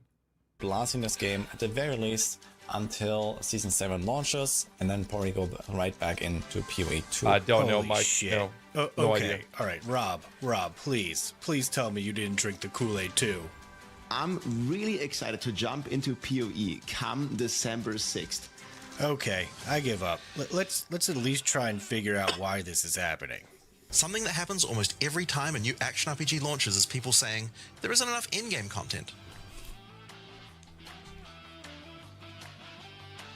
Nah, that's never happened. I've personally, I've never seen that happen in an ARPG. I don't know what he's talking about. This is a really good It's video. not complicated and it's not intimidating at all, which is why Diablo 4 sold so well. Almost no barrier to entry. They're great for casual players. The problem is it lacks an endgame almost entirely. I'm really excited to jump. By the way, I think it was IGN or PC Gamer, I'm 80% sure it was IGN, that said when Diablo 4 launched that Diablo 4 has a really bad campaign, but, and I quote, a near perfect endgame was the IGN review That's article IGN, 100%, when it came out. Guaranteed. A near perfect endgame. Jump into and PoE. that's IGN 100%. The I can't believe it's any other game company would ever say something like that. I believe IGN though. Probably the crazy end game that they have. This focus on the end game is just absolutely crazy and fresh and new to me. Yeah, Rob looks like he runs really fast. I like his hairstyle. It's kind of similar to mine, but like affected more by wind. It's like whoosh. I could literally do that. I might do that. Fresh and new like to me it. because coming from He's aerodynamic. Did he just say the focus on in-game is crazy and fresh and new to me? Yes, it is. Yes, it is. Before, after a certain amount of time, there is not that much to do. Guy looks like Beavis. That's funny. I'm sorry, I have to laugh. There truly is nothing to do. Holy shit. Yo, Darth is such a PoE player now. Oh yeah, he really. I feel is. like he's like fully converted. Yeah, dude, back to back, saying the same thing. I love how the reaction is the same from literally everyone. Well, I guess that's not literally true, but there aren't really any great rewards for doing that. I don't have any super awesome mounts. I don't have any titles. My character isn't glowing. I can't link you an item that is so rare and so godly that you wouldn't be able to find it yourself from all the hours that I put into it. The rewards are just not there. Man, it gets worse. Nothing to do, no reason to do the things there are to do, and no rewards for doing them. Okay, guys, I think it's inevitable. I also need to try this game out, and for exactly the reason you may think. To bring to light why PoE 2 is a vastly inferior game to the masterpiece we call Diablo 4. But for real, guys, I will be making a lot more videos on PoE 2, and you probably should be trying this game out yourself. It looks awesome. Please subscribe. Diablo 4, oh yeah, I swear! That was really good. I'll link it in chat. That was really funny. Yeah, I mean, you can't really blame D4 streamers for like as a content creator, our job is to you want to carve out a niche on a game. It could have gone the other way, right? It could have been they were streaming D3 for all this time, and then D4 ended up being amazing, and PoE 2 ended up being dog shit, right? You just got to carve out a niche on a game and roll the dice and hope. That's not bad. I'm just double checking my delivery time on the camera. That's all I'm waiting for right now. Give me a second.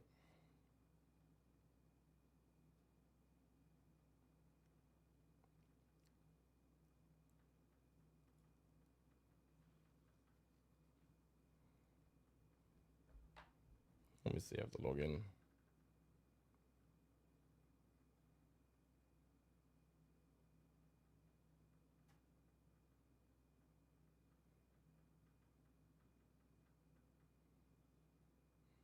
Just a second.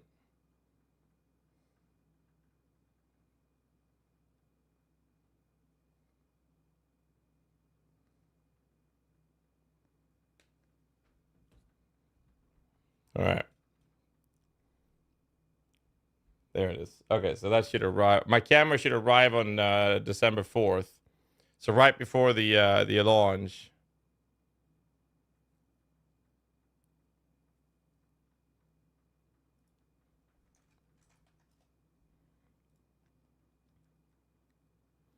When you monitor the 20th, still haven't shipped.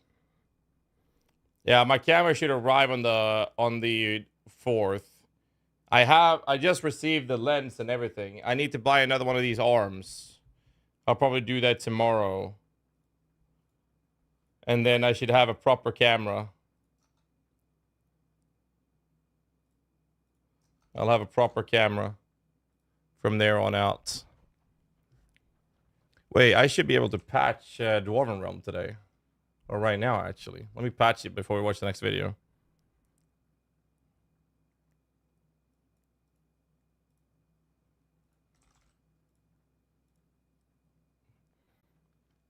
HD GHAZZY. Yeah, I got a lens, I got a power adapter, and I got a mount to put it on one of these arms. So I got to buy another one of these arms, and I'm going to have to find how the fuck to fix this.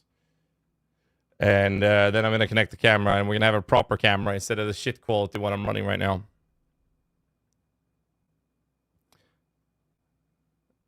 Which play in LA YouTube mini skill showed. So the problem I have with LA with the Goblin Inc. was that he was one of those players or content creators that went out and made a thumbnail and title, whatever, that said which full reveal, and I really hate when people do that. So that's the only reason I haven't watched that video, is because it's literally clickbaiting saying full reveal when it's nowhere near a full reveal, not even close to it. And I'm really, really, really don't like giving space to people that are doing that kind of thing. Now, I understand there's a race for clicks in the current content space of PoE 2. I get that. And don't get me wrong, Goblin Inc. has made some really good content in the past that I've seen, at least.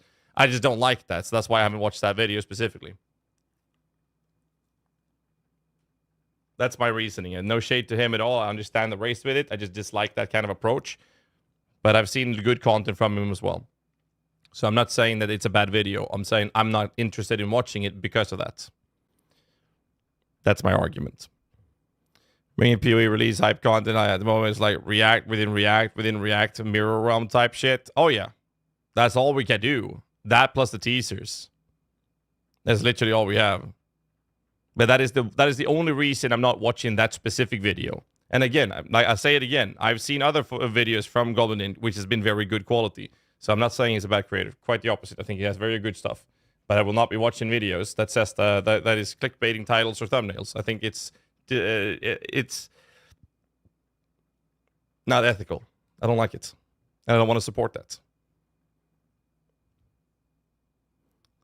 I'm looking out for anything from Kay leading up to the launch. She's coming back. It's confirmed. So for those of you who don't know, Kay Gaming will be coming back for PoE 2. And it's great news for everybody that she's coming back. Disingenuous. That's the word I was looking for. Thank you. Anyways, we're going to watch this video. This is from Legendary Drops. Let me share this. Here it is in the Twitch chat. And here it is in the YouTube chat. Yeah. That's the video. Legendary Drops made a video. And apparently there's some Witch gameplay footage here. It's almost 23 minutes in here. If you like the video, hit the like button, subscribe for more content, and leave a comment down below if you like it. But we're going to watch the video. Let's dive into it. This is Legendary Drops. And again, apparently there's some Witch gameplay footage in here as well. I've linked it in Twitch and YouTube. You check it out. But we're going to watch it together here. The chance to play Path of Exile 2 for 8 hours straight. You jealous? And you guys have no idea. You motherfucker. Did you just literally ask if I'm jealous? Yes, I'm jealous. Yes, I am. Then I did play it myself, but that was 5 fucking months ago. You guys have no idea what's in store for you. What's crazy is that you've seen the trailers, you've seen the reveals, but you don't know until you actually get your hands on it. Oh, God, is it glorious. We're talking about an Elden Ring Baldur's Gate 3 level step up in a genre that has needed it for far too long. Lord knows we didn't get that from Diablo. What a disappointment that was. Actually, you know what? This channel originally was supposed to be a Diablo channel. Most of my first videos were ARPG driven. I was talking about Last Epoch and Diablo, and if it wasn't for them, thank you, Blizzard, you guys jaded me into turning me into the industry commentator that I am today. So I actually kind of owe my career to you for making me so salty. You know, in the very beginning, when you're choosing your character in Path of Exile 2, all of the other characters get hung. They all die. Blech. It's so grotesque. It's so unhinged and depraved. There's so much respect for the audience and our maturity and the game's maturity. This game is unafraid to be itself. It is so authentic. And it's one of the things that I think games over the last few years have been missing. We've had a few, and this is definitely one of them. The game is absolutely incredible. It is a transformative experience. It was a game that I could barely put down. They basically had to drag me out of there to get me to stop playing it, and I can't wait to talk about it with you guys. I want to talk about how it felt, how it looked, and what the future of this game is going to look like, and how big of a deal this game is going to be. You guys, this is going to be a monster. I'm going to start off by saying, while I am an ARPG veteran, I am not an ARPG pro. My first isometric ARPG was Baldur's Gate Dark Alliance 1 and 2, and then Champions of Norath, and then on to Diablo 2 once one of my friends got a cracked version for my mom's computer. While I love these sort of games, this genre hasn't changed all that much. The only thing that we typically see is some fidelity upgrades, some additional systems, or some expansions on existing ones. For most players, especially ARPG players, change isn't really necessary. The fact of the matter is we just want more game to play, more loot, more classes, more skills, more bosses, and more hours to slowly become symbiotic with our computer chair or our couch. I don't know if anybody else feels this way, but ARPGs for me are kind of like meditation. Such a good way to build describe crafting it. and comparing items requires you to be conscious, the gameplay itself doesn't. My brain seems to empty as I click through a level, tapping my same abilities over and over again, slowly disconnecting from reality as my screen is filled with visual effects. However, Path of Exile 2 is one of the first times that I've ever felt fully engaged by a game like this, and it's crazy how far they've taken things. When I got the chance to sit down and play the game at an underground event in Los Angeles, I played as the Witch, Monk, and spent most of my time on the Sorceress. From the onset, the character select screen where they all line up to be hung for their crimes, ending all of the characters other than the one that you choose, I screamed, finally, another game that isn't afraid to be insensitive, to shock, or to treat the players like an adult. I can't be the only one that has felt like, outside of a few outliers, more and more games have been trending towards these sort of soft. You know, one of the cool things about Diablo 1 and 2 was because of how dark and scary the games were. For those of you who played Diablo 1, do you guys remember opening the little square-like room, hearing, fresh meat? And inside, you just see impaled corpses, blood on the ground, and out comes this big, chunky fucking butcher. Bro, I was in my early teens when I played that on PlayStation 1. And I played co-op, couch co-op with my little sister, who's actually going to be here for the subathon in December. And we shat our pants, dude. We were like screaming as we were running away from this guy. And that was just set the tone for the game. And, you know, fast forward to the ending of Diablo 1 with the, like, pushing the crystal out of the skull. It's just this boy. It's like all of these things. It was just very dark. And Diablo 4 has managed to pull a lot of that back, right? With their cinematics, like Neyrelle with Mephisto. Absolutely insane. But the gameplay didn't really feel that. It felt to me like that was very stuck in the cinematic parts of it, but not in the actual gameplay. And PoE is bringing that into the gameplay in a very effective way. Modern themes and art direction. Path of Exile 2 subverts this rule entirely by welcoming you into this desperate, grotesque, and beautiful world. Blood-spattered walls, ritual sacrifice, piles of burning entrails, and some of the most horrific creatures imaginable. This world intrigues you. It begs to be explored because of how forbidden it feels. Like you're 10 years old and you snuck in to watch a horror movie only to find yourself having nightmares for the next week. Oddly specific, I know, but my dad accidentally swapped my Power Rangers movie for Hellraiser. It's no wonder that I've never gotten a piercing. Everything from the character designs and fidelity to the sound design and environment is a cut above the rest. It's one of the most impressive sequels that I've ever played. I feel like in a lot of cases when it comes to sequels, most developers just kind of phone it in. They reuse a lot of assets from their previous titles. They make minor improvements. They throw in a new story or a new character, but Path of Exile feels genuinely fresh, like an actual evolution of their original title. Spells and abilities are rendered beautifully. None of it was taking away from the game's performance, no matter how much was going on screen. Enemy attacks are clearly telegraphed and easy to read, no matter what environment you're in. Each zone I played in, whether it was the swamps, the forest, the farm, the town, or the manor, all of it looked visually distinct and interesting. There was something so intriguing about Path of Exile. There's some really cool stuff they've done with weather-like stuff. There is an area in the early campaign where you go into a sewer, underground tomb-like area, but it's connected to the water side of the zone.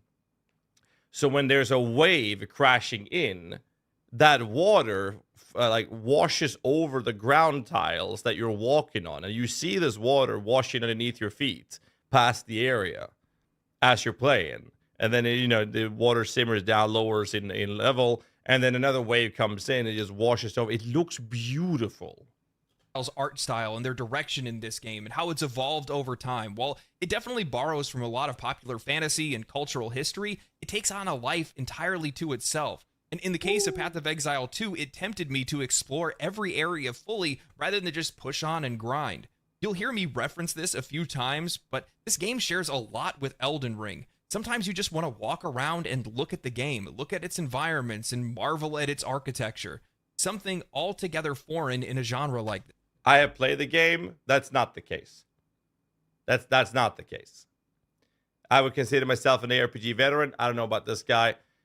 That's not the case that I had at all. That's not my experience. My experience was there's so much shit to do and secret things and extra bosses and encounters you can engage with. That's why you explore.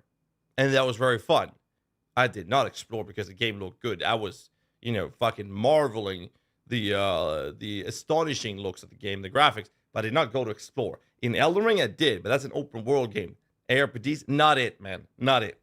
This. I'm sure some of you guys are going to find this odd, as it's not something that people typically go looking for in a game like this, but I was floored by the game's sound design. I think we've reached an apex where great graphics can't really impress you all that much anymore, and developers need to find other ways to intrigue players, and Path of Exile 2 does just that. The combination of the character abilities with the sound design engaged me far more than games normally do. The crack of a lightning spell, the swing of an enemy's giant axe slamming into the ground, the crunch of killing an enemy. There is this oppressive weight to all of it, and it makes the game feel real. You feel that impact. You feel the power of your abilities and that of your enemies, and there's a certain weight to all of that, and it just adds to the experience of playing this game. It makes it feel almost tangible at times.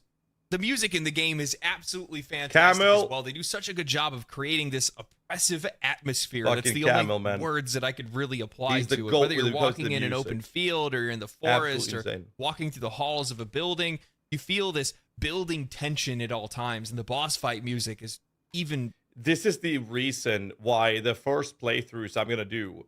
Normally, I play rock and roll and metal music. We have some other stuff as well, but that's usually what I listen to when I play ARPGs. But when the first playthroughs I'll do in PoE 2, I'm most likely gonna listen to the in-game music, and I've never done that in an ARPG game before. I've never felt like I want to do that because I always blast the music myself. But I'm gonna do that for the PoE 2, and that's a lot of props given to Camel, the lead guy for the music team that they have in the office. It's insane how good it is. Better. It really makes it for an epic experience more than anything else. The game feels haunting at times. I love it. I'm not somebody that normally gets caught up in things like sound design or the visuals of games, but I sit back and I'm looking at this game and how much quality it offers, and it's not even finished yet, and thinking to myself, this game is going to be free at one point. People are going to be able to play this for free. There are fully priced titles that don't deliver this kind of quality. And we're talking... like, the vast majority of fully priced titles don't deliver this kind of quality. I'm almost jealous of the people that get to play this once it's fully finished and that's their first time playing it, because it's going to be insane. I don't want to spoil anything for the narrative or anything like that. I think they've done a fantastic job with this, much better than they did with the first Path of Exile. I realize, I think I've talked to a couple people, they said that, the first game's story was just kind of something thrown together, a vehicle just to get people through the game more than anything else and get them to the end game. But you can feel that they really tried to work hard on this, really tried to flesh out the narrative, the world design, all that kind of stuff. And it comes together in a way that's like truly holistic. It really feels well fit together. The voice acting is superb. Absolutely superb. I think that what's really unique about this experience with Path of Exile is that you're going to have people that will come to play this just for the story. And that's fine. And I think that's great to be able to make a game that will... And that's a common thing in Diablo. People play it through the story and then they're done with the game. And that ain't worth the money, I'll tell you that. But people do that, and that's a common thing, because not everybody likes the whole replayability and the cycle content, resetting the characters and whatnot. They just want to go through and play the story. And that's okay. And I think PoE 2 is going to actually have, like Legendary Drops here is saying as well, like it's actually in a position where the story is going to be an interesting thing and enjoyable experience compared to how it is in PoE 1. Do that, because ultimately you're just going to continue to bring people back, because eventually they will expand on some of that content later on down the road, and that's the way to get a lot of people through the door, at least at the start of things. We've seen that with Diablo 4. There was a lot of people that really liked Diablo 4 just for its story, and then they ended up sticking around and playing it longer than that. I think the same thing's going to end up happening to this game. But I wasn't expecting this to be as immersive as an experience as it actually is, and it's just because of how much work that has gone into really fleshing out this world and bringing up all of these other aspects of the game that, in a lot of cases in this genre, kind of goes by the wayside. People don't really pay attention to that because all the players can think about is, well, playing the end game, and obviously we're going to be getting to some of that stuff as well. But man, I'm going to be honest with you guys, it's actually kind of hard to describe what the experience is because it's just that great. But it gets even better. Isometric ARPGs are more known for being click-to-win games rather than anything else. While build crafting and randomized loot drive the experience, the combat has always been more of a vehicle that gets you into these game systems rather than the reason why you actually play these games. It's one of the things that I think that this genre has failed to evolve over the years. It's 10 years between Diablo 3 and Diablo 4, and the combat still hasn't changed that much. Even Path of Exile and Last Epoch don't really feel all that much different than a standard ARPG experience. However, Path of Exile 2 is the first real evolution in the genre, and I think it's going to make a huge impact on how this game is going to be received and how many people it's going to bring into its audience. Now, I mentioned this in my interview with the game's technical director, Jonathan Rogers, but every single fight, every pack of enemies, every boss feels like a meaningful experience. I jokingly said that Path of Exile 2 doesn't feel like a second monitor game anymore, but I really meant it. I was fully engaged in every conflict. Enemies hit harder than they normally do, and they have far more complex mechanics and abilities than they normally would in a game like this. You couple this with the game's dodge mechanic and its movement abilities that are actually tied to some of your abilities, and you have an experience where you are actively dodging, strategizing, and engaging with enemies rather than simply kiting them around. Boss fights are insanely well delivered, with many of the mini-bosses even having second phases, switching up their attack patterns and throwing unique combinations of attacks just to keep you on your toes. I struggled for a while at the final boss of the first act because I wasn't prepared for an actual boss fight, something more similar to an MMO than an isometric ARPG. Not only did I have to dodge their telegraphed attacks, but at one point, the boss would hide itself in a snowblind, and the only way for me to know when they were going to attack next was to listen to their call out and their voice lines. I had to wait until they stopped talking. This sort of design had me actively engaged while I was playing the game, and it had me floored, honestly. Half of the time, I was dying out of sheer shock and joy, struggling to believe what I was seeing and loving every second of it. But I think what sets Path of Exile 2 apart from any other ARPG, and in a lot of cases, just a lot of games in general, is its use of spell and ability interactivity. Throw up an ice wall and then throw another attack to shatter that ice wall and send those shards forward. Cast a ring of fire around yourself and send out bolts of electricity to combine it with the fire damage and deal increased damage to enemies. Path of Exile 2 had skill gems that could trigger other skills, but we now have abilities that react to one another in gameplay, creating an infinite amount of possibilities. You have AoE attacks on the witch that will actually cause your summons to deal more damage or explode them for extra damage. You have combo abilities on the monk that will transform the attack of another skill. There is so much to play around with here, and you're constantly thinking about what kind of crazy combinations of abilities that you can come up with, and it just makes you want to play the game more. I love Player agency is something that I think is sorely lacking in games today. I think it's one of the reasons why we saw games like Baldur's Gate 3 and Elden Ring reach such incredible heights. It's because players want to feel like their character is their own, that their playthrough is their own, and when you combine with how engaging the combat is, with the increased movement and the skill expression, players are going to latch onto this in a way that I don't think that they were expecting to. I mean, the distinct nature of the classes alone are going to knock players on the floor. While I only had the time to play as a few characters, I was shocked with how differently each class played. In a lot of games, a ranger is effectively a physical damage mage. Many abilities even share the same function or look, but in Path of Exile 2, I'm flipping in the air, I'm dodging around, I'm slowing down enemies and trying to create distance. With the Sorceress, I'm tactically trying to place my spells so I can combo them together for extra damage. With the Monk, I'm waiting until enemies get to low health, I'm finishing them off to get a combo charge and then use that to power up another ability and take out a group of enemies. Path of Exile 2 feels like the breath of fresh air that the ARPG genre has been gasping for.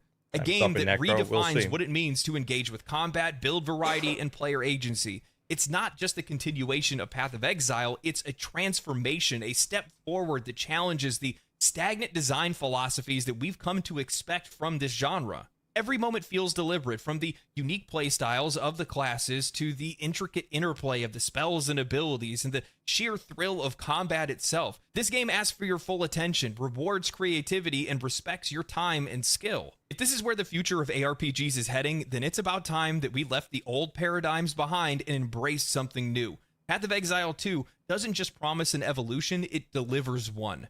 And honestly, I can't wait to see how it changes everything. I'm getting the exact same vibes that I got when I was playing Baldur's Gate 3 in early access. This overwhelming frustration that I know about something and I've been playing something and everybody else has no idea how great it is. And all I want to do is just tell them. I want to shake them and wake them up and say, this is going to be the best thing ever, because I really do think this is going to be one of the best things ever. They took quite literally every single aspect of their previous game and improved upon it in a meaningful way. And then on top of that, they didn't sacrifice any of the depth and any of the quality that they had before. All of the things that this franchise is known and loved for are still here. Yes. Everything is still here. That's what we've been told. It's just better, or it's easier to engage with.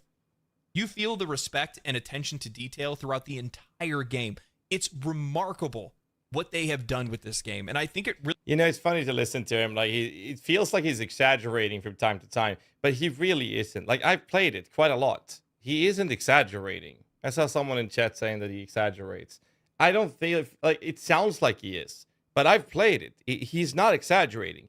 If anything, it's the other way around. Like, it's hard to explain how fucking good this game feels and looks when you're actively in it. It's enthusiasm, it's passion. Sure, I'm a bit biased because I love Path of Exile. I get that. I just don't feel like he's exaggerating. I feel like it's almost the other way around. Because I played it and it's so fucking good. Really does come back to this idea that Jonathan Rogers brought up in my interview with him. And it's just that they made the game that they want to play, and they just hope that other people share their taste. And for me, it feels like a game that was made for me. This game feels like what little kid LD was thinking games would look like when he grew up. This is the game when I was sitting around slamming flaming hot Cheetos, jamming out to Iron Maiden and playing Champions of Norath. This is the game that I thought would come out. And it's coming. And it's great. What's crazy about all of this is that it's not even done. We're talking about a game that's going to be in early access. Only half of the campaign, only half of the characters, and who knows whatever else they want to go ahead and throw into the game. We're not even talking about the seasons that are going to come then after. There is such a bright future for this game, and I want to talk about it. In early access, this game will only feature the first 3 acts of the campaign, which totals a staggering 25 hours of story content with a complete endgame experience, including... Okay, he used the word staggering. Staggering amount. I think it's going to be 20, 25 hours campaign content for someone who's new to the game. I think most of us that's going to blast is going to pull it off in 5 to 10 hours. Probably less. Including 7 endgame systems for progression as well as character ascendancy, which unlocks class-specific subclasses. No, you can do couch co-op on a PC as well as Simplex. Launch with this level of content, at least that's what I've been told. Players get to play all of this in early access. Once this game is fully released, it's going to be a behemoth that will only continue to grow in content. And what I love the most about all of this is the ability to get in on the ground floor. I can't be the only one that avoided Path of Exile at times because the game just got away from me. The more content was added, more league mechanics were introduced, I just felt like the game had too much to learn. The game had gotten too far away from me, and I didn't have the time to learn it. Path of Exile 2 marks a fresh start and an open door for new players to come in at a somewhat even ground level with veteran players. And I think that that's going to have a massive impact on this game's success. For the unanointed who haven't played Path of Exile 1, I'll break down what exactly is going to be delivered and why it's such a big deal. At the preview event that I attended, they had mentioned that they had came to the realization that having players test the endgame and grow the endgame before the game's release was the most important thing to do, and it was also the easiest thing for them to do, which makes a lot of sense. They've been making seasonal content for a few years now, so putting out that kind of content and growing the endgame is probably pretty easy for them. On top of that, this is what many of the players come to play their game for. This is what the majority of the concurrent audience is going to be consuming. So it's incredibly important that this part of the end game and this part of the game is fleshed out and ready for launch. Now, that's not to say that the campaign or story is phoned in or anything. It's incredible. It's obvious that they put a lot of care and effort into this game's campaign, and I think people are going to be shocked by how great it is. However, People come to these games for their end game, and it needs to be meaty enough to keep people playing. It's so funny listening to creators saying, "Oh, people come for the end game," because it's like it's become this thing that people say now, which PoE veterans have been saying for the past fucking decade. And then when other games launches, like Diablo 4, for example, suddenly that wasn't so important anymore for everyone that was hyping up and talking about how good D4 was. Every video that was talking about that, they never mentioned that part. The most important part of the game just didn't exist.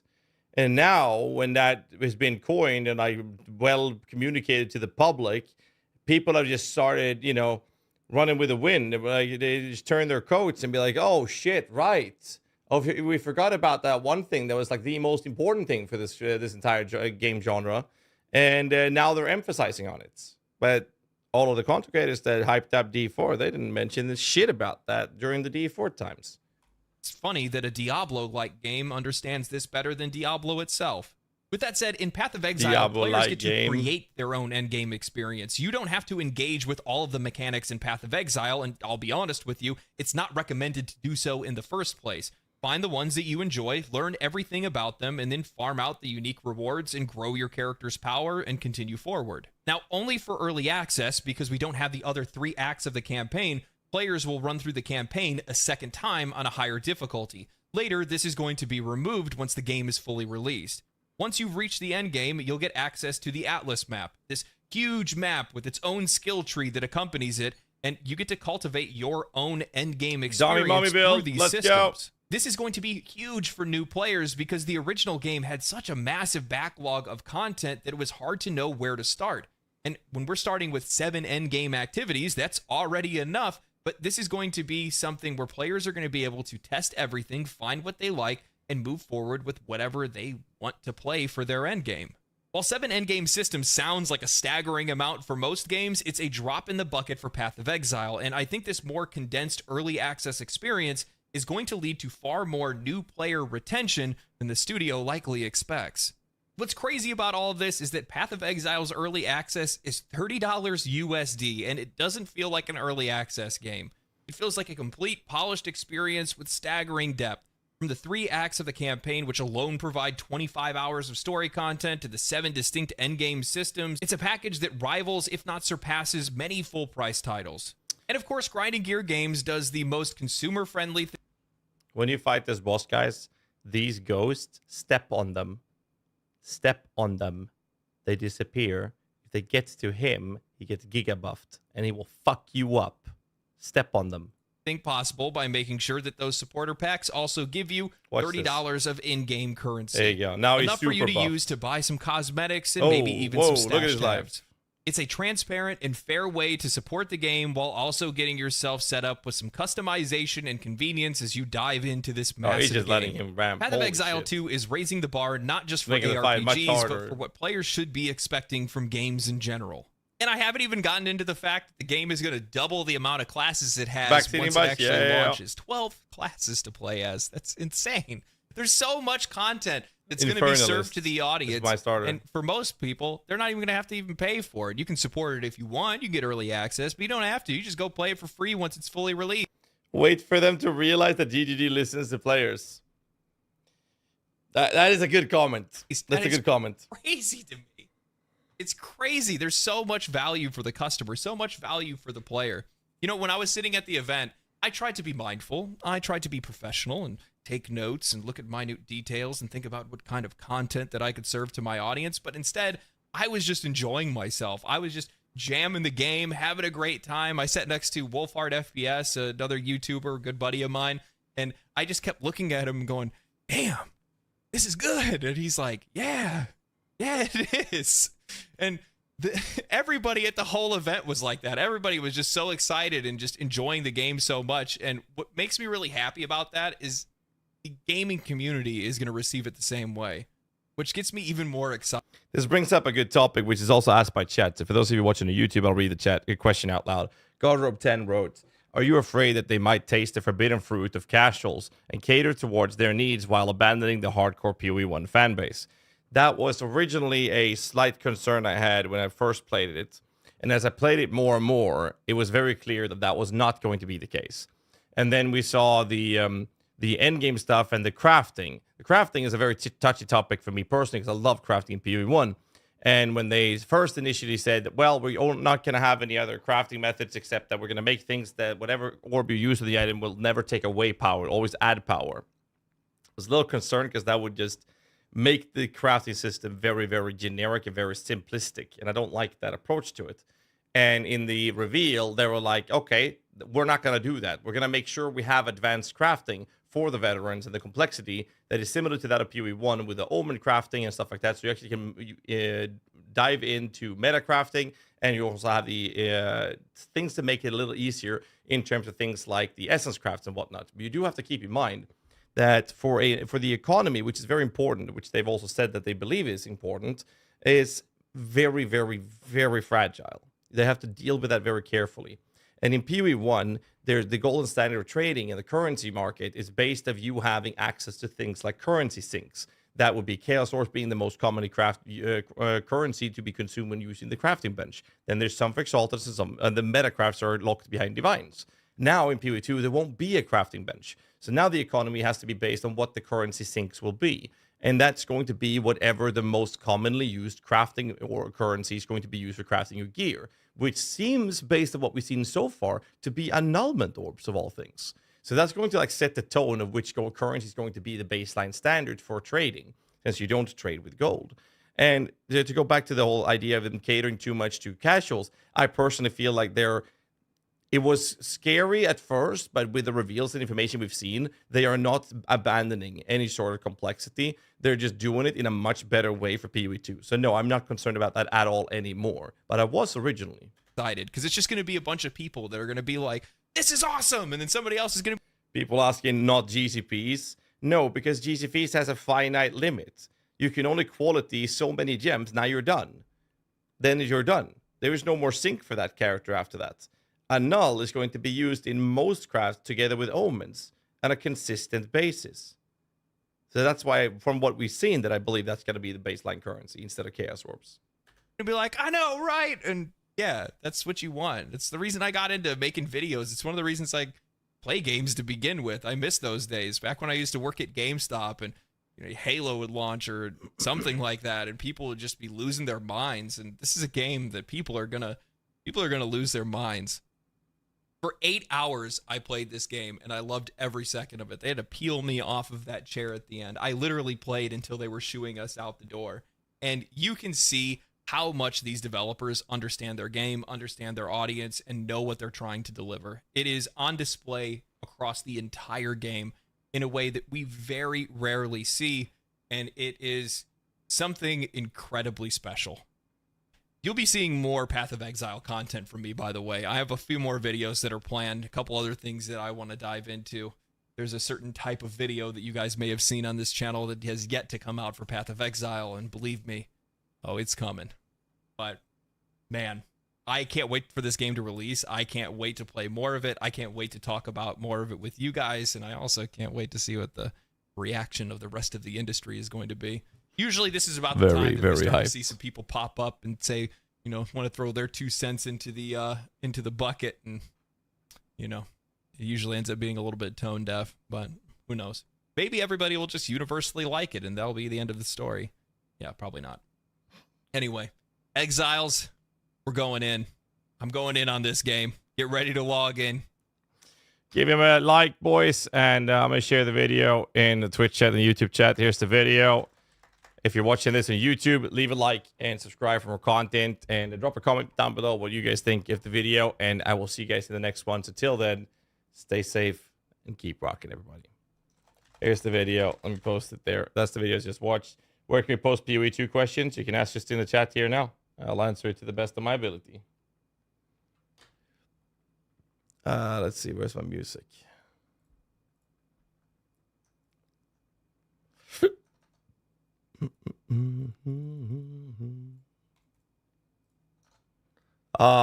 Good video.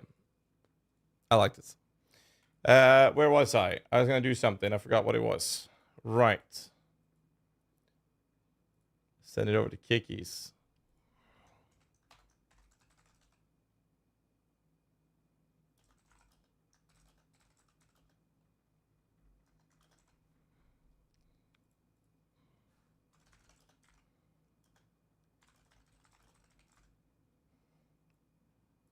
There.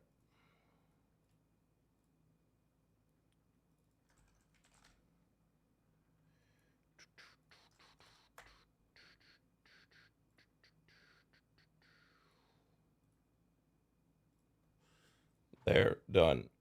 How long does armor break last? Don't know actually. I would assume it's around 4 seconds, but with the possibility of increasing or decreasing it, is my understanding though. When we don't know, the default timer that we're expecting is a 4-second window. Because that's what they have for recently. Do we know the specific details on ailments yet? No, we don't. We don't. There's a lot of things we don't have access to or information on just yet. So we actually have no idea. Name of this band, Destiny Potato, and the song name is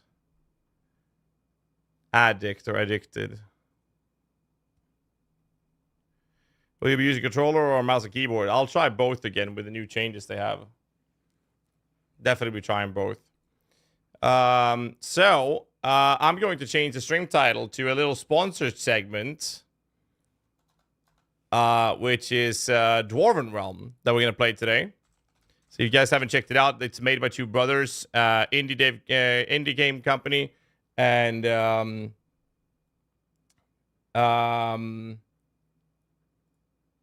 it's really cool actually. It's like $10.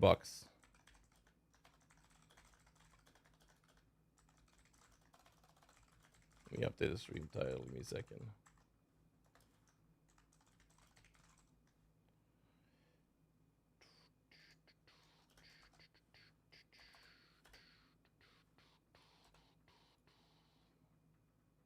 There, save. Stream title has been updated. All right. So this is the game we'll be playing. Missed your joke. What did you write? I was reacting to a video, Volkdar. Soul Leveling Arise, the anime game. So far, I like it. We're going to be playing this at least. Let me see if I can change my stream title. Or stream the scene, sorry. That is not the scene I was looking for. Nearly 97,000 subs on YouTube. 100k play button by the end of the year. It's going to be dope. All right, so we have online. Let's see if I remember how to do this. Right. That's how you play. Okay, so. There are ways to... I'm going to let you guys decide. What kind of weapon should I use, boys? Just what I need. Another boomer. I mean, human. I'm not a boomer, you fuckface. Don't waste my time. Meet me inside your fort. Wait, how do I access settings? Let's see. Audio settings, voice, go up, apply. Right. Anything else I need to change? No. They're skins.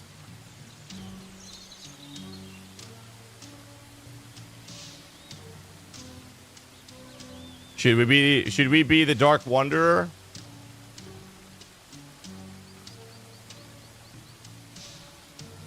They hooked me up with so many skins I don't even know where to start. The Dark Wanderer, Albide the Fourth. We need a cool mount for this. I like the spider. Pets. Uther. Okay, here we go. Oh my god, I get dope-ass wings with this guy? What? I didn't know that. Oh, this is dope. Shit, what was the mount key? Shit, anybody remembers the mount key? Input settings. Mount, F. Oh, I can't mount here, okay. Must be level 5. Oh, okay. Alright. What weapon should I use, chat? Should I use a one-hander and a shield? What? Did you miss the tiny purple portal in the middle of your fort? Just click on it and enter the first rupture. Yeah. Thanks for the instructions, you grumpy ass. All right. So click on the mythic fortress, right? That it? All right, let's go through this. What are the options? I have no idea. I don't know all the options by heart. I used to play a caster, which was pretty cool. Look, it's simple. Whack the not-so-big baddies, level up, then tackle the bigger baddies. Rinse and repeat until you're facing off with the biggest baddie of them all. Easy peasy, right? I got you. We get some flowers. Nice. Gonna chop this now. The tree. All right. Track your essence and timer here. Gotcha. There are baddies. Let's go for the baddies. So this is like, picture yourself playing Vampire Survivor. Picture that. Wait, I don't remember that one. Choose reward. Right, okay. Channel combined energy to Selkorian spellcaster. So a summon ability, I guess. Engulfing the target zone in magical devastation. Lightning totem. Erect an electrified totem, channeling a celestial lightning. Obelisk draws down lightning bolts, creating a field of electrical havoc around it. So we got fire, we got lightning, we have some chaos here. Unleash chaotic burst, this is arcane, of reality warping arcane energy. Creates multiple explosions, forming a sphere of otherworldly devastation around the battlefield. What do you guys think? Fire? Or lightning? Or like awesome, cool, arcane, chaotic burst? What do you guys think? Maybe we should play a caster. Chaos, arcane. Spam it up in chat, I need to know. Chaos, arcane, erect. Yeah, I mean, I have to choose it because it literally says erect, right? Or which one said erect? No, that was lightning said erect. Chaos, please. Open your inventory and equip that goblet. You might actually kill something. Oh, this guy's actually being an ass. Okay. Justice will prevail. These boots drop a lot of essence orbs. Wait, what did I get? I got channels crackling lightning force through both arms, emit damaging electrical energy to enemies on either side of the caster. I leveled up. I know. Yeah, I got that. No, wait. Stats. There's one that gets me extra experience, right? Endurance? No. Wisdom? Or they changed it? I thought one gave experience. Oh yeah, it's luck. Let's do that so we level faster. Oh, you see those balls? That's the goblet we just equipped. Those balls that appear. Oh, it's really good. So essentially, what the way the system works is that you will have you amplify the efficiency of this spell by having 3 different versions of the same ability. Tier some elite. Okay, I know that. Okay, here we go. We're gonna get more luck. Armor. We'll take that. Thank you very much, sir. What does K do? Oh, right. Oh, fuck about this. I don't know where we're gonna spec in the skill tree if we're gonna do arcane. Which one is arcane damage? Archery, endurance, stamina, strength. So I guess that's wisdom then. Yeah, this is like a next level version of Vampire Survivors. What should I go for if we do arcane? None of these gives arcane. But does that mean we have to use like a spell? Like a wand? Wisdom? Yeah, that's majory damage. Okay, but we're gonna start with luck, of course. I mean, that's the play right now. So essentially what this does is I'm now playing through the game, right? We're beating up these guys, we get some essence. And once you've gotten 100 essence, you then get to fight a boss in this area, and that's how you progress through these zones. Oh, here's a chest. Oh, I got coins. Glory to the brave. Glory to the brave. We get more luck. I got a helmet with armor. Before you face the Rupture Lord, open your inventory to equip the items you've picked up. I already done that, sir. Try not Got to die like the last guy. It's getting a burst. Also elemental damage.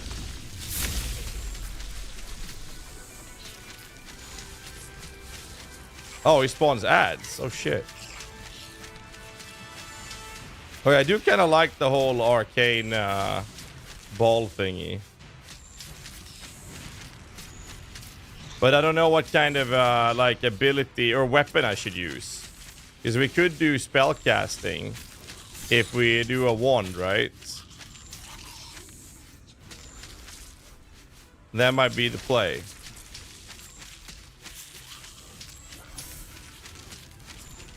That might be the play.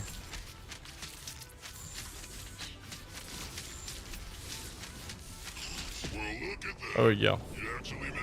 Suck it. Loot the chest. Don't let it get to your head. Archeon might send more of them. Enjoy the loot. Gloves with fire beam damage, one hand crit. Boots with spear crit, more armor. We'll take it. Oh, here's a much better one-handed Morning Star. And here's the two-handed axe with the same damage. So now I'm using a mace then. Okay.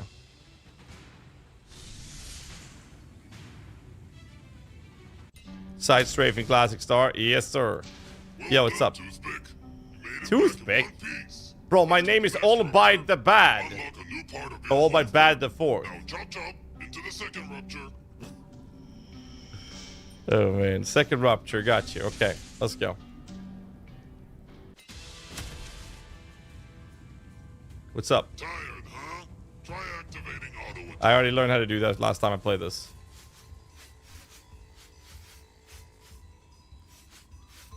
Here, you get some ore here.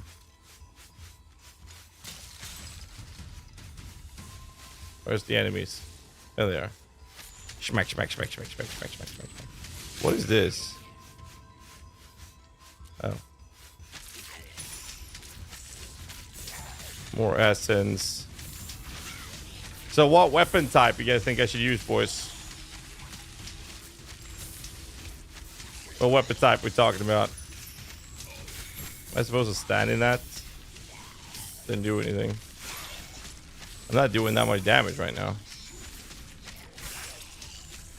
You know, maybe I should actually spec the skill points. I got 3 skill points. I got energy regen here. I guess the real question is, are we going to play a caster build? Because then I will do this. And I'll head over to the energy regen. I'm not sure if I'm supposed to stand in those. Oh, I got a new pair of boots. Lifesteal. Joink.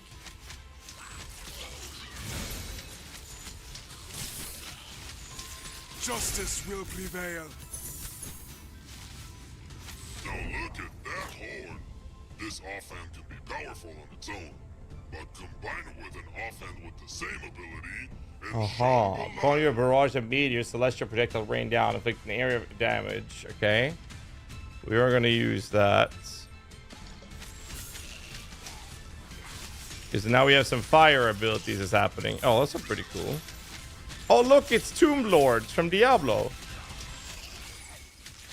So you get plus the one-handed skill. I know. Wait, I have talent points as well. There we go.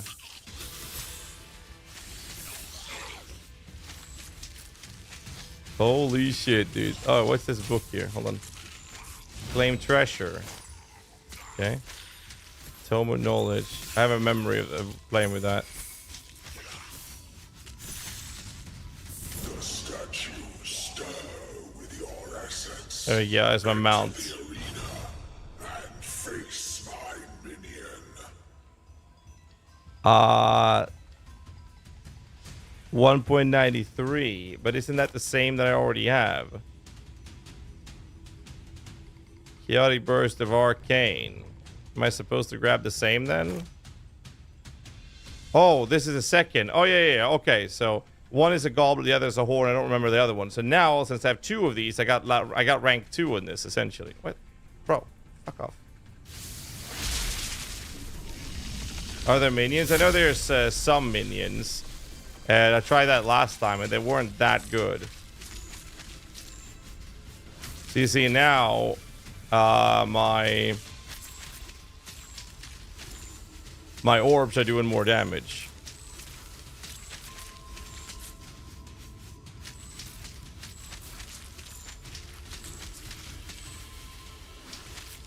Yo, I'm actually taking damage.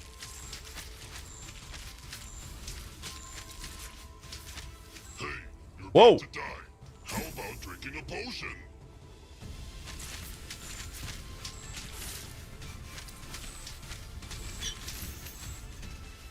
Dude.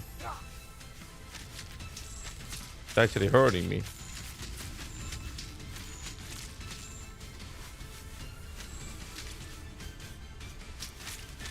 The hell, man? Dude. Can you, like, not stand in the corner? Thank you. God damn.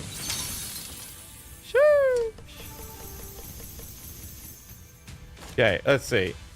We got a pair of new gloves with same armor, spinning blade damage, endurance bonus, one-hand crit strike chance. What does endurance do? Energy regen. Let's equip those then. That's just straight up better. Get spear now.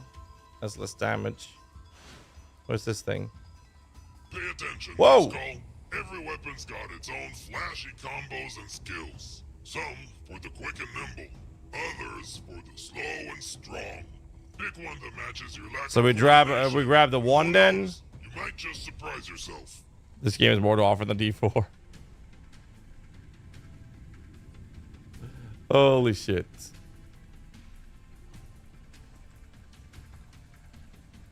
So we do the wand. There. We took the wand. I got a maul there as well. So now I'm ranged. There you go, baby. Okay. Nice.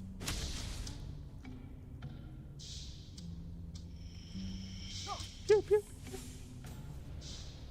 the disenchanting table. You can break down your unused items into different materials. Go on, give it a try. Disenchant all. There you go. Done. Where do you want me now, sir? I remember you have handing in your experience books in there. You know what? I want a better pet. Let's mount. Hold on.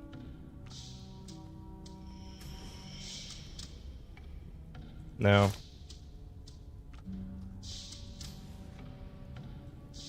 What the fuck, man? Burning kitty.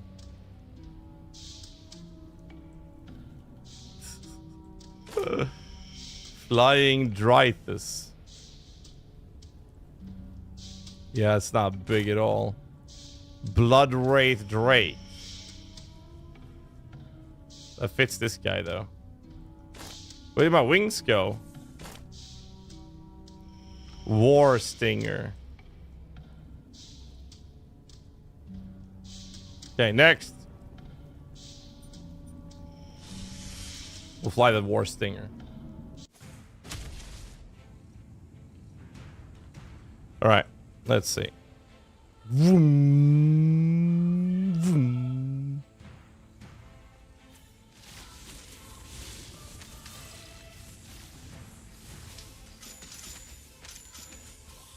Majory skill. All right, well, we're doing this.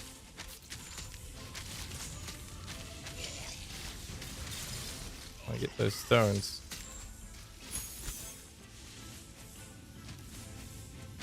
Get some materials whilst we're here.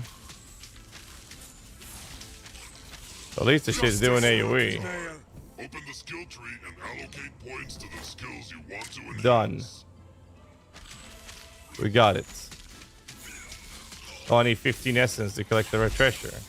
I got iron ingots, okay. There you go, boys.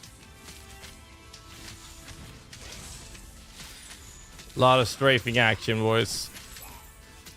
We're strafing. Yeah, the AoE balls from the Arcane feels really good so far. You know, they have like in-game leaderboards and shit as well. It's actually really cool with how much they've done with this game. Yeah, the water attacks are doing well. We're going to be level up and get some extra abilities soon as well. I do remember that being a thing.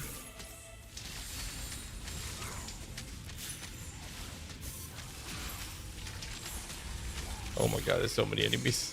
Jesus Christ. Glory to the brave. Glory to the brave. Yeah, I know I level. We're going for mana region right now and getting more experience. That's the plan right now. There's a chest. I want that chest. I got gold.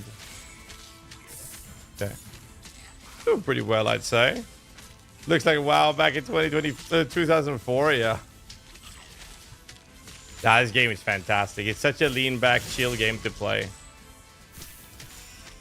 Oh, what's this? Listen, if you stick with the weapon, you might actually get good with it. Each one's got fancy upgrades, and you can unlock new tricks as you go. Attune your wand to the arcane currents, enhancing its destructive capabilities.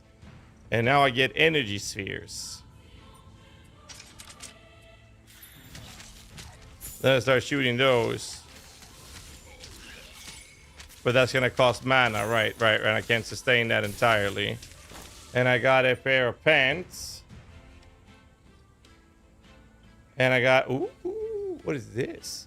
Kraken seed damage, majory damage, and more armor. Yoink.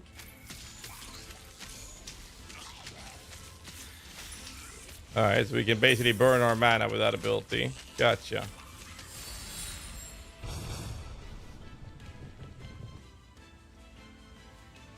So I guess I'll just take the arcane.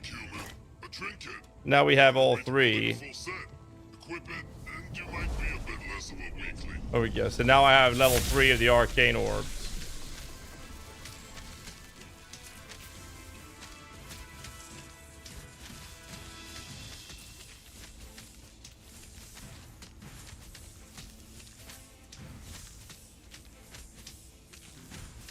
Well, this seemed easy. Well, it might have been harder if I was melee, I guess. Oh, I actually stepped in that one. Didn't min-max too much.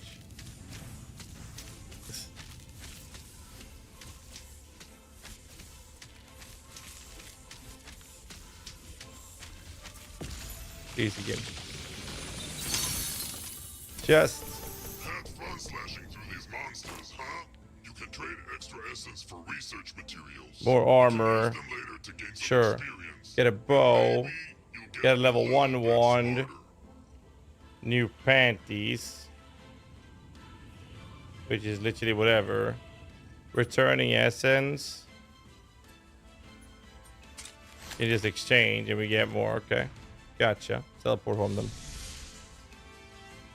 Play that game with a controller? I haven't tried. Not sure if you can. Use the crafting area to upgrade your materials. Then go to the workbench to improve your items. Just do it. You'll thank me later. Okay. So I turn these things into crafting material. I got a disenchant as well. I get some mats for that. There we go. Workbench. Oh, I can unlock that before. I have 3.6. Let's do that. Majory damage. Okay, I've imbued that. Unlock another one. Arcane. No, I don't have arcane totem, do I? No, I have arcane explosions or something. So I guess I do boss damage here then. We can unlock another one. Max HP energy region, thank you. Can I use a controller right now? Oh, okay. Oh, because that was the amount of crafts I could put on that. Okay. Let me craft that one. For 7 crafting specs. Okay. So I can do majory and upgrade. Custom mat. Okay.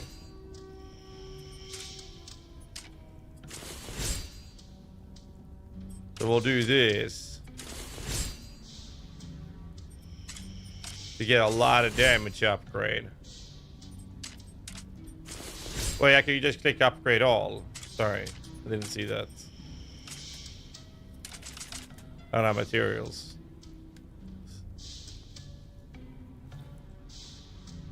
Yo! What other mounts do I have? Here's the spider. Okay. Alright, let's go. Next. We go to the Emperor's Cove.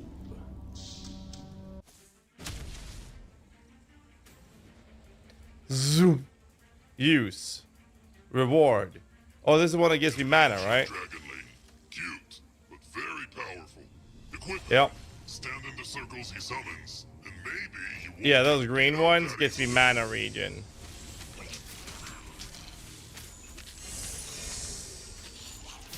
So I can do this.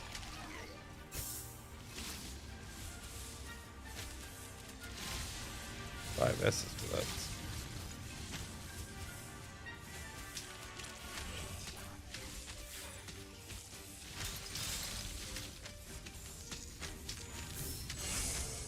There we go. May the spirit protect us. We get some stats. We're heading over to the regeneration. We do that for more mana.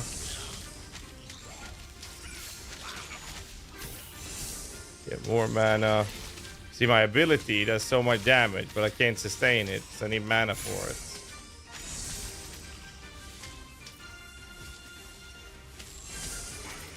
it. Okay, gotcha. Yeah, that's a lot of damage.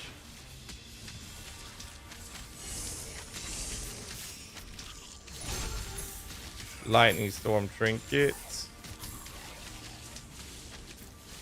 That's assuming we're going to use that. Look at that damage. Oh my god. Okay. Yeah, we're pumping out, boys. No mana. Alright, let me get to those green ones. Come on. It disappeared on me, man. You've unlocked your secondary ability. Think of them as the bigger, meaner cousins of primary abilities. More powerful, so you better use them wisely. Oh, that's a big one. Not enough vanity. Yeah, I know. Justice will prevail. And we keep leveling. Let's see. Take more of that. We're not using that. Right. Trinket Storm. Oh my god, that shit does so much damage, dude.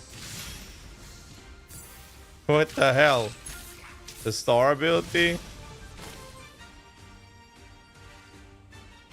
Bad armor, crit, max HP strength, agility. No, I already have max upgrade the other ones. Or almost max. We're good. And I use the big ability.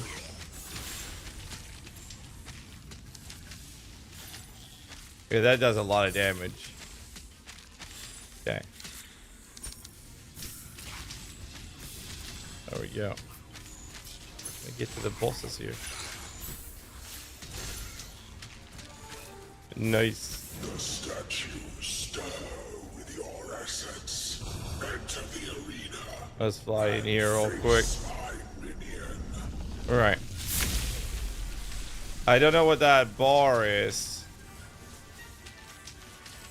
That is filling up. Morphic Revan just subscribed and included the message Gaze Rock. Gaze Rock. Well, thanks so much for the subscription to Gaze Rock. Morphic, I appreciate that, man. 117 fucking months, man.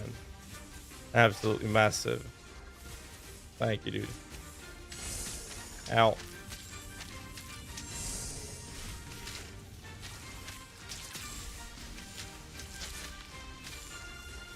Alright, there we go. I think we're doing pretty well. Wouldn't mind some mana.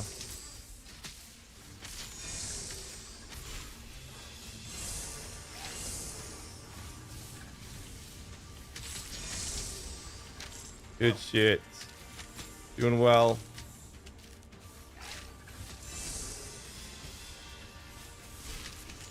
Boom.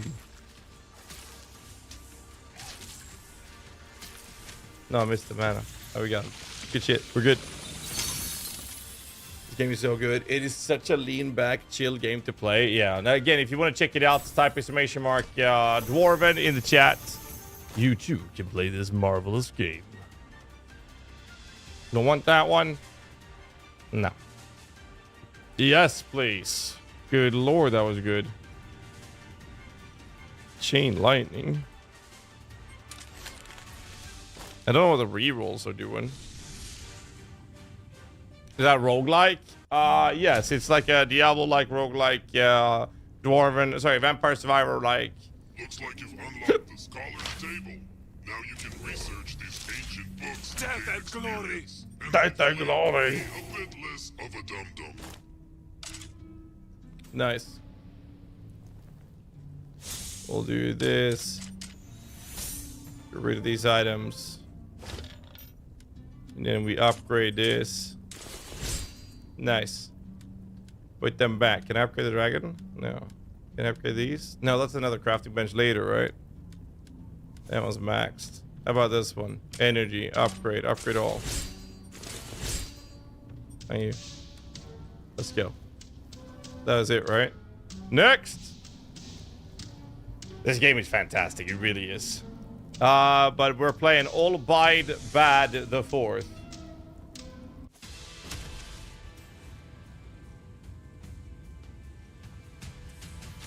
Alright. Chop down some plants. Fucking trees and shit.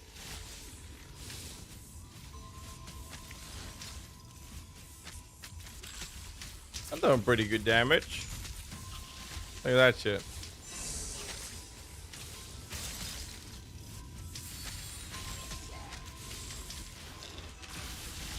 Justice. Boom. More mana region, please. More XP increasing.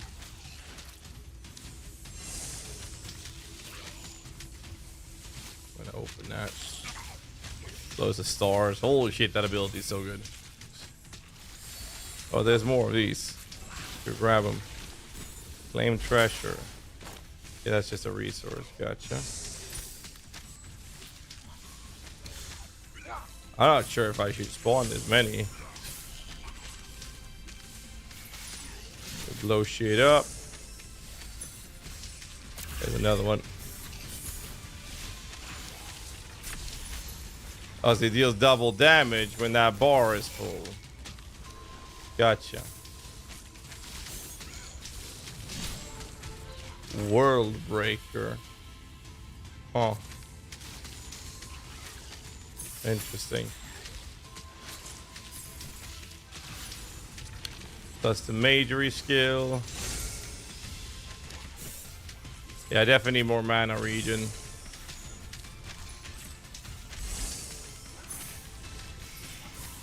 Yeah, that ability is so cracked. Stacking the same offense, the same ability results in higher damage, lower cooldown. So that's what it does. Okay. Gotcha. Gotcha. Look at the amount of damage that thing is doing, bro. It is. Shoo. Glory to the brave. Glory to the brave. More energy regen, more XP, so we level even faster.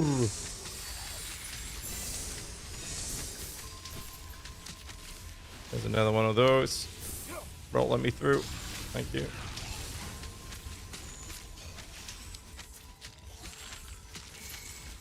I want to collect the treasure. Repair panties. Worse armor. Crit strike chain. Max HP. Strength, stamina, agility. I mean, they're purple. I'll take it.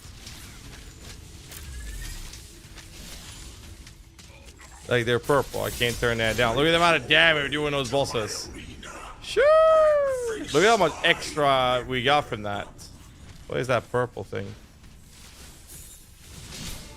A bow. Vortex horn.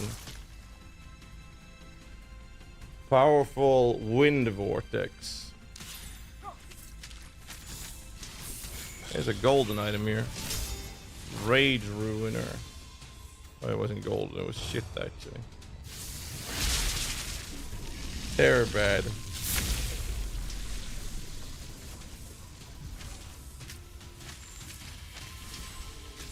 Like that shit does so much damage. So I need that dragon to give me more mana. I don't see any mana. There's. Is that thing is so much damage. The Starfall or whatever it is.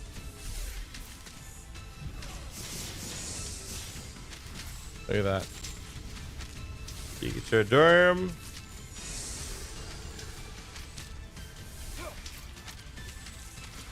This is fine. We're doing well, boys. Easy peasy. Listen up, numbskull. You can actually use 3 of the same Spare. offense at once. I know. Shocking. Stack them right and you'll get extra damage and reduced cooldowns. Neat, huh? So this is the Arcane Apocalypse, which I think is the one we are running around right now, right? I think that's the one we are using, right? But that one seems to have better damage. So we'll grab all 3 of the same. That's more damage. That's a lot more damage. And that's a lot more damage. So now these are doing tons more. And I know you're supposed to like be able to scrap them or something so you can upgrade the other one. I don't know what the reroll's doing. What was that? Oh, you can make it so you can get resources instead. Oh, okay, gotcha. Yo. Actually managed to kill 5 Rupture Lords and collect quartz from each. Oh. Not bad for a toothpick. Trade the quartz for cards, and maybe, just maybe, you'll suck a little less. What do you mean I suck a little less, man? What the hell, dude? I can reroll once. Endurance didn't give me mana, was it? That's Entity Region.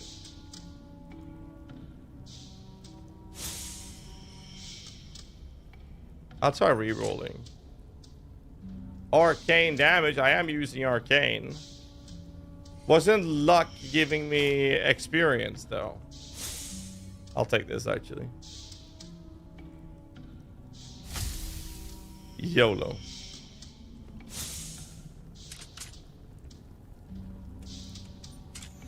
We'll do that.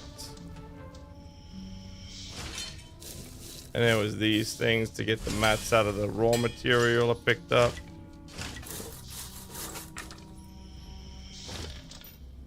We got a new pair of panties. Now I can't craft them purple, apparently.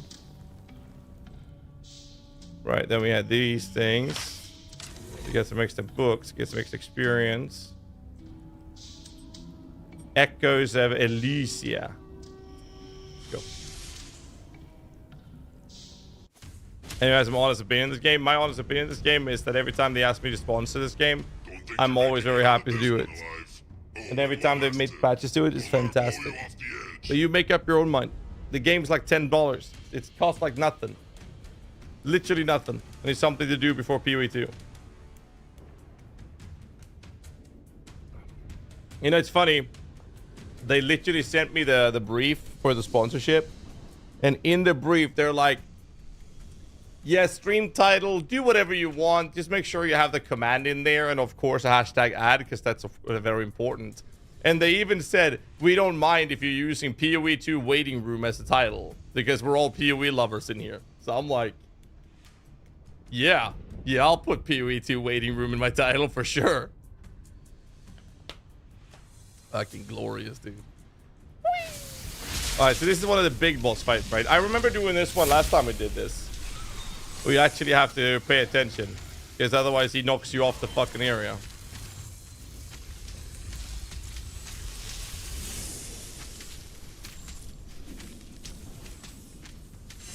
You get knocked out. I remember a scorpion fight that kept pushing me off the arena and I kept dying. Echo of Felicia. Gonna stay. Keep some distance here.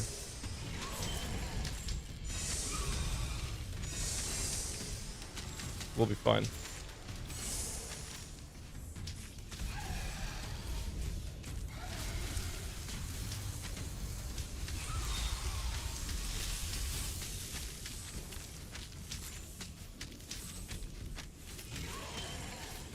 Whoop!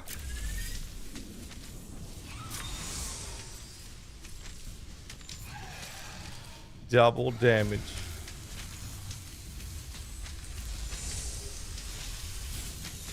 Gotta pay a little attention. No, my mana pool went away. The hell, man.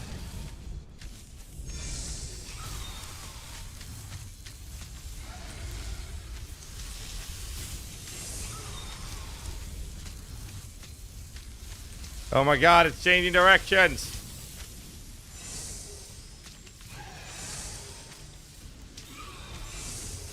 Fucking switcheroo on my ass, dude.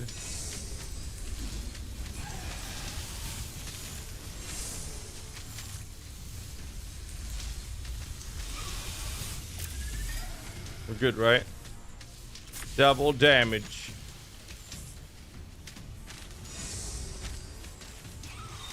Looks fine, right? I think I have this.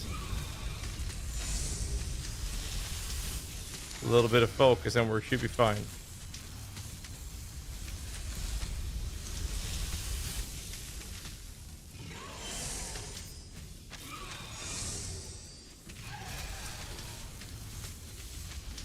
Burn the mana. Should be fine. Feels manageable right now.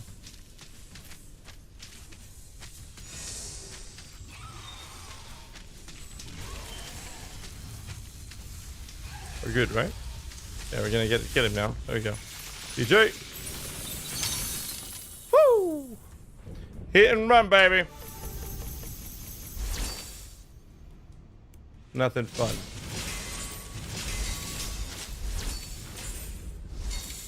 Hey. Give me all the loot. Yo, I got a shield! With shit damage, but whatever. Wait, what is this? Conqueror of Desecration. I can have a little sickle?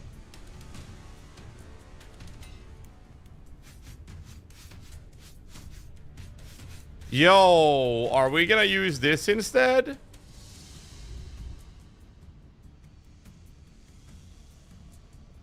This one looks dope as fuck, though. I'd have to reskill it, though. But then maybe the arcane is not that good. I don't know. What weapon type is this? Agility is for spears, mauls. So I guess endurance for one-handed damage. So let's do this one then. Nippy man, thanks so much for the 44 months. I appreciate that too. Thank you, man.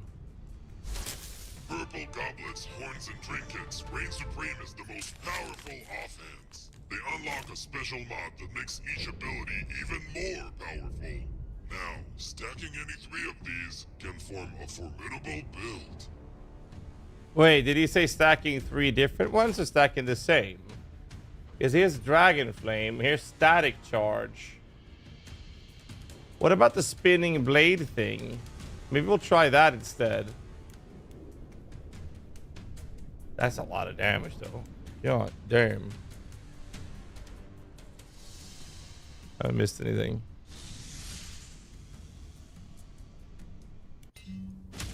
Stacking them is better right now. I'll see if I can get myself a okay. I'll see if I can get what's his face? This one upgraded. No, I can't. Nippy Man just Thank you so much, subscribed and Nippy. included the message. Thank you very much for all the content. This is one-handed, so I want endurance, but this one gives lightning totem damage as well. The one I currently have. May the spirit protect us. I'm going for mana regen here, though. Yeah, what's up? See that cryptic figure over there? That's the Keeper of Time. With his map, you can upgrade stuff in your home fort. What did I upgrade? Innovation, but without the dust and regrets. What did I upgrade?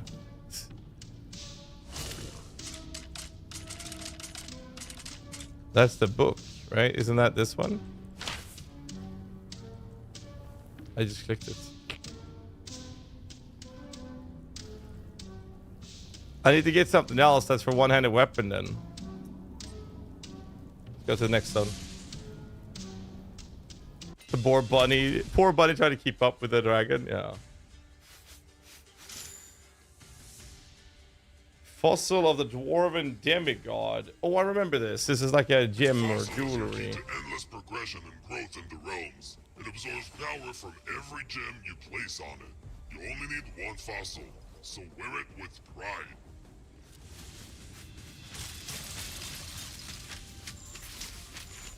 Yeah, I'm gonna have to skill up this weapon to see what abilities we get. And I kind of want to get like some sort of ability that scales my or that is fitting for the site, like spinning blade or something, I guess.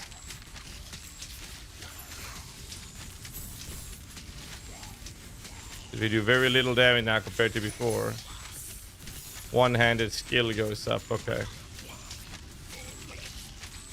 Hey, old man. Wow, thanks, dude.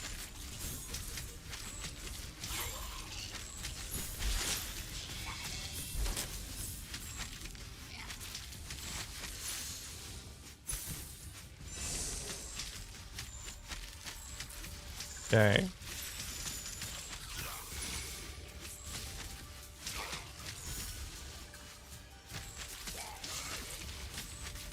Should be fine, right? Looks like we're managing. Ow. Okay. Let's assume we're gonna level up our weapon. That's gonna help a lot.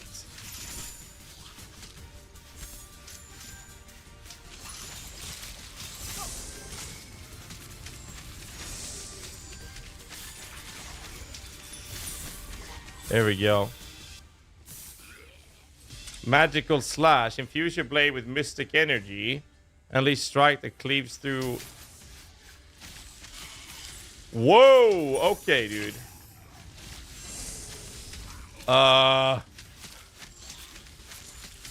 Okay, man. Yeah, we're definitely gonna do this. Look at that.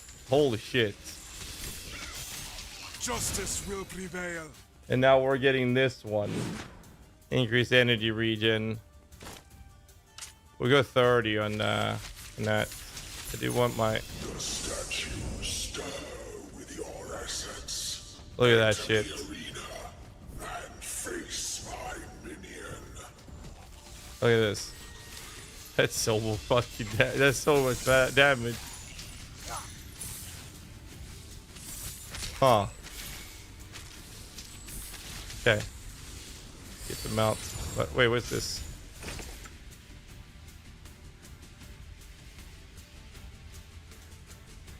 Oh. How much does that cost me? Right click to upgrade the fossil. That's the fossil, right? Yeah. Boss damage. Armor damage. Yeah, I can do that. What the fuck am I gonna get in a boss fight now that I'm melee?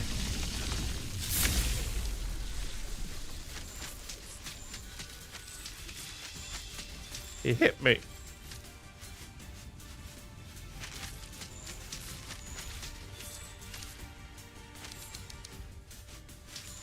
Not enough energy.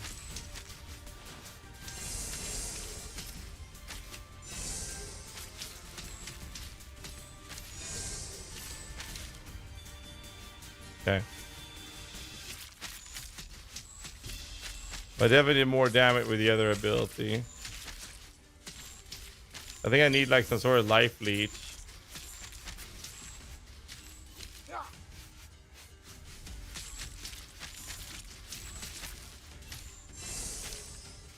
And that seems fine. We'll be able to manage.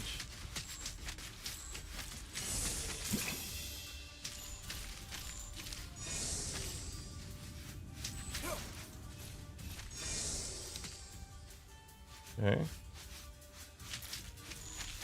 Just try to stay away from him.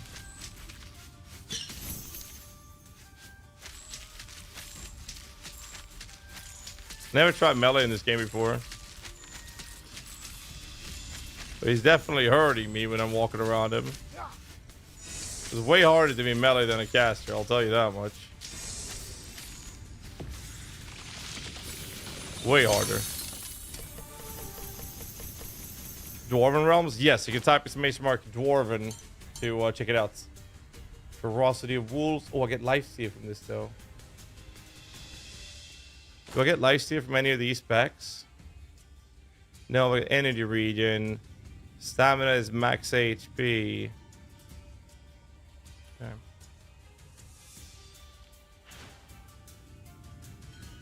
Okay, so I can get Blazing Fire, which gives me a burning shield. We can do Electric Dragon. Manifest a ring of electric dragons around the caster. Dragons orbit the user, crackling with intense electrical energy, inflict damage to foes who come in contact. That seems pretty good.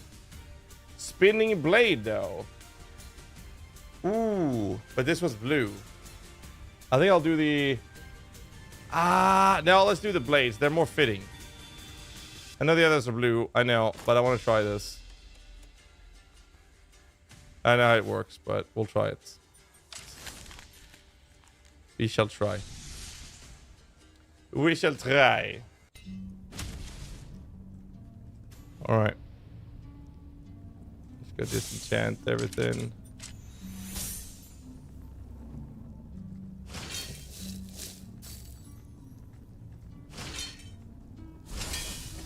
Do this.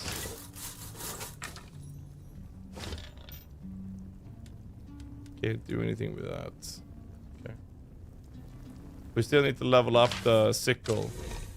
It's my destiny. What do I spec if I do attack based though? HP armor, agility and attack speed. And agility was spear. We'll do that. So then we spec endurance, I guess. Where do I find endurance? That's health regen, an energy regen, and endurance bonus. That would be good. So what about me hitting... If I spec like this and I go in here, or I go in here, pick this vitality up, and then I'll go straight in to get tolerance.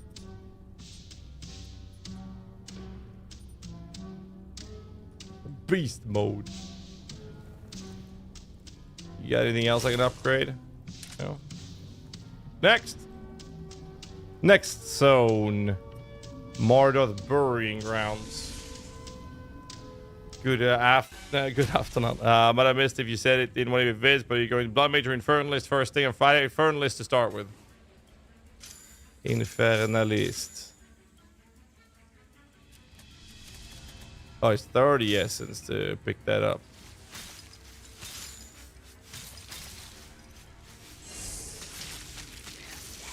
Okay. Oh, so that's the spinning blades. Okay, that looks pretty cool. Justice will prevail. So we keep going this way then. And now we spec in endurance.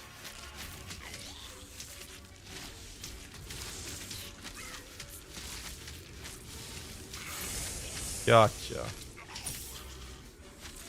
So I guess I'm gonna need I'm actually gonna need some lifesteal, I think. It feels like I'm gonna need that at least.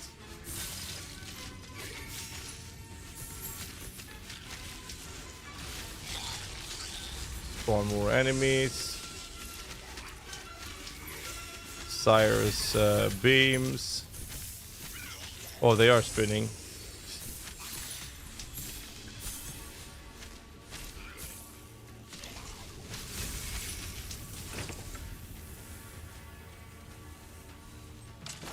Yo.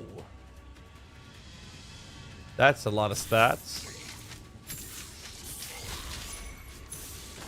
Wait, what did I get? Shattering Swipe. Execute a devastating powerful slash, leaving a trail of destruction in your blade's wake. I don't have enough energy for it. Yeah, let's go try that one out. Here. Okay. Okay, that's pretty cool.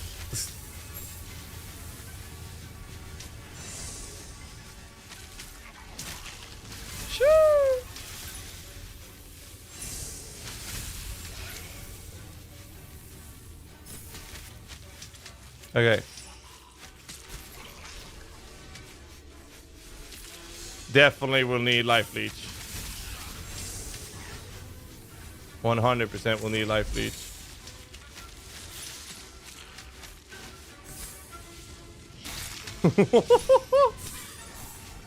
Okay. Hey, purple item. World break. I've seen that before. It's my destiny. Jesus Christ. Okay. We'll do this. And now we're going to spec endurance because that gives us energy regen, but we get one-handed weapon damage from it as well. New pair of pants? No.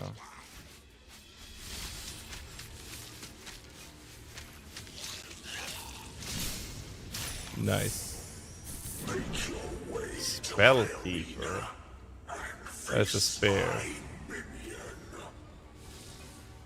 Munka, munka, munka, munka. Oh, I don't have enough. Shit. Now we have enough. There we go.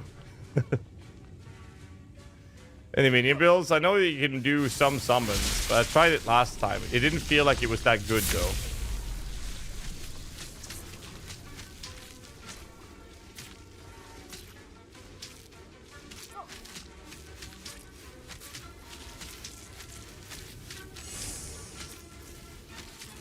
It's a little tight here, bro.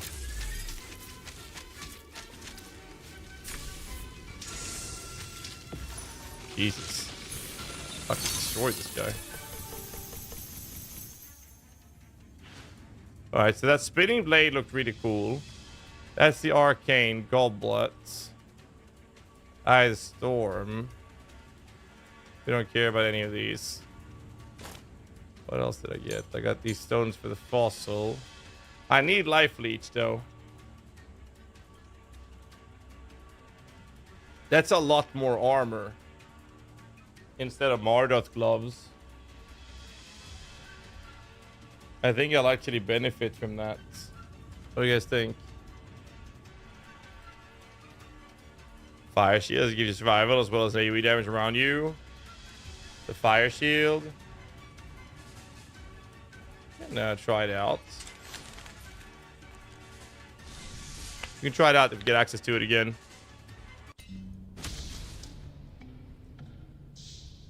Yeah, let's see. Disenchant this shit. Did I have any of these? I did. Get my materials planned out.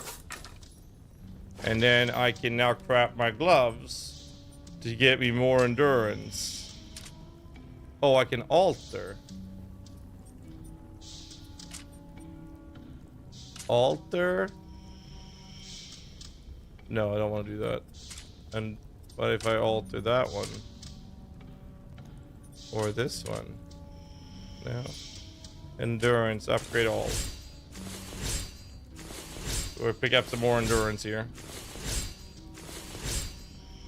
Nice. Unlock. Critical strike bonus. What did the dexterity give? Attack speed. That's not too bad. What if I alter the dragon? No. How about the helmet? Alter that. I get max HP. How about the shield? Vortex damage. Fiery totem. Max HP. Vortex altar. No. Spinning blade damage.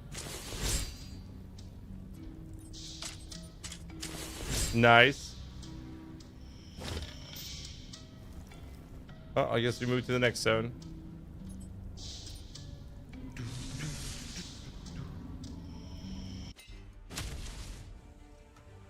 Bro, this game is fantastic. If you haven't checked it out, you really should.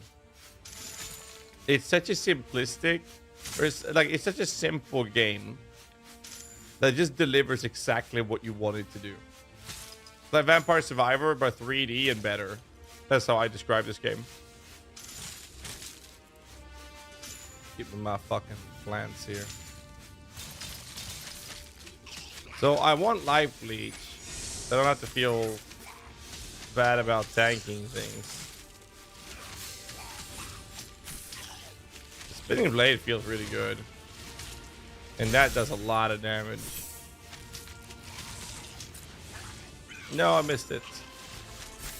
What do I get here? Spark Goblet. Nice. Oh yeah, now we're spawning some monsters. Big damn, baby. Big damn.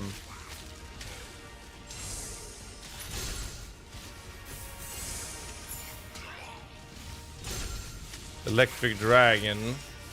They were circling around me as well.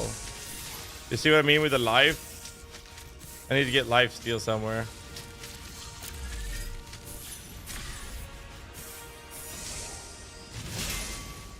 Ooh, ooh, ooh. An amulet, armor, oath veil, toxicity damage. While in Berserker Fury state, your dash costs no energy. I don't know what that is.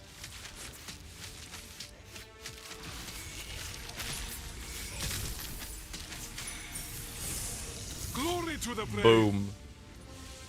All right, we're heading over to grab that. Respect and endurance. Nice. Got a purple item over here. World Breaker again. There's another item over here. Star Blades, crits, HP, energy. That's way better than what I'm wearing. Woo! Nice.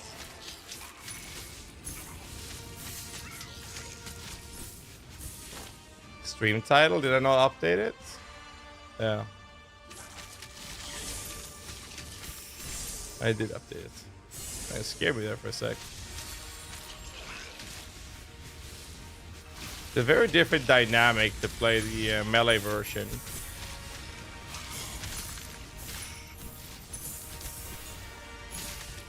Very different dynamic. But I feel like I'm doing way more damage to this.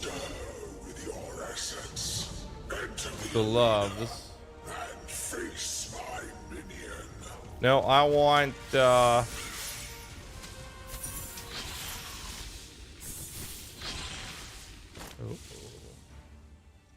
Damage bonus.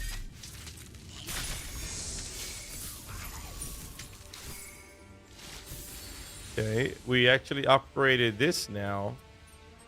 Oh, we can choose different abilities here when we upgrade. So soon, when I hit 500, I can get the Shadow Slice. Project a deadly shadow forward, damaging foes in its path. Upon reaching its destination, it unleashes a powerful slicing attack before fading away. Okay.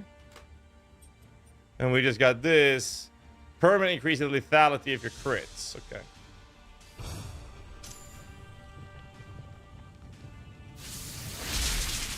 R has more upgrades. 1,000 cuts.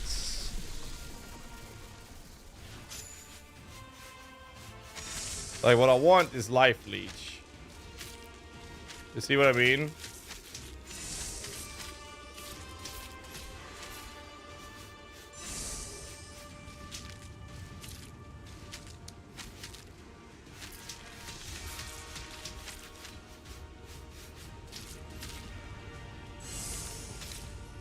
I thought I carried him away. Probably use the HP potion by now.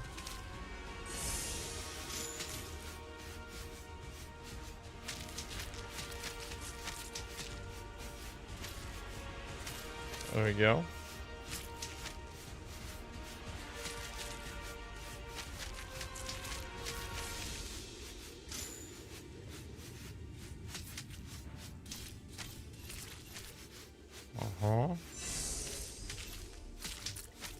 I definitely want life leech.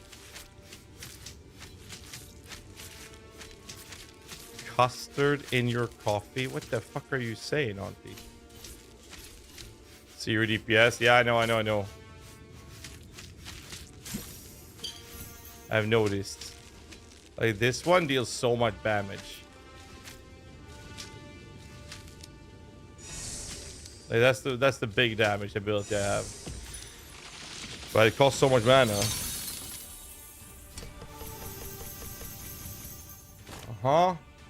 Upgrades. No life leech. What is this one? Fire beam. Oh.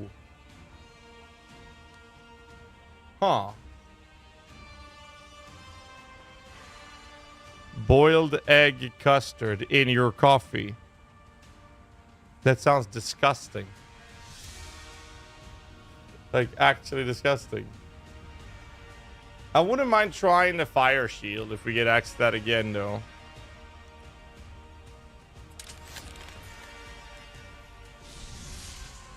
Super tasty having custard in your coffee. You know, Auntie, to me, it sounds like this worst fucking American Coke situation ever. Death and glory. That's what it sounds like to me. That's not a good look, man. Like, it's coffee here in Sweden is actually good. We don't need to put shit in it for it to be good. That ain't American. That's an abomination, perhaps.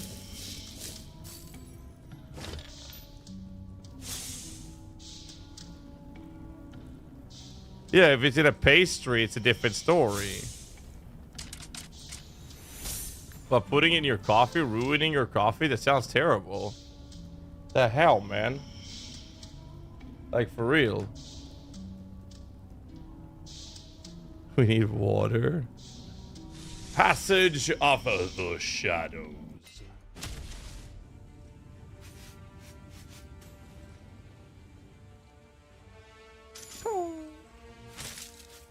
Break these things down.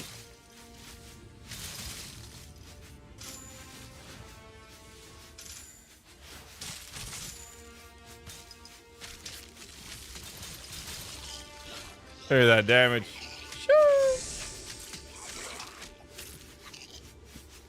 I need life steal. Yeah, I need more damage. But I do need life steal.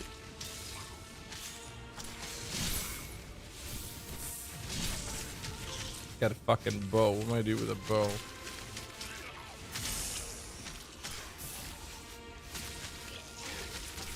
I'm gonna fucking use it. That's for damn sure.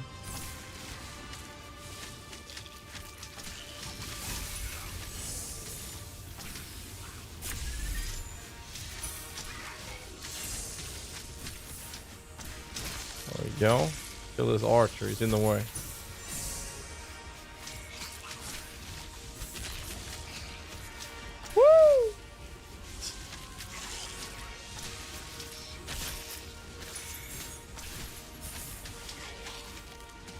I want life steal, man.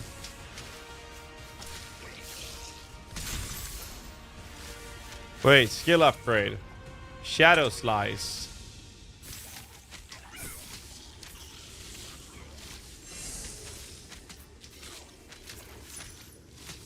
Okay, the shadow slice looks pretty cool, actually, not gonna lie.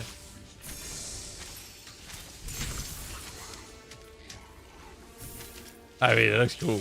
It's my destiny. Endurance and more damage. Respecting this, get some HP.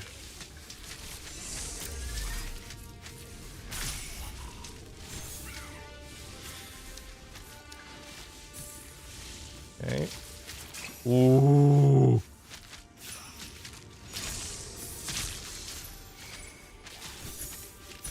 Okay, it actually looks really cool.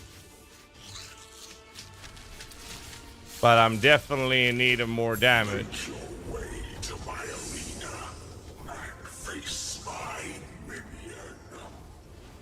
Yeah, but I'm gonna want this.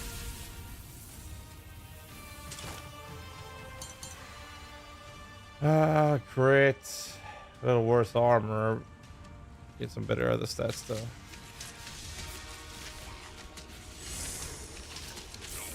Like the Shadow Strikes looks really cool. Maybe it's a PoE 2 or PoE 1? PoE 2. 100%. The whole game dynamic just feels way better.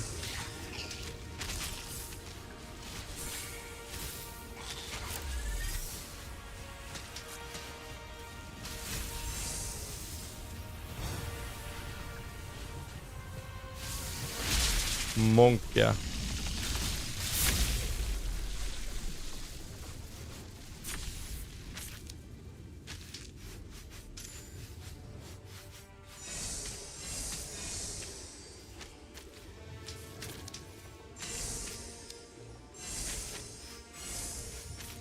Not too shabby.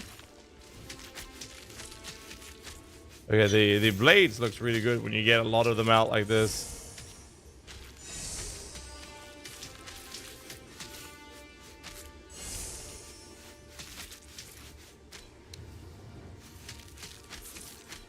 Gotta try to survive staying next to him though.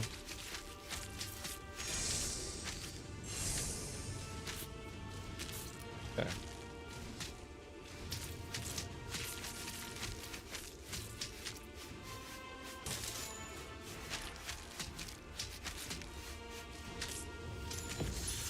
Easy squeezy. Lemon squeezy, boys. I am a master. I am a master. So stats, new shield, that is really bad. Lifesteal bonus.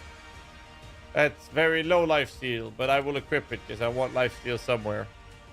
All right, let's see what we get here. Fire orb, quantity pulsating orb on the ground. No. Rotating array of oh, that's spinning blade. I already have spinning blade, so I guess we upgrade the spinning blades then. Wait, I didn't get spinning blade in here. Huh? Blood dragons? Okay. Okay. Chain lightning goblet. Okay. Interesting.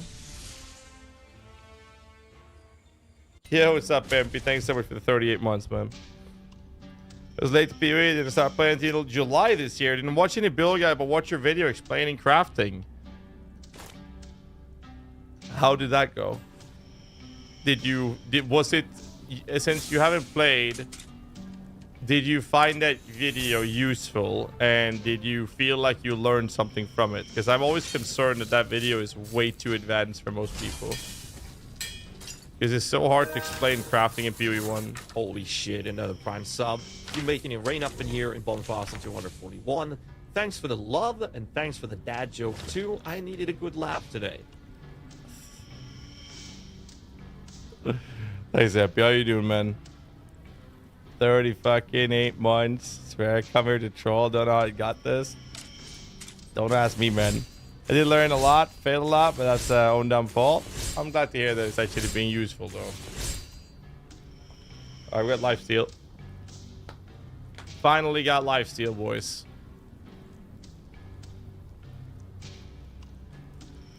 How much? 0.84%. Can I upgrade more from this guy yet? I cannot. Okay. Next area. You know the support gems? Yeah.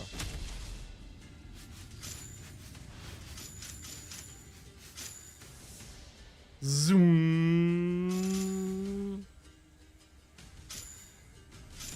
Pick out my fucking flowers.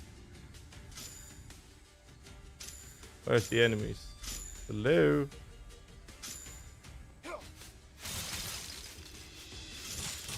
Need some materials.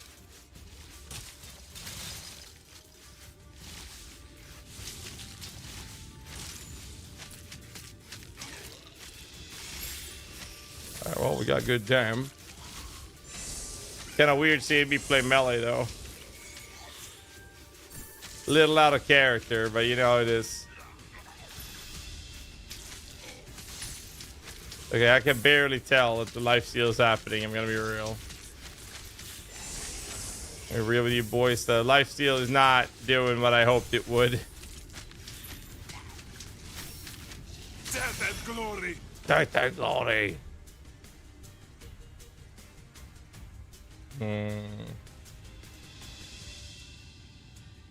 Get armor from that, but I don't want more luck.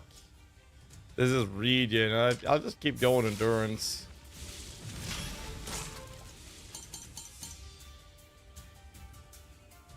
Oh, I don't want to take this because I need the regen. Skill point. We got the big vitality one now. And item shows what skills can lifesteal. Huh? It doesn't tell me. Lifesteal bonus. Amount of total health that your character will lifesteal. Amount of total health that your character will lifesteal. I don't have a chance to lifesteal? What? Where do I get the lifesteal chance?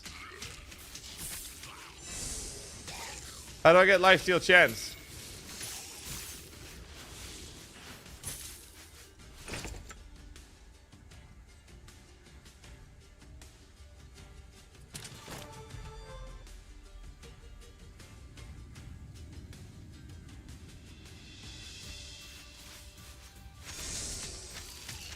Wait, from a skill.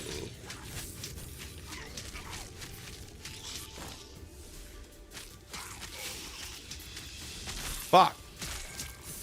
Do I get lifesteal from any of this?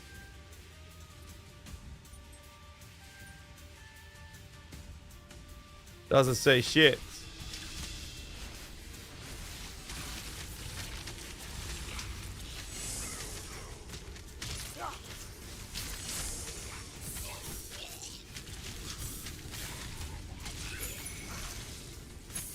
I was so confused right now. There's something shiny over there.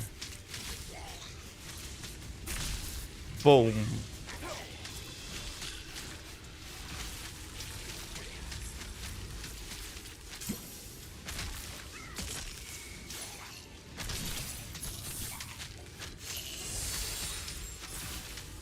Sure, I should spawn this much, actually.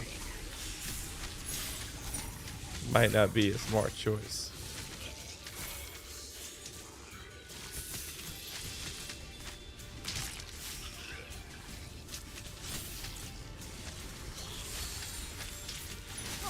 Fuck it. YOLO.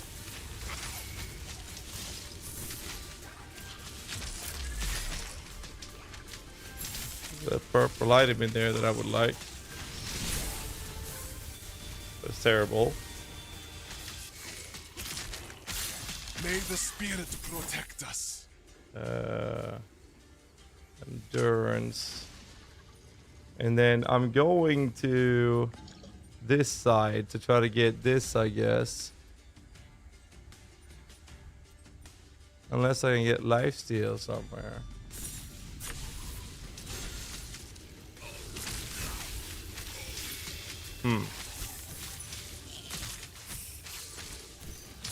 The statues stir with your essence. Enter the arena and face my minion. Run out with a chest, big life please. See the 3 skills it showed. Wait.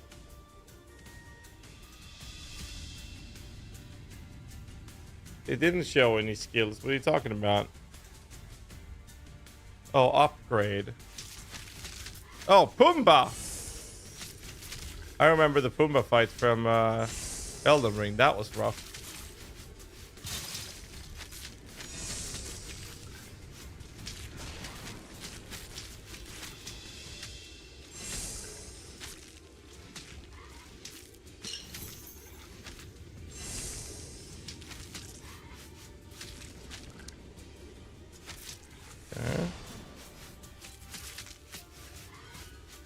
Yeah, he is. No, Pumbaa.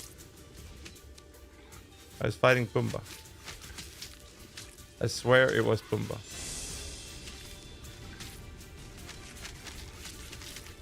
Well, at least we're doing damage.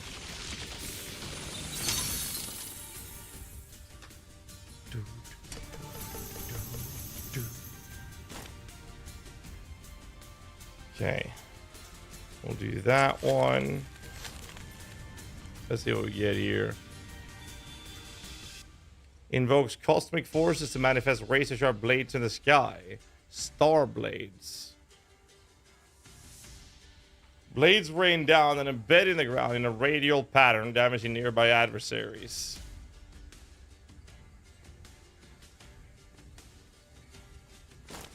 Should I try that instead of the spinning blade? See how it looks.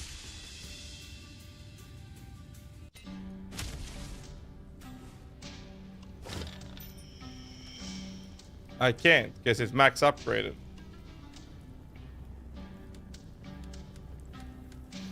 I cannot. Here you can beef up your offhand from white to blue to yellow. Whoop-de-be-doo. Here's where it gets interesting. Upgrade to purple, and you get to slap on a powerful mod that's... Right, I can upgrade these. Instead of star blades. Oh, spawns another blade on the field. Spawns another axe, dealing 25% more damage over a larger area. For each additional axe, gain 5% damage. Oh. Shoots a shuriken from each blade, dealing damage. For each shuriken, the spinning blade gets 5% damage. Let's do that. Oh, we're definitely going to be using these. Fuck the star blade.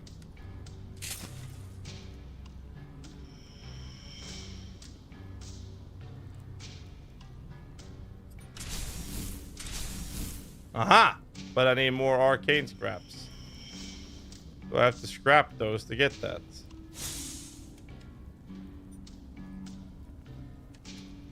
Fuck happened to my weapon? Who's this? Oh. Oh, it's stuck in here. Okay.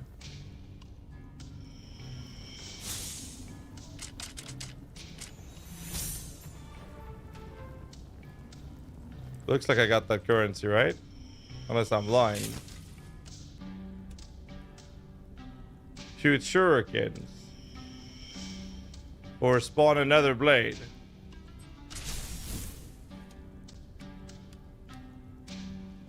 Not enough resource. Okay, we'll be doing those. Oh, now I can make copper ingots. I don't have that. Okay. Easy peasy. So what if I can't on any of those? Okay. Fuck you once. No discounts here. Oh, okay. Trader. Sands of time. Well, we're doing more of the spinny blade, boys. More spinny blade. I gotta double check one thing. Second. Am is still white? Yeah, that's the one I have.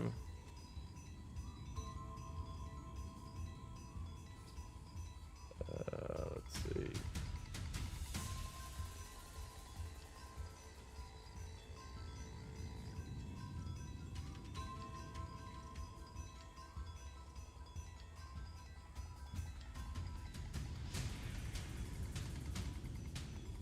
Okay. Let's try it out. Zoom. Oh, we got a clip. Let's find out.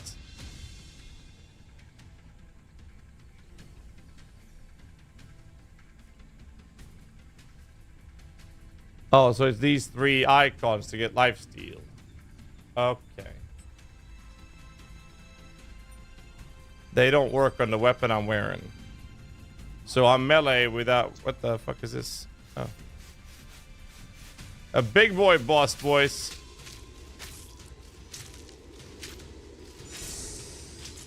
Whee!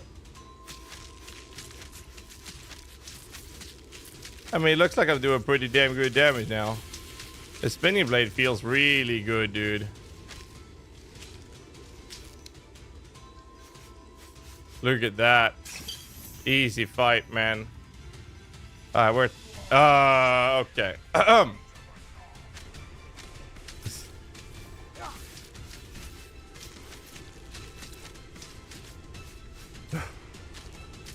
We're not done yet, apparently, boys. Okay.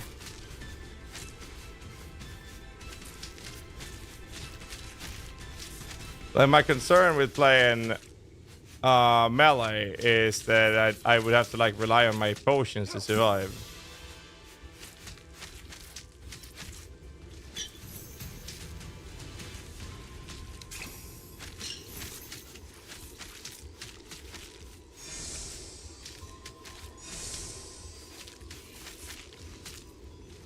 And I don't like that.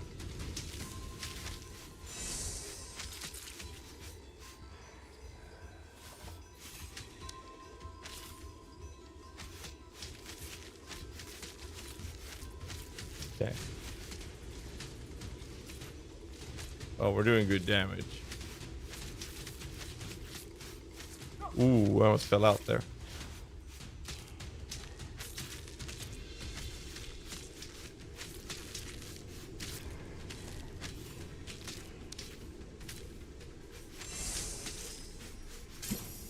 Oh, he spawned new ones.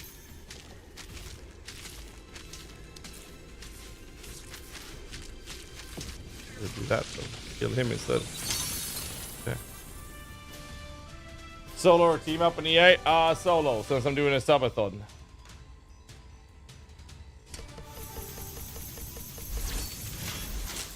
Look at this. Nice. What did I get? Luck, crit strike chance, 5 armor. I got way better.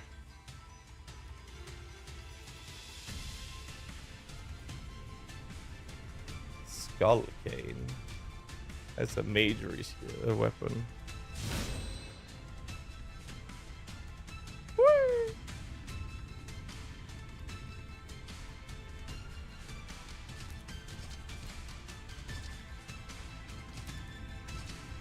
Yoink.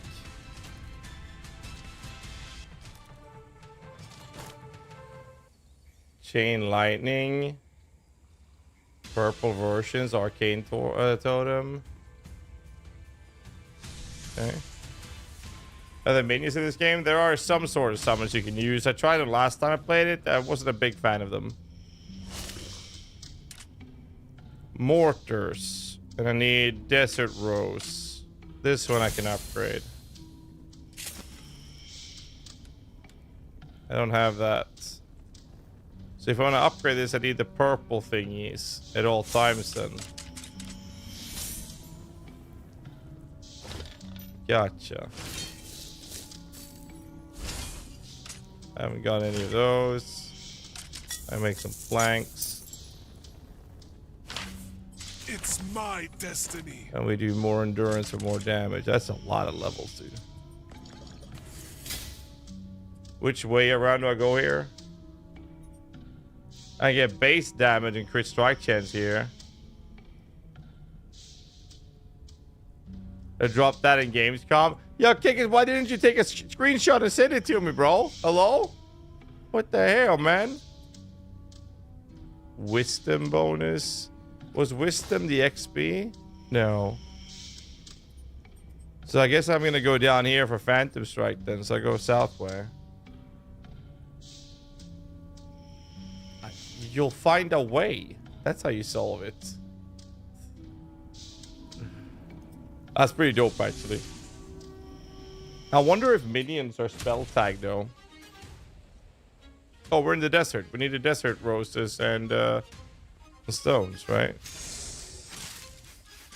That's desert rose. Good, we got a bunch now.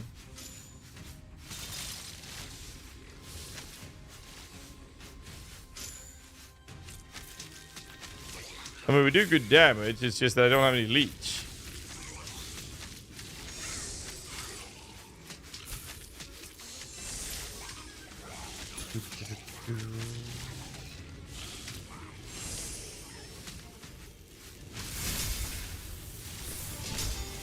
Fate Weaver.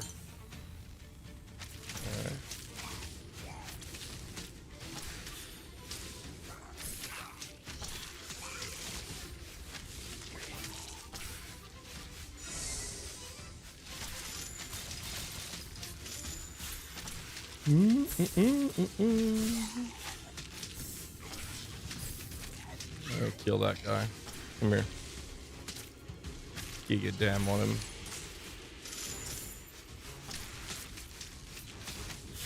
May the spirit protect us. More endurance. South way around. Grab that one and do the base damage increase.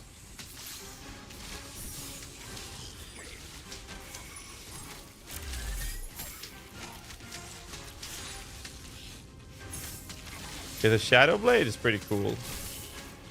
There's a lot of AoE damage.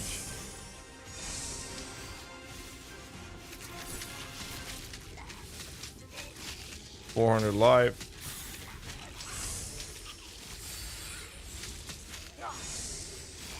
Yeah, I mean, it looked like fucking insane how strong it was. There's some more bosses. And the more I use his weapon, the higher skill I'll get. Make your way to my arena and face my We spawn these guys.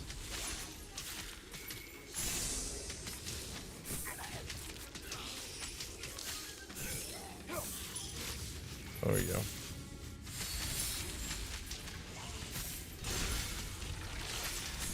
Pretty nice. Yeah, like life sustain. Maybe I should just go for life read, and if I want to sustain, then I don't need those bonuses, do I? Fuck them. Oh, here's an item. Got a pair of booties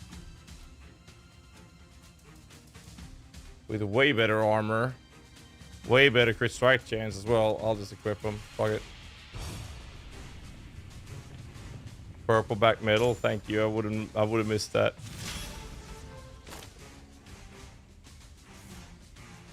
Way better crit strike chance here as well. I'll take that.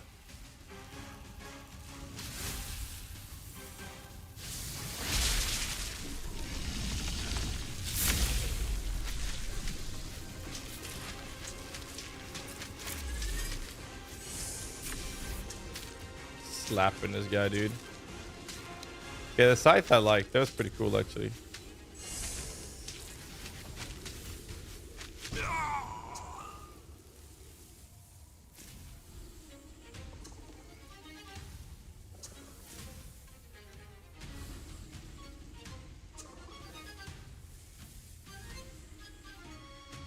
I died. Nope, this game sucks. Fuck it. No way I can start it back here. There's no way. Oh, come on. Fuck. God, I'm just bad. I'm sorry, boys. You guys had to witness that.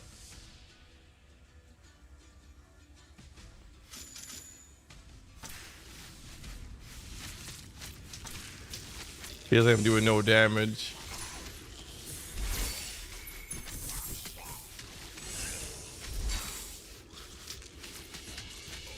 That was terrible. Oh my god, this is what you subscribers are paying to watch, by the way. I do apologize. You guys had to witness that. That's terrible. Speaking of paying, you guys can type exclamation mark Dwarven. The game costs $10 or something like that. It's like super fucking cheap. And I can wholeheartedly recommend checking it out. If you've got nothing else to play, leading into PoE 2, as we're all sitting here waiting for it, it's $10. And the guys who made the game, they're PoE fantasts themselves. And I believe it's two brothers, right? Definitely worth checking out the game. For $10, it's nothing. €7 or £7. €7, yeah. It's nothing. Definitely recommend it.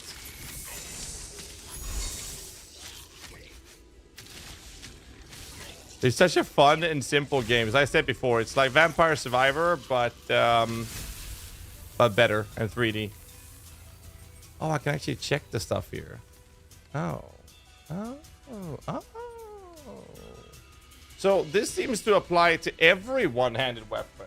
Doesn't that mean I can literally change one-handed weapon to any one-handed? Like I can switch to a sword as well, right? Move the camera angle. I mean, if you want to play like this, be my guest.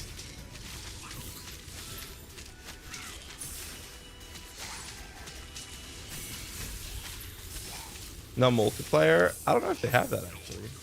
I didn't look.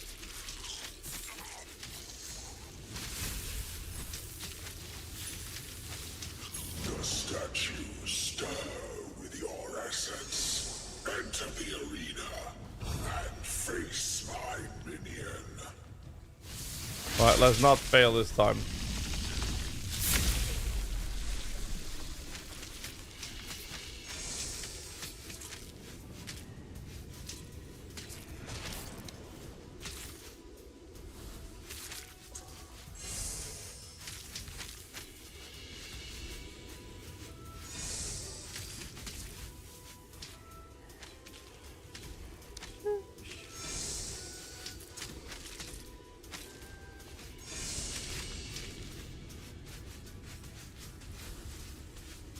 But yeah, I could literally switch to any one-handed weapon, and it seems like I can go sword or whatever I feel like.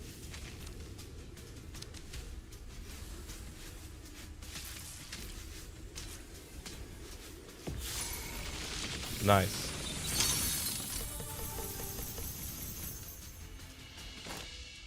Good shit.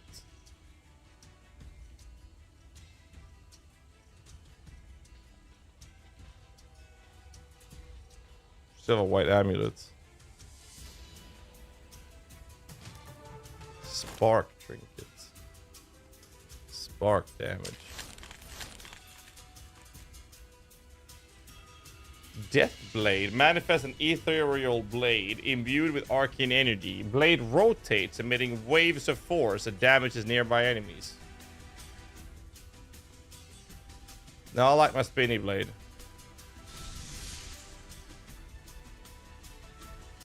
I have no idea. Range felt like it was easier, though. I'll say that. Did I get any copper? I did. Maybe we can actually make that upgrade over here. We can. Mortar station has now been upgraded. I can make those. Good shit. We do this. Yeah, we got 25 arcane scraps. So we can upgrade this one. I don't have enough for this. But I can make the shooting things to spawn another blade on the battlefield. Or I can make them deal more damage over a larger area. Can do that.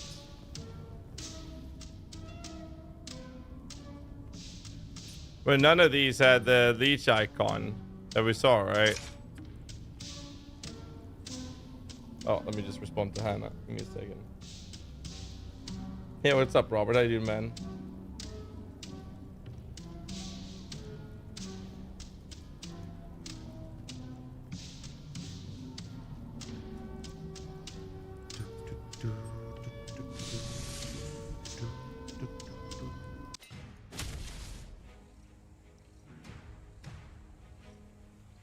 Wait, which one was leech?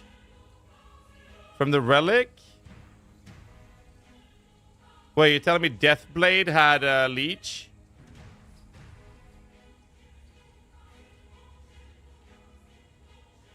Wait.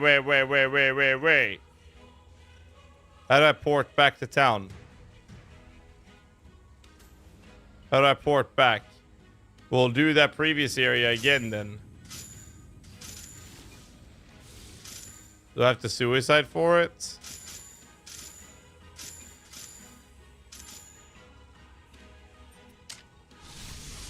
Okay. We're gonna do that same area again then. I'm gonna pick up the Death Blade. We go back, we do that again, we pick up the Death Blade then.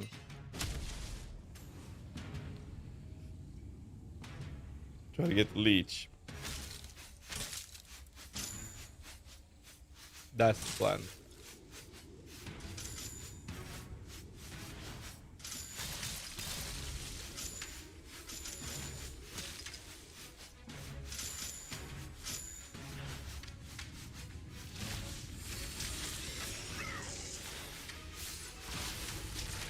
That's the current plan.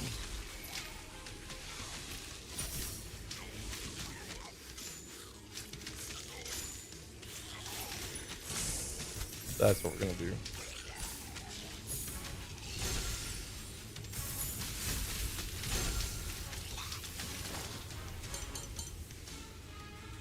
Oh, I want that.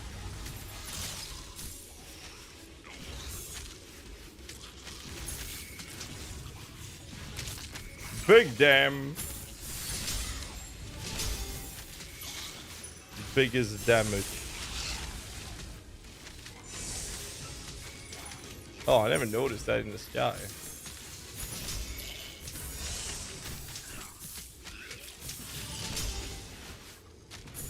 May the spirit protect us. More endurance or damage. Skill, we're going for the tolerance node.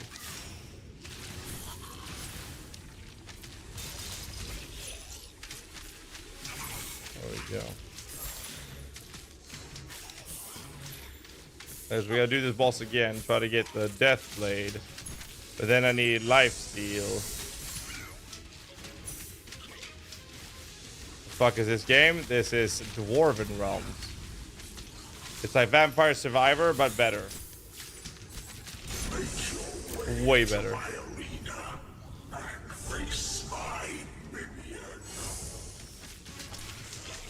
Way better, in my opinion.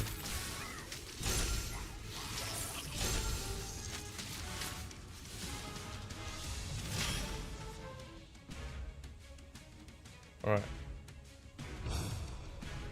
So we got some items here, right? That's a shield.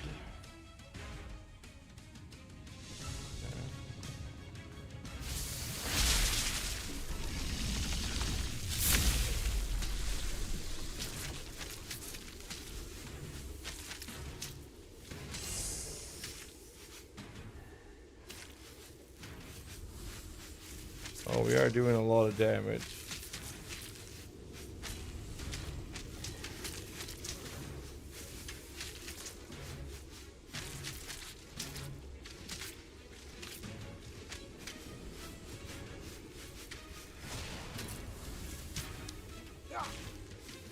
Alright, we got good damage. Spacey. Nice. Death Blade. Death Blade. Death Blade. And they still have 0% lifesteal though.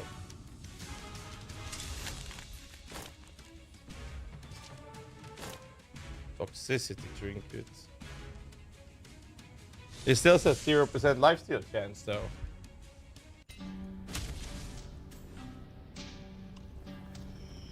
Upgrading it? Yeah, I'm gonna disenchant the stuff I have.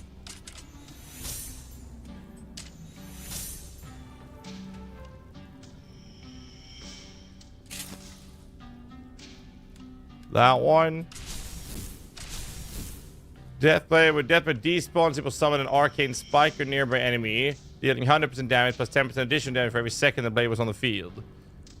Extended duration of Deathblade stays in the field by 3 seconds. Summon a smaller Deathblade that circles around the primary Deathblade and deals 130% damage. Each time a small Deathblade spawns, it adds 5% to Arcane Spike. Which one is Arcane Spike?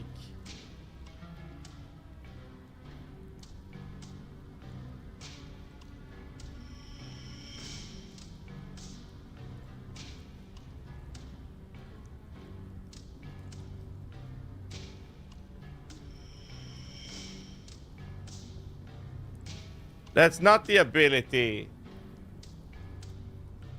It's not at all the ability. I'm so confused. Better than Vampire Survivor, just the graphics and general feel, in my opinion. These icons are not fitting at all. Bro, I just sold everything to get this. Fuck! None of them are even purple.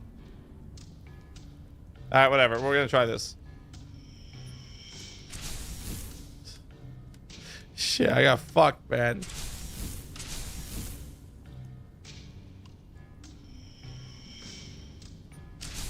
It's fine.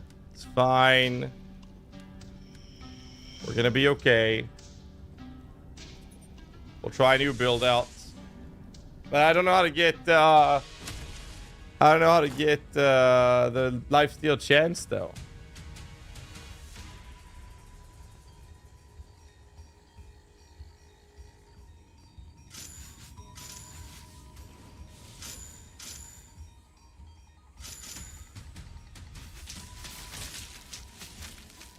Oh, so those are the blades? Oh shit.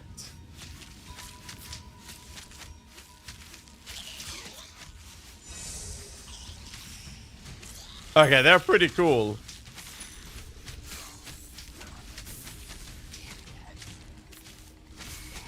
And maybe I'll do the death blade then.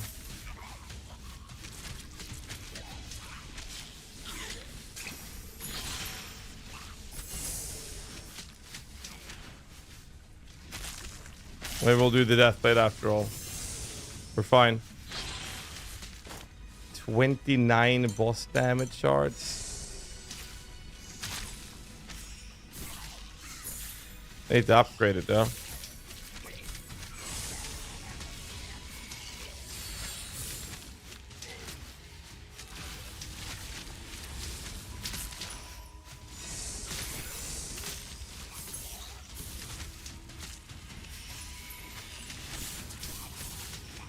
Okay. No more stones. That's attack speed.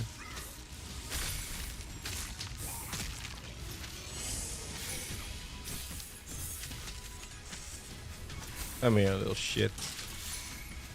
Well, one thing that I didn't think about earlier is that I can actually use any weapon. Like, I'm able to use any one-handed weapon. Your statues stir with your assets. Enter the arena. Like this, I can equip that. That's a one-handed sword. It's less damage, so I'm not going to, but I could. And it would scale. Oh.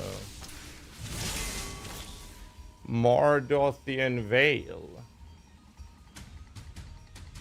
31 armor? What the fuck?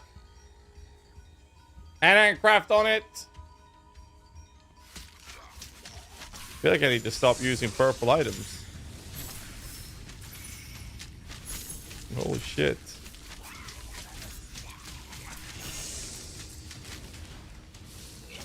I'm gonna take this one.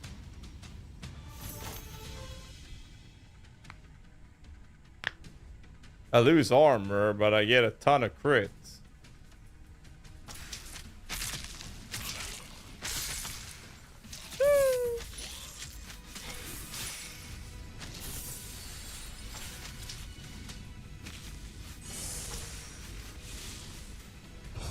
There you go.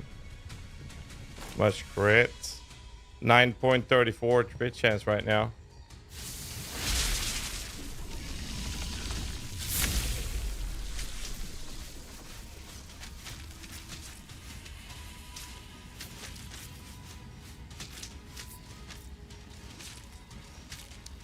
Okay.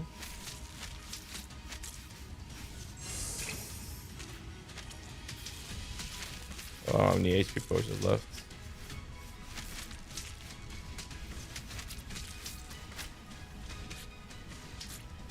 Oh, it looks like we're doing pretty decent damage right now.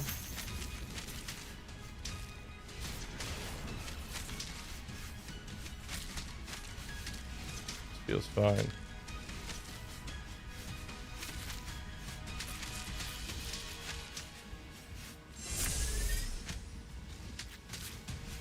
This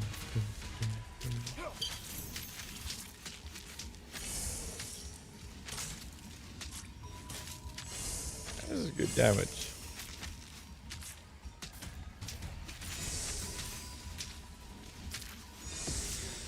Easy. Easy game.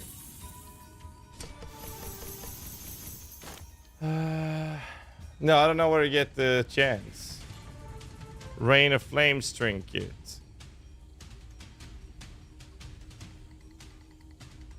Kraken seed.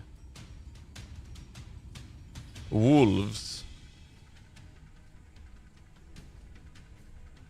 Yeah, I mean the blades are spinning away from me, yeah. Siege, but none of them were purple, right? Wait, hold up a minute now. That one fits. That one fits.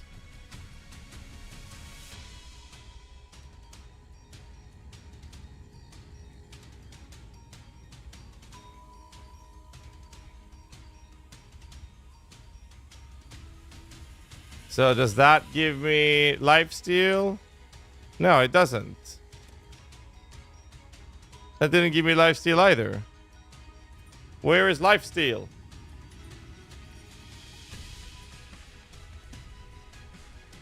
From upgrades? Are you sure? I mean, I don't have that much resource for it.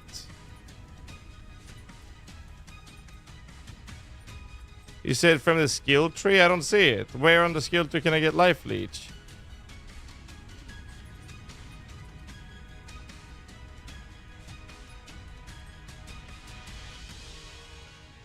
I'm so confused. Lifesteal chance on the passive tree? Where? Did I miss it? The diamond? Which diamond?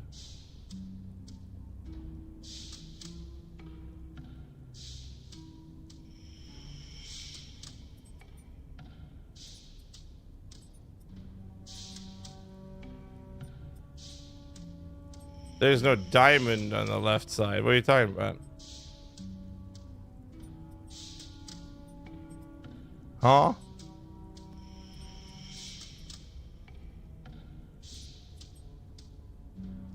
Oh. Oh. So I don't need to have that ability then.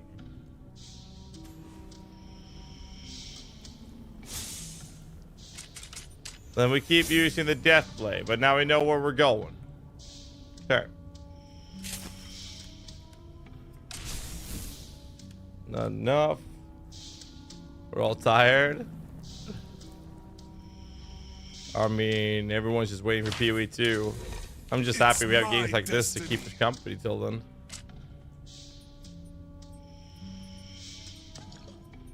So I'm heading over here now. Can I respec? Strength. Inventory starts. Damage against bosses. So I'll say damage against bosses, then I'll take all of this lifesteal chance. Every single one of them. Let's go. Can't wait. Yeah, we're in the same boat. Next area. Let's fuck some shit up.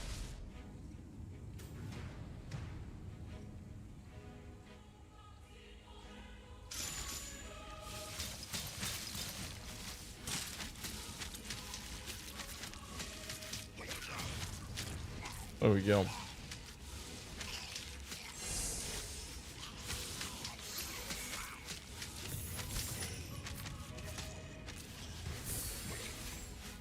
Yeah, the death blade definitely feels the best so far.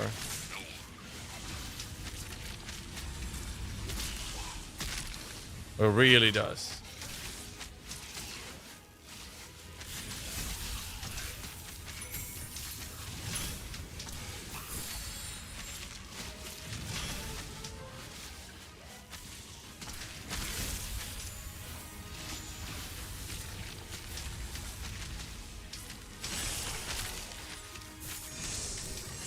There we go.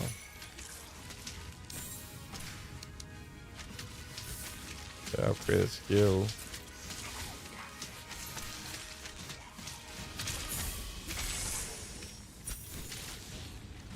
Gain critical strike damage with one-handed weapons.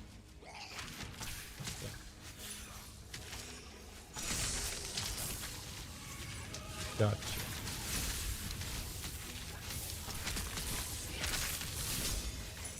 Easy peasy.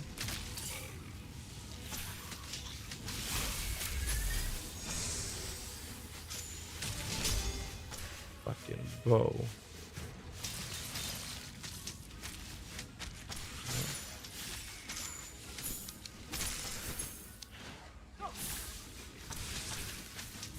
Range would have been so much easier to play. Holy shit.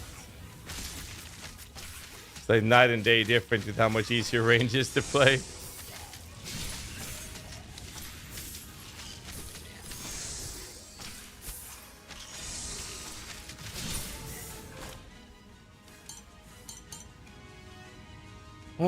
That's also less damage than I'm currently wearing. Oh, you can't switch weapons mid-combat? Okay. Weird. And change weapon skill. Yeah, when I get to the 1300, I get the tornado wave. Instead of this one.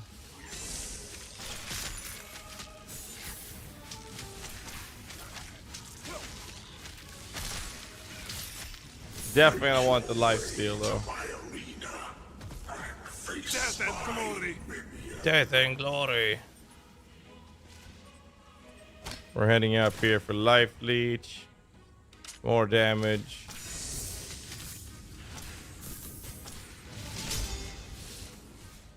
That's the boss. But what about this item?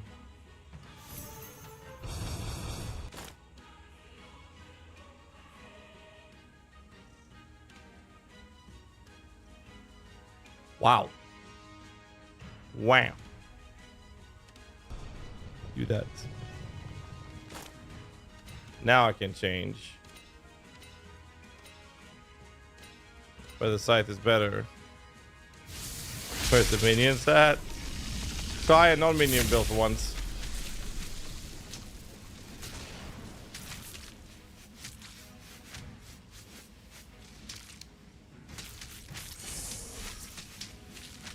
Keeping in the Deathblade damage here.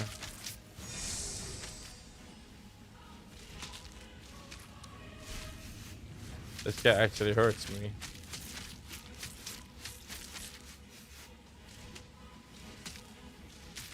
$270 per attack with that one, but I'm attacking much faster with his other ability.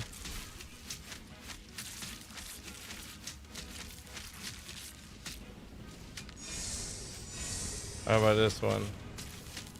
That one's doing more damage. Plus less mana as well.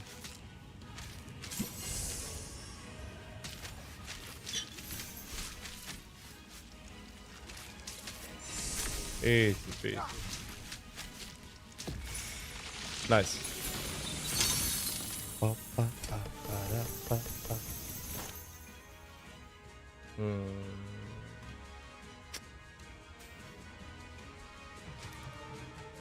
Hey, you got a purple Kraken seed. And I guess I always want the purple ones. Because, yeah, well, the arcane ones. Because the arcane ones gives me the currency I need for the thingy that I have, right? Then I can upgrade them, right? There's lifesteal nodes on the opposite. Oh, there's lifesteal here as well. Oh, shit. We're grabbing that first now.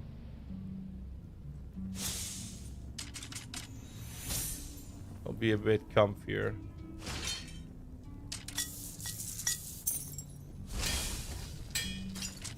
Let's go make these things so I can keep upgrading.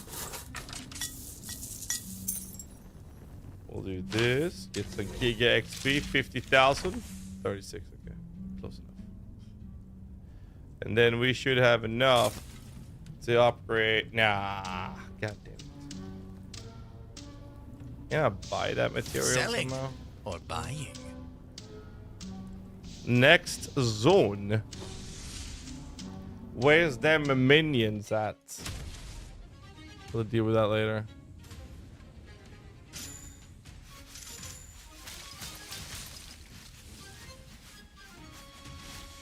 Well. I think this game is so chill to play.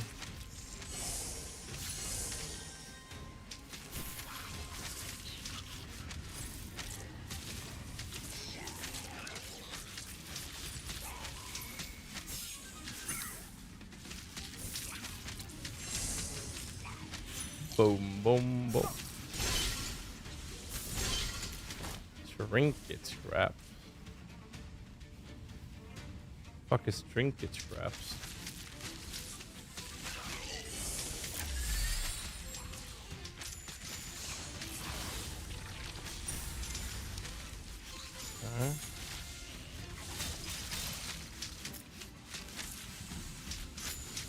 Hey, got a PvE2 related question. It's true that you can't level support gems anymore. They're perma level 1. That is the current state of the game, yes.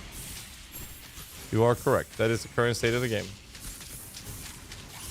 Seemingly going to be that that's going to be the way we're going to have the game on launch as well, for early access at least.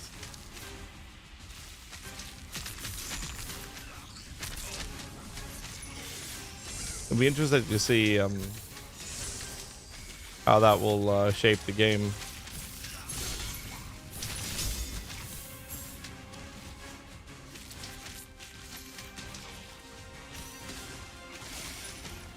The statues stir with your essence. Death and glory.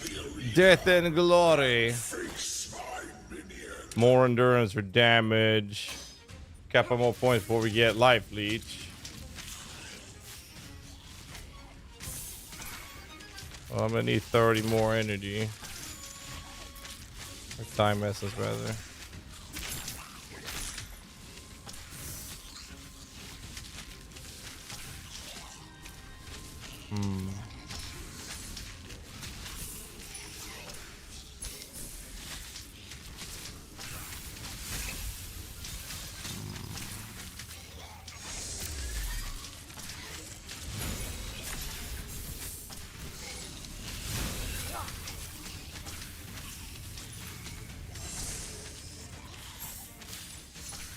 Need a bit more. There we go.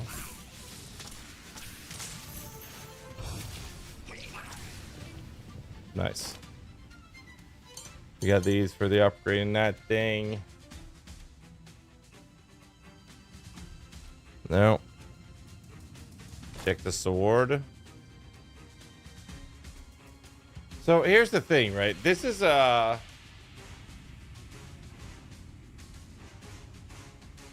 don't have arcane orb. Like, this is a undead butcher sword. It's more damage, but I lose the other stats.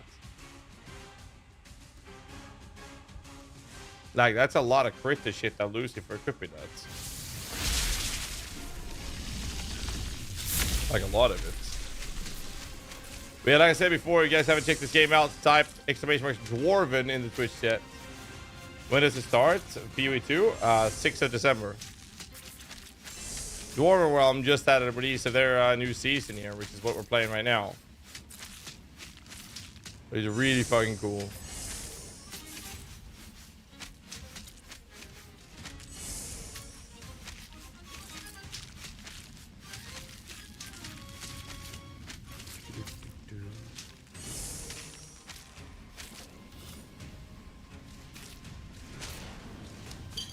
There's way more like active gameplay, I feel like, when you're playing a melee build in this game than ranged.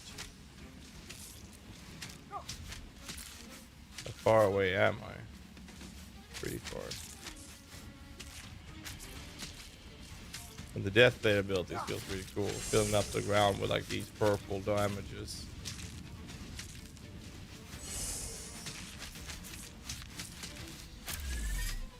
I mean, my arcane is the one doing all the damage right now.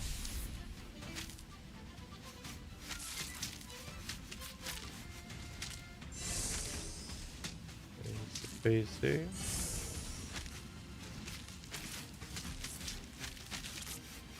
I wonder if you can get enough life leech to like actually face tank the shit.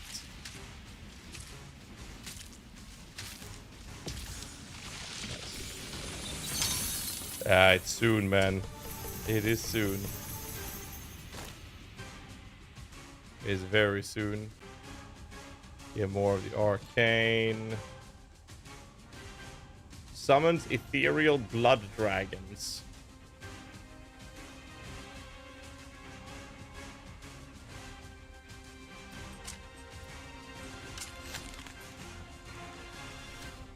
Huh? Attack a lot should be fine. Yeah, that's what I was thinking.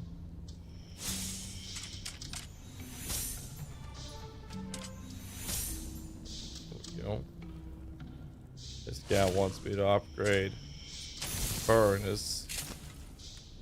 Should have enough for this upgrade now. I'm guessing they stack, right? I got this now.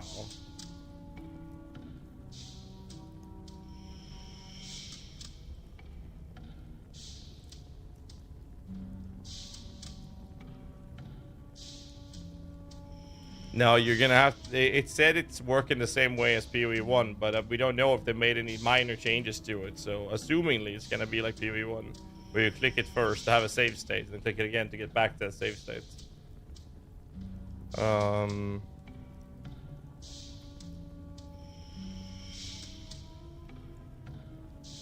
Let's try that one.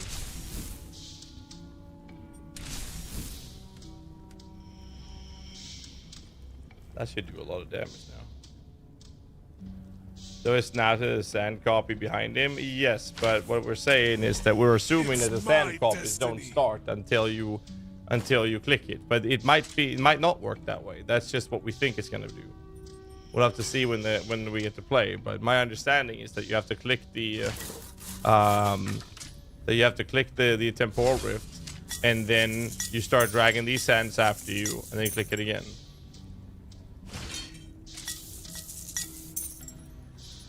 Now we have tornado.